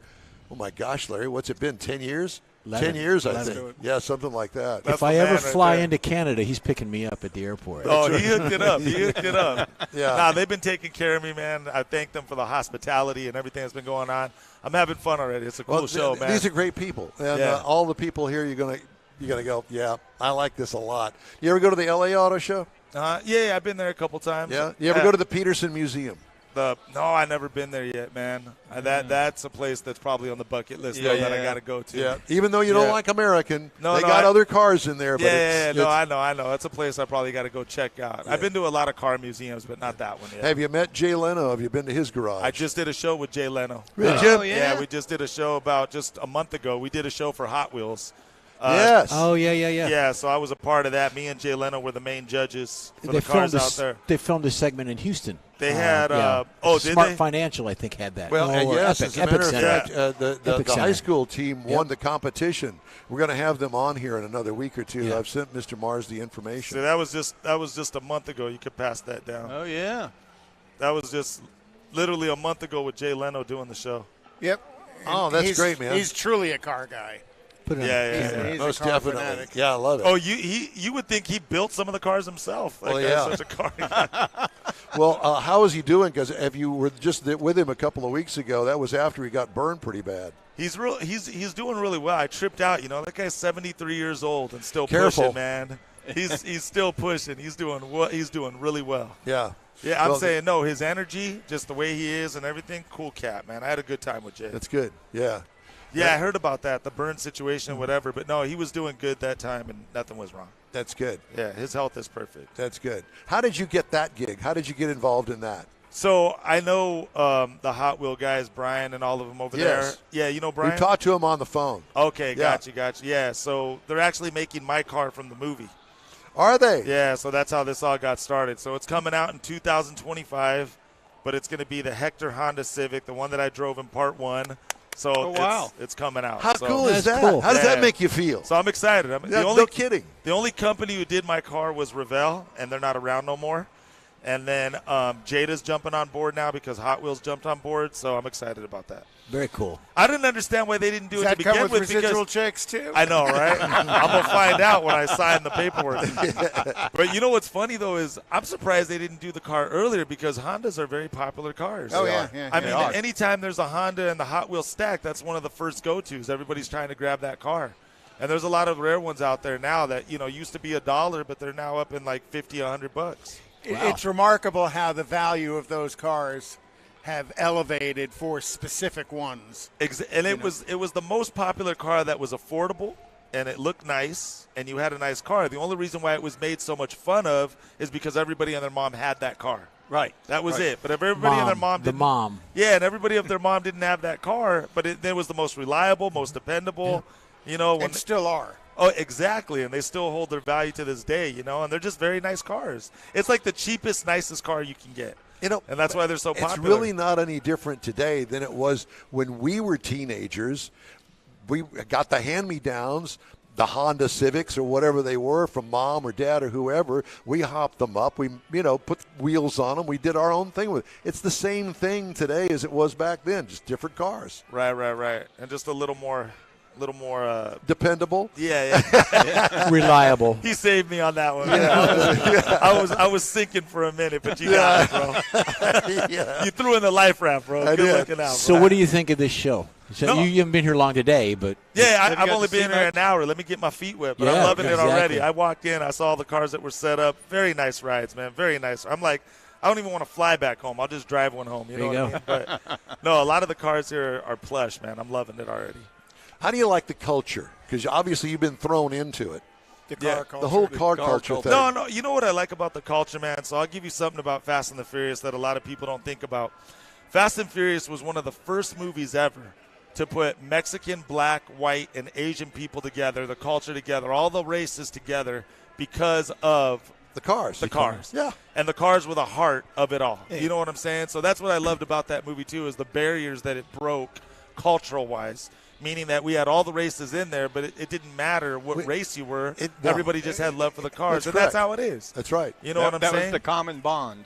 Yeah, and I always say it's an individual thing. Of course, you got haters and lovers and whatever, but You have it's- that everywhere, though. No, that's why I say Yeah, who that's why I cares, say yeah. it's an individual thing. so that's with, why I say that. with the movie, do you do your own stunts? Because Don could probably be your stunt driver. Nah, they don't let you do a lot of the stunts yourself because if you get injured, then there goes the whole movie, and that's a lot of money. Yeah. So a lot of actors, even who want to do their own stunts, they're not allowed to because it just could ruin the movie if you get hurt. Not in the day like the Paul Newmans and all that. The Yeah, girl yeah. driving. Back then, Steve McQueen. Steve driving McQueen, the you car. get a yeah. little more clever as you go on in the years. You know what I'm saying? But yeah, they don't really allow us to really drive the cars like that. They do when you're They do when you're off set, though, and you're, learning and they're teaching you the stunts or whatever have you. And you could do some stuff in the movie, but they don't really let you go to the extent because, again, if you get hurt, then they're screwed. Safe, yeah. So what about the cars that were featured in the movies? What happens to those? Well, you know what was funny? So when I was a kid, man, I'd make this super short and quick. When I was a kid, I remember I was on the tram at Universal Studios, and they showed us the Knight Rider car, and there was like 50 of them. And I was like, what? You mean one car doesn't do the whole thing? You know what I'm saying? I felt like I got ripped off as a kid. You know what I'm saying? But then it was funny. So Fast and the Furious, I already knew what I was walking into is my point. But there's 10 cars of this, 10 cars of that, because one needs to go fast. One is the show car. One needs to explode. One needs to crash. All these different things or whatever. So now it doesn't bother me, But when I was a kid, I was pissed off when I found out about that. I was like, what do you mean? And I was in Dukes of Hazzard, too, and it was funny. Like the Dukes of Hazzard, every car that jumped was totaled and gone. Yeah, you could see the car bend. Yeah, people don't know that. You know what I mean? So there's the car for that, and then so there was like over like, it sounds insane to say, but it was over like 5,000 Dukes of Hazzard cars. That and the Fast and Furious cars, same thing. So there's one there, and then you got which one was screen used and which one we didn't get to that wasn't used. You know what I'm saying? So there's all these factors that are involved that you got to think about. So you don't have one of those at home in your garage? Well, I'm actually doing a rebuild right now of the Mitsubishi Eclipse. That's the one that the Hot Wheels is going to do. No, they're doing my Honda. Your Honda. That's Paul Walker's car. Gotcha. That's the most popular car in the series because that was the first car ever shown in Fast and the Furious. The green Mitsubishi Eclipse. It was the bright green with the silver, and it was no really sunroof, no nothing, man. So they're making that. Yeah. Here's a funny story about that car. To make it easier on the gear shifting, they made it an automatic. It was a stick, and they made it an automatic to make it easier to drive. For the actors. Yeah. So really, when it looked like he was changing the stick shift, it wasn't. It was an automatic. Those are Hollywood tricks for you right there. I taught my daughter how to drive a stick shift. Just ruined the whole series That's for cool. me. That's what my dad did. That's how I was able to drive a stick before an automatic. So. I can't watch it now knowing that. No, yeah, that's right. I ruined the whole movie. You did. The whole series. There goes my residual Fast check. and Furious 62 is going to be out. Yeah. I wouldn't be surprised. I think Fast and Furious Part 11 is cars underwater. Part Fast and Furious 12 is cars meet dinosaurs. And then, no, I'm just kidding. That's where it's going, bro. That's where they put the Car Talk show in. That's where it's getting ridiculous. James Bond went to the moon, so why? They went to space in Part 9. Like, get the hell out of here. You know what I mean? I was like, they took his Lotus underwater. That's when I was like, I'm done. Like, I'm done. Oh, well, it's been a real pleasure to talk to you. Very much. Lots of fun, and you're one of our car guys now. No, it's all love, man. Thanks for having me, man. If you guys want to keep up with me on Actor Noel G. That's my Instagram, Actor Noel G. Hit me up there if you guys want to keep up, and much love. Thanks for having me on the show. You guys are fun, bro. And we'll go get hot dogs later. Tell everyone what time are you going to be on stage? Here? I'm going to go right now. I'm going to be on stage right now, and I'll be there for a while, just, Yeah, and then hanging again, out. this afternoon, Larry said you were going to be there from 2 to 5. So okay, there it for is. people Yeah, coming in this afternoon, that's where they Yeah, can but find I'll you. be there. I'll even be there maybe a little longer than that because I like to hang out, and I like to hang and chill with the people. Well, so I'll probably you're be in there. town, you might as well. Yeah. It's And either you have your bodyguard with you. It's either yeah, she's gangster. Don't let her fool you, bro. She knows that Cobra Kai stuff. Yeah, I love it. So my son has a question. So did you got to spoon the engine? The 3 spoon engines. Yeah, that's the most famous question that I get. Oh, okay. You're. She's from Texas. That's why she's gangster. There you go. You better watch out. Yeah, exactly. No, it's funny. I get that question all the time. The 3 spoon engines. Yeah, I didn't bring it with me. I flew in, so I didn't drive it in. Yeah, but I get that question 24/7. I don't think there's a day I left the house where I don't hear about the spoon engines. So it's all good. What is that? That's my son's question. So. Yeah, it's the spoon engines, the ones in the Honda Civic that I buy. So I go into the store and I go to order, and so they think that I'm the bad guy in the movie, but you find out I'm actually the good guy. Yeah. Love it. So that's it. Noel G, thank you, buddy. No, Very man, much it's so. much love, man. You guys are cool, man. Love you guys. Thank you guys once again for having me, and hope to catch up with you guys again soon. Oh, Thanks, please man. do. We Much appreciate love, you. much love, much Thanks, love, sir. much love. Much love. Be safe. Much love. Yes, thank you. Conrad, You know, I don't know if I could follow that, but no, I'll you try. can't. But yes, please try. Well, so we got the car clinic. This is a feature that we do on our regular show every Saturday live, and that show airs from 8 to 11. Today, this is the bonus hour, or as I put on the sheet here, extra. It's the extra hour. Extra. Well, so why don't you do the car clinic for us? Well, because here in our display is a Mr. Norm Mopar. Yes, a very rare car. Very rare car. And to the Mopar people, they know what a Mr. Norm car is. Yes. You know, Mr. Norm was one of those dealers that were modifying production cars. Like Yenko. Yeah, and there were a number of other dealers out there that were doing those modifications. You know, one you hear about was Dick Harrell. He stands out as perhaps the one with the largest impact on the idea of dealer modified cars. You know, he both drove cars and raced cars. He started his love for cars and building cars as an Army helicopter mechanic, and that gave him his first taste of drag racing. He actually drove a 56 Chevy at the tracks, and he campaigned if you remember the 63 Z11 Chevrolet full Impalas with the 427 Z11 motor in it. Right. So he had campaigned one of that and kind of got well known in the world of Chevrolet.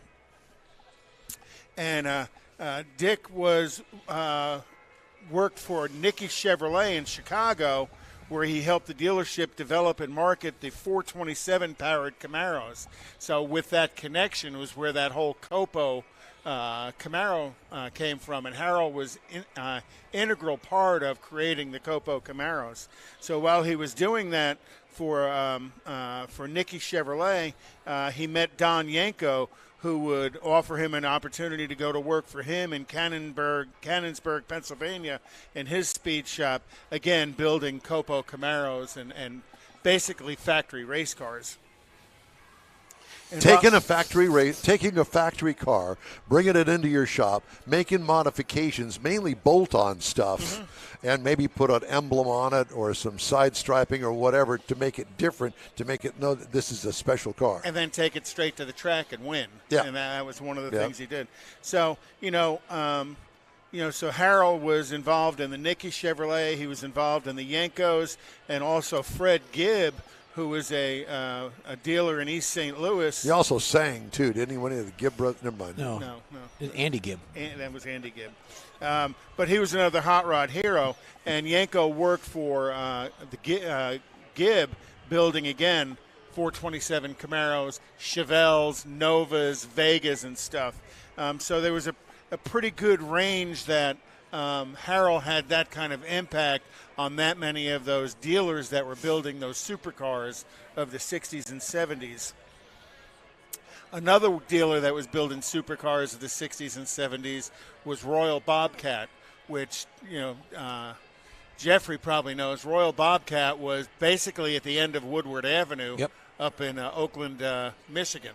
And they were building hot rod Pontiacs that were of the same quality hot rod as the Yenko Camaros and stuff were.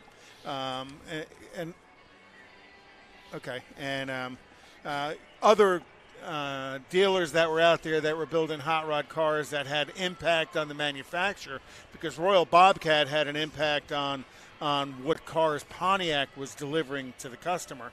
Another one was Bob Tasca Sr., and they were the ones who actually started putting the 428 police Interceptor motor in Mustangs. But that was more on the quiet side until recently modern. Now Tasca's like boom. Yeah, well, yeah. But again, it was just a dealer that was building hot rods, right. And then all of a sudden, his connections with Ford, and then Ford starts putting that same motor in the Mustang as a production car.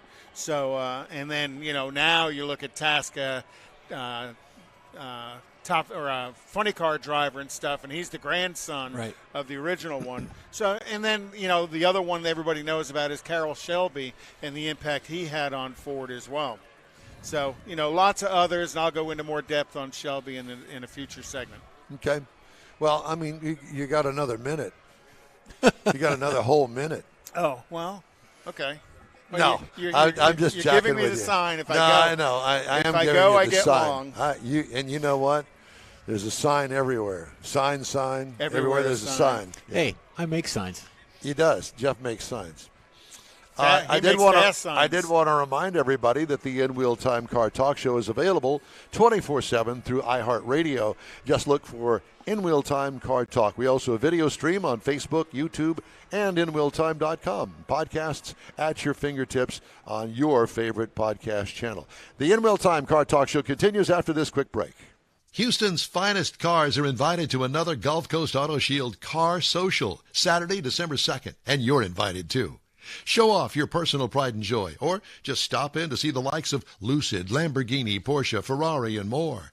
Gulf Coast Auto Shield is your one-stop shop for paint detailing, coatings, window tint, clear bras, and wheel repair. The Car Social is your opportunity to get a tour of this state-of-the-art facility located at 11275 South Sam Houston Parkway, just south of the Southwest Freeway. It all takes place Saturday, December 2nd, 9 to noon.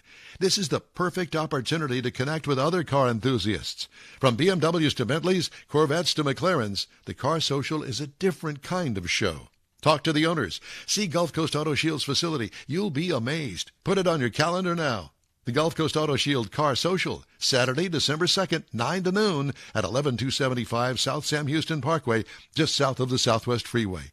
The In Wheel Time Car Talk Show will be there, too. We'll see you then. Hey, Houston! America's greatest hot rod tradition is back! Thanksgiving weekend! The O'Reilly Auto Parts Autorama at the George R. Brown Convention Center. 4 action-packed days of hot rods, customs, classics, trucks, and performance cars. The ultimate lowrider showcase. Sponsored by Shorty's Hydraulics. See Lone Star Throwdowns, Texas-sized truck spread. And don't miss the traditional rod and custom section. Friday, Saturday, and Sunday, see wild, high-flying freestyle motocross stunt shows. Shop the swap meet and women's world all weekend on the celebrity stage presented by Nick's Auto Repair and Classic Car Restoration. Friday, meet AEW Tag Team Superstars, the Lucha Bros. Saturday, it's Noel G. Hector from the Fast and Furious. Sunday, it's Lou Ferrigno, the original Incredible Hulk. The O'Reilly Auto Parts Autorama this weekend at the George R. Brown Convention Center. Discount tickets at O'Reilly Auto Parts, part of the Summer Racing Equipment Show Car Series. See Autorama.com for more info.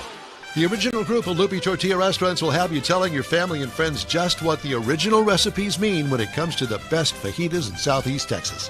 Founder Stan Holt invites you to visit the original Loopy Tortilla near I-10 and Highway 6. Here's the original house that inspired the design of all the rest and the original charm that helped make Loopy Tortilla the go-to destination for Houston Tex-Mex. Speaking of original, nothing can compete with the original lime pepper marinade that everyone will agree makes Loopy Tortilla award-winning beef fajitas the best anywhere. Loopy Tortilla Katy is another location that gives you the same quality and service Houstonians have come to expect at Loopy's. It's located just off I-10 and the Grand Parkway at Kingsland Boulevard in Katy. Find yourself in Aggie Land? Head to the Loopy Tortilla in College Station, located just around the corner from Kyle Field. It's a great place to enjoy those famous frozen margaritas before or after the game. Headed east to Louisiana, stop in at the Loopy Tortilla in Beaumont. It too's on I-10. You can't miss it. The original group of Loopy Tortilla restaurants invites you in for the best Tex-Mex anywhere. It is the In Wheel Time Car Talk Show, coming to you live today from the 63rd Annual O'Reilly's Auto Parts Autorama at the George R. Brown Convention Center in downtown Houston, Texas. That's downtown, baby. Thank you for being with us. We have a couple of guests that are going to join us here in a moment, and I think that you're really going to enjoy them looking at the brochure with some of the cars that they have, and they've got display here as well. Howdy, along with Mike Out of This World Mars, who's back over there behind the camera. King Conrad DeLong. We always need more Jeff Zekin. Also joining us today with a rare weekend appearance as our chief engineer and bottle washer. Ladies and gentlemen, David Ainsley is here, too. And these poor people that have been subjected to us for the past few minutes. 2.5 hours. They're going to go, What are we doing? What have we decided to do? Did we agree to sit and talk to these goobers? Yeah. It's Leon and Debbie Couch. Couch? Is it Couch? Yes, sir. The Couch people.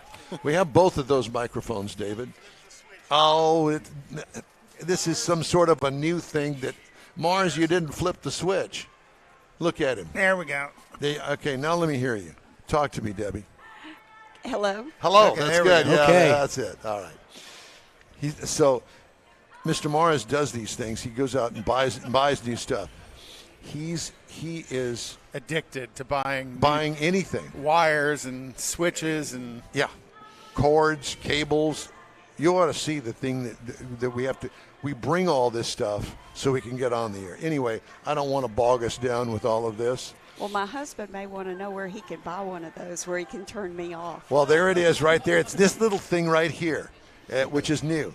See, it says on and off. Good luck on hooking that up. But it's $1 bazillion. It is $1 bazillion. It's something that he found on the internet. So Leon and Debbie Couch own Circle C Classics. Yes. So tell us about Circle C Classics. I would imagine the C stands for couch. Imagine me being smart and all. Anyway, and you guys are up in... That's an imaginary smart, Don. And on my part, there's no doubt about that. You guys are up in Caldwell, Texas. I've heard of Caldwell. Didn't know where it was, but I found out just a moment ago before we went on the air that Caldwell's up by Bryan College Station. That's correct. Yeah. How'd you wind up out there? I'm a custom home builder in the Bryan College Station Are you? area. Yeah? Yes. So that obviously has fed into this fetish about cars. Yes. Yeah? Yes. So do you do all these restorations and modifications? And well, we try to get them pretty clean. So you buy them clean? Yeah. Okay. So you got a collection going on here. That's correct. And he's also got a pretty nice display. And this looks like it's in some sort of a warehouse? It's a commercial building on the highway. Commercial building on the highway. Take that microphone and run it a little bit closer to your mouth. Be the sports broadcaster that you've always wanted to be. Okay. And I'll jump in here. Yes. Being a custom home builder, this is not just a building. I was thinking a custom building. He designed it, built it, and we are constantly adding decor in it. The cars, the gas pumps. So you guys would get right along with Mike Mars, who goes out and buys all this stuff all the time, always adding to the stuff that we're trailering around. That's correct. I had to buy a wagon yesterday to get some of my loads out. There you go. All right. So, Don, you have a display here. Yes. And the display is for the cars, or is it to sell vacation rentals, or what is it? I haven't seen the display, so I don't know. It's all meant to be tied together. All together, okay. Circle C Classics is to complement the Circle C Vacation Rentals and the Circle C Barn Venue. If a bride comes in, wants to book with us, we have an assortment of trucks and cars that she can have her picture made in. Got and it. we can Very feature cool. in front of the venue. So when we came across the homegrown sweet and juicy watermelon truck, we knew she'd be perfect for our main. Did you hear that? Yeah, Mike's got it on the camera right now, and the intake or the cover for the engine is a watermelon. Is a watermelon. It's awesome. Yeah, I can't see it, but he can see it back there. So, yes, I'm seeing a picture of it on here. Interesting truck. So where did you buy that? Is that a Ford? Or is that a Chevy? Chevy. It's a Chevy. It's a Chevy. 57? 5. I was in the right era. Decade. Yeah. And did you buy it like that? That is correct. Wow. A local collector or showroom there had it, and when we walked in and saw her, I mean, it was love at first sight. Absolutely. Listen, you can't go wrong with a watermelon. It's even got a nice watermelon on the door. Do y'all grow watermelons up there? No, sir. No? Well, I had to ask, you know. You seedless or unseedless? Yeah. Well, Hempstead's not too far away. Yeah, That's they- true. they do grow We had a truck that crashed here in the Houston area, I don't know, 3 weeks ago or so. Something like that.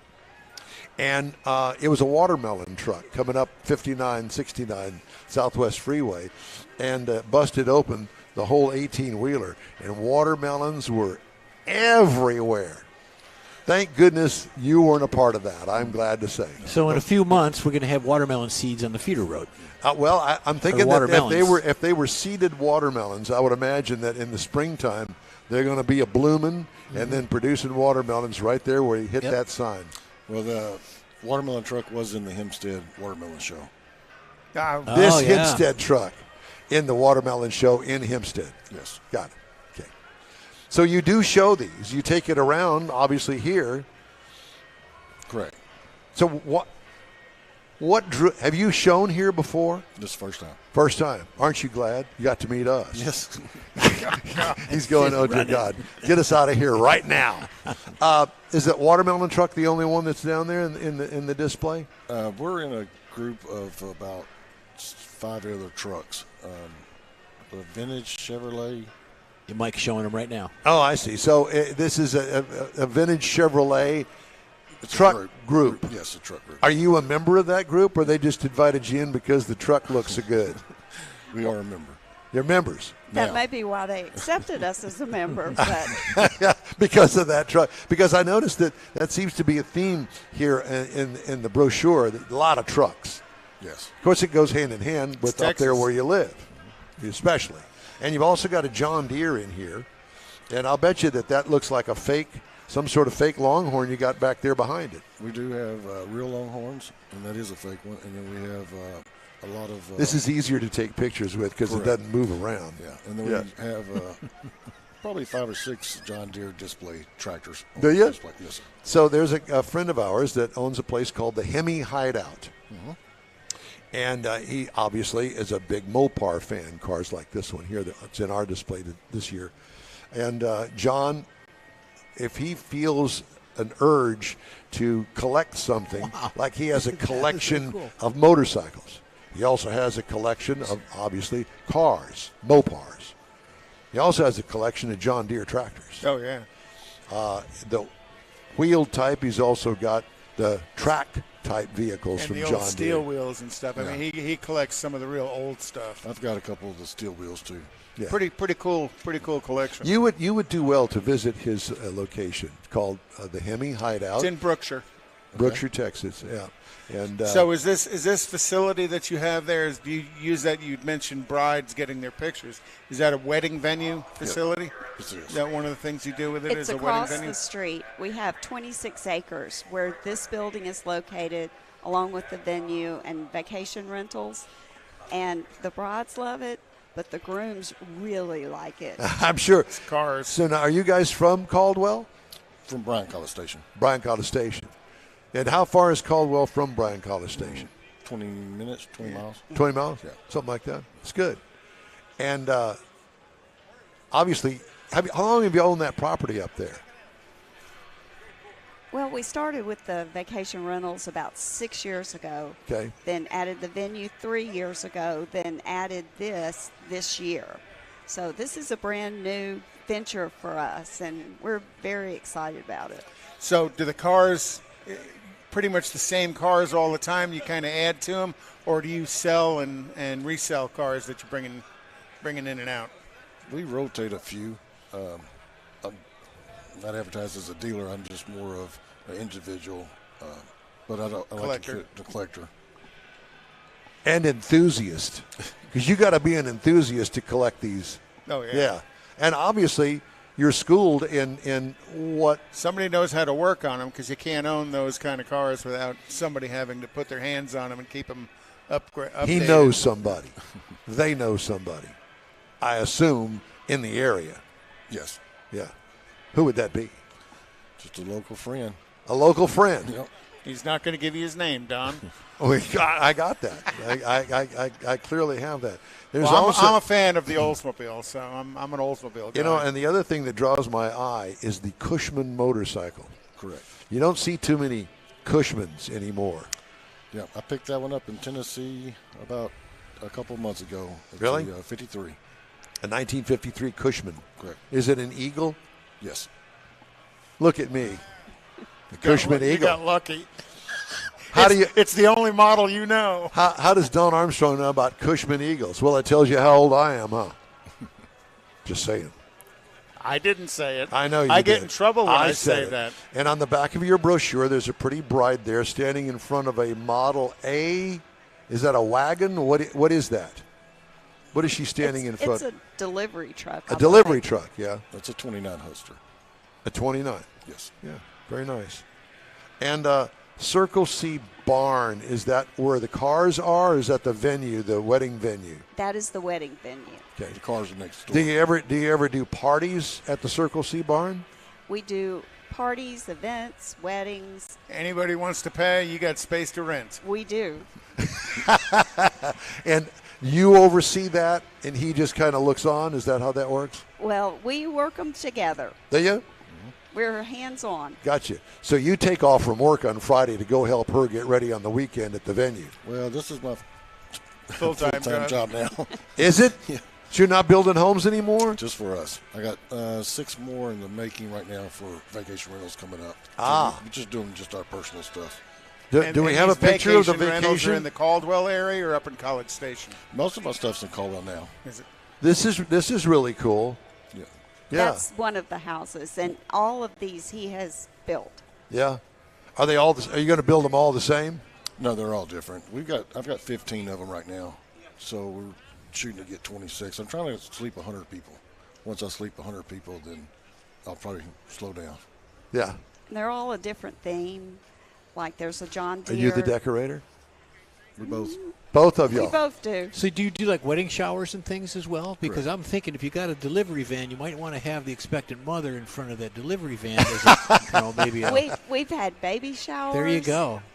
We've How had fun. all different kinds. Do you of have events. anybody from Houston go up there and rent? Actually, most of our brides are Houston brides because of the lodging, and we do weekend weddings where they come in on Friday and leave Sunday. So they all come in on Friday, yeah, and we have the wedding and the party and everything right there. Right there. That is so cool. You know, my oldest daughter got married a little over a year ago, and I have a grandson now, and this is really cool. It's just far enough out of town, so it really kind of says, do I really want to go? Yes, I want to go because it's close enough, you know? Yes. Yeah. So, well, it's great to have you guys here. Classic cars, trucks, memorabilia, and with Circle C Classics. And then we have the Circle C Barn venue, and then you've also got the vacation rentals, all in one convenient location. That is correct. So would you have a special caterer out there, or do you work with several? How does that work? There's several local vendors there that we work with. Yeah. So if you want, you want barbecue, you do that. Or if we want to have Tom's is gone.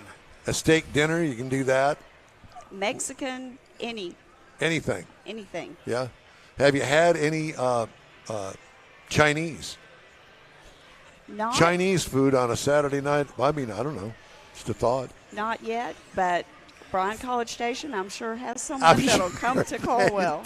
Well, it's great to talk to you guys. And do you have a Circle C display here? No, you've got the truck here. Just the watermelon truck. Just the watermelon truck. We are here with the car club. And you're passing out brochures.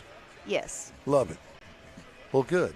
Well, it's good to meet you guys, and thank you so much for stopping by. Well, thank Be you sure for and stop having by us. and see the watermelon truck. And come see us in and Caldwell. come see us, and save. There you go. So Leon and Debbie Couch with Circle C Classics and all the other things that they've got going out there in Caldwell, Texas. We'll do that. Thank you all again. Appreciate you. Appreciate you. Okay. Thanks. Yep. You know, I'm still missing this one thing that I think that we need to get in, don't we? Don't we have a? Sorry, I passed it up and I've written it down 3 or 4 times to try to get it in. What? Oh, it's the car clinic. Already did it. We already did it. Did we? Yeah. Oh, have we done it all? See, it was 20 minutes ago. Don already forgot. Let me tell you something. This is the 4th hour, so you can't blame me for anything anymore. I've been up since midnight. Have you been up since midnight? You know why I was up at midnight? Why? Thinking about this today, thinking about this show. What are we going to do with this extra hour? Well, now we've only got 15 minutes left. See? Hey, you know what? Been up all night thinking about that. What is it? F1, Andretti. He is going to be going to court over it. General Motors and Andretti are going to take F1 to court. F1 is actually on the New York American Stock Exchange. So he's got an in with the legal ease. General Motors got big money, and I think they're going to go to court, and it's going to be fun to watch. No, they're going to let him in. They want to let him in, but they want the drama of all of this. They don't want the drama because you got Toto Wolff, who's in charge of the Mercedes side of it. He's just a knucklehead. He is. I have a feeling that you have another word for him. Yeah, I do. But you're being. It begins also with an A and ends with O. Person named Christian Horner is also on his side too. That's the Red Bull. Yeah.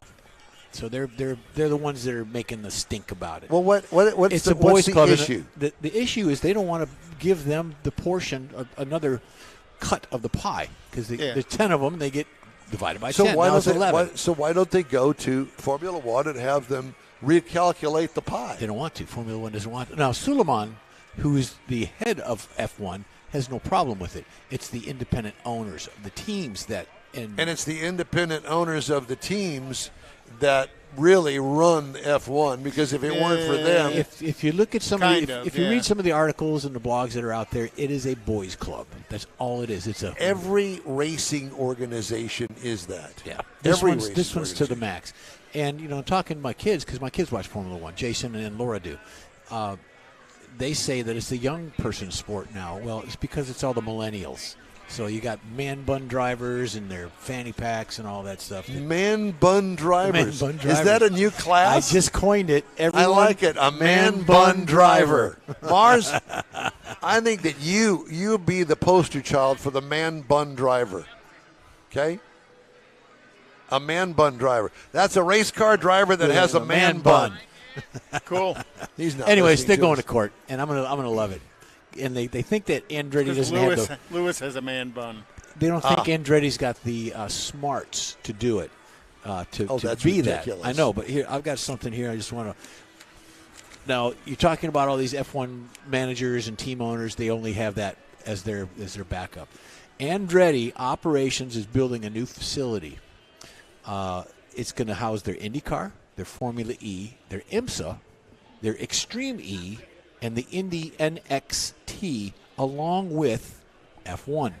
So they're building. Where's the drag racing in this? They're building the facility for that, and it's in Fishers, Indiana, is where it's down the street from Indianapolis, basically. So, so they think that he's not smart enough to do it, but he's got all of this other incredible and a lot of money.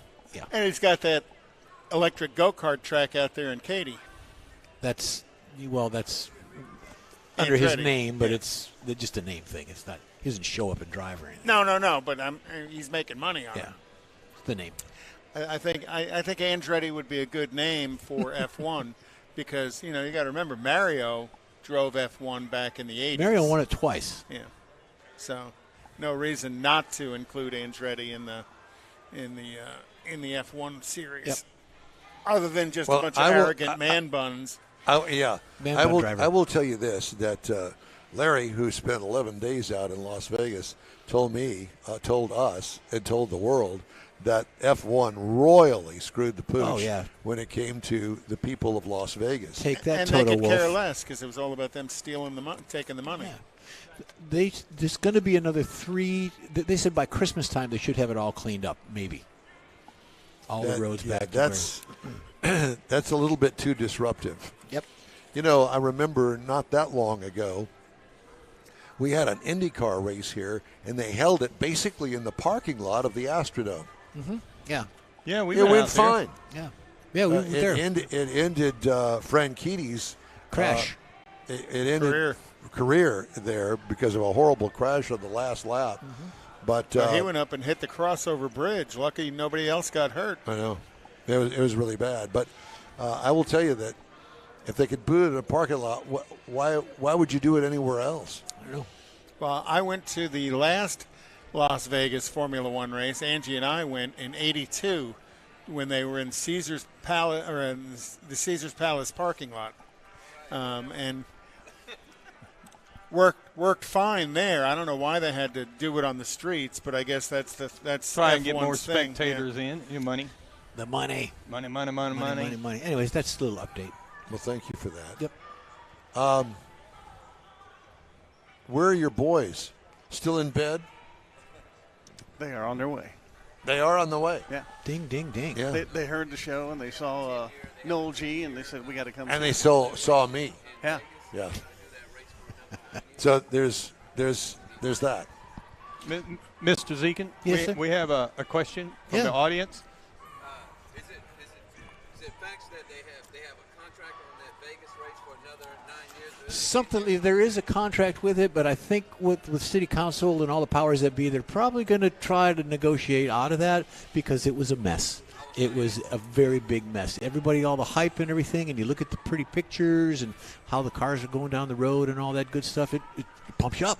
Well, behind the story, lost money, ruined a lot of properties, really made the community mad, and nobody wants to go out there. And it's to going to do go that. the way of the Texas A&M head coach. They're going to pay him $100 million to No, I don't know if go it's going away. to go like that. It's they'll get out of it somehow, but Jimbo. it's a mess. And From the experience, I've been to several Formula One races.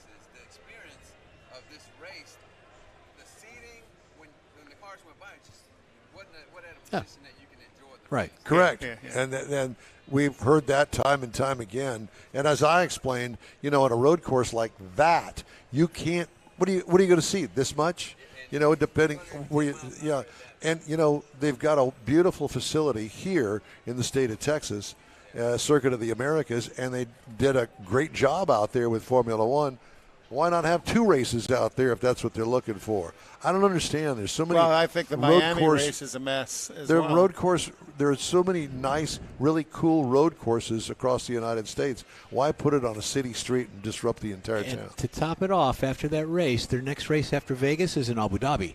It's an 8,000-mile plane trip. You got to get gas on the way. They got to load up all that equipment and move all that stuff over to Abu Dhabi and practice and all that good stuff. The Las Vegas practices were at 2 o'clock in the morning. Yeah. When they hit the manhole cover and ruined the car. He got fined for that? The driver got fined for that and lost points. Because he hit a manhole cover? Because the track was not prepared properly, but he should have avoided it. I don't know the details of that, but he got fined and, yeah, he got in trouble for it. They should have welded it down. That's what they do whenever the president comes in, you weld it. I'll bet But nevertheless, they lost money. They're in another country now, and I think the race is They're on escaping. This tomorrow. weekend. Or Yeah, this week. Yeah, tomorrow. Sometime this weekend. Well, Mr. So- Mars, it's been a pleasure. We've You seemed bet. to have pulled off another nice. It's been great. I think we ought to go. Nice work, broadcast. Michael. Great job, buddy. Yeah. If we had 2 more hours, but we don't. Well, we could probably stretch it if No, you want to. I got to go make a pit stop and find some food too. Yeah, well, I think that's coming along. Conrad, I guess we'll see you back in the Sugar Shack next weekend. Yes, sir. No, No. we're going to be Gulf at Coast Great. Auto Shield. Yes, we're going Gulf to be. Coast Auto Shield. We're going to be at the Car Social at Gulf Coast Auto And Shield. we invite everybody to join us there. We'll be please sociably do. late. Yeah, we're going to be there, and if you haven't figured that out yet where we are, there's a commercial coming up and it'll tell you, and you can also look it up online, gulfcoautautoshield.com, and you'll find that the venue is going to be over there on the West Sam Houston Tollway, just south of 59, the Southwest Freeway. We've got that coming up, and then after that, I guess that we're going to pause Sugar and Shack. go back to the Sugar Shack until January. Probably through the holidays. Yeah, Yes. and we'll be at Houston Auto Show, I assume. Yes. We've got confirmation In on wheel that. time Christmas party. The last Saturday of January, we'll be broadcasting from there. Okay. Well, we always look forward to that. That's the new car show here in Houston, and that's going to be out at NRG Center. Automotive show. That's right. I'm sorry, I can't do that. Just no. Can't do automotive show. Don't. No. All right, and Mr. Ainsley, thank you very much. Thank you, David. It's always a pleasure to have you there. Okay, quick break you now. said that it was inspirational, wasn't it? Quick break here on the In Wheel Time Car Talk Show. We're going to end up with today's show right after a brief break. Here it is right now. Houston's finest cars are invited to another Gulf Coast Auto Shield Car Social, Saturday, December 2nd, and you're invited too. Show off your personal pride and joy, or just stop in to see the likes of Lucid, Lamborghini, Porsche, Ferrari, and more. Gulf Coast Auto Shield is your one-stop shop for paint detailing, coatings, window tint, clear bras, and wheel repair. The Car Social is your opportunity to get a tour of this state-of-the-art facility located at 11275 South Sam Houston Parkway, just south of the Southwest Freeway. It all takes place Saturday, December 2nd, 9 to noon. This is the perfect opportunity to connect with other car enthusiasts.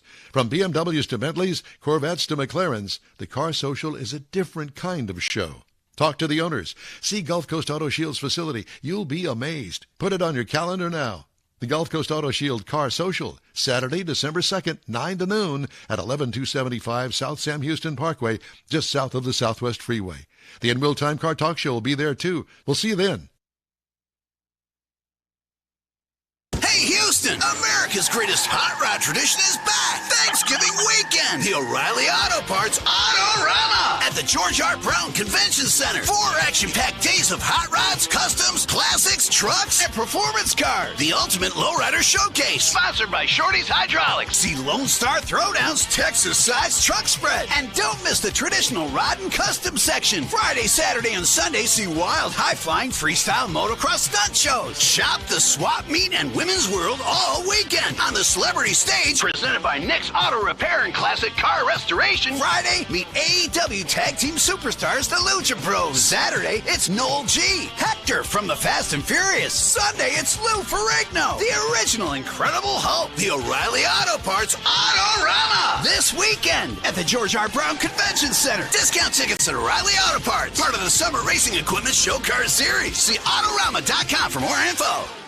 The original group of Lupi Tortilla restaurants will have you telling your family and friends just what the original recipes mean when it comes to the best fajitas in Southeast Texas.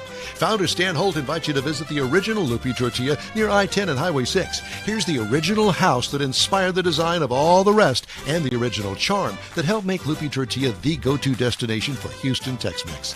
Speaking of original, nothing can compete with the original lime pepper marinade that everyone will agree makes Lupi Tortilla award-winning beef fajitas the best anywhere. Lupi Tortilla Katy is another location that gives you the same quality and service Houstonians have come to expect at Lupi's. It's located just off I-10 and the Grand Parkway at Kingsland Boulevard in Katy. Find yourself in Aggie Land? Head to the Lupi Tortilla in College Station, located just around the corner from Kyle Field. It's a great place to enjoy those famous frozen margaritas before or after the game.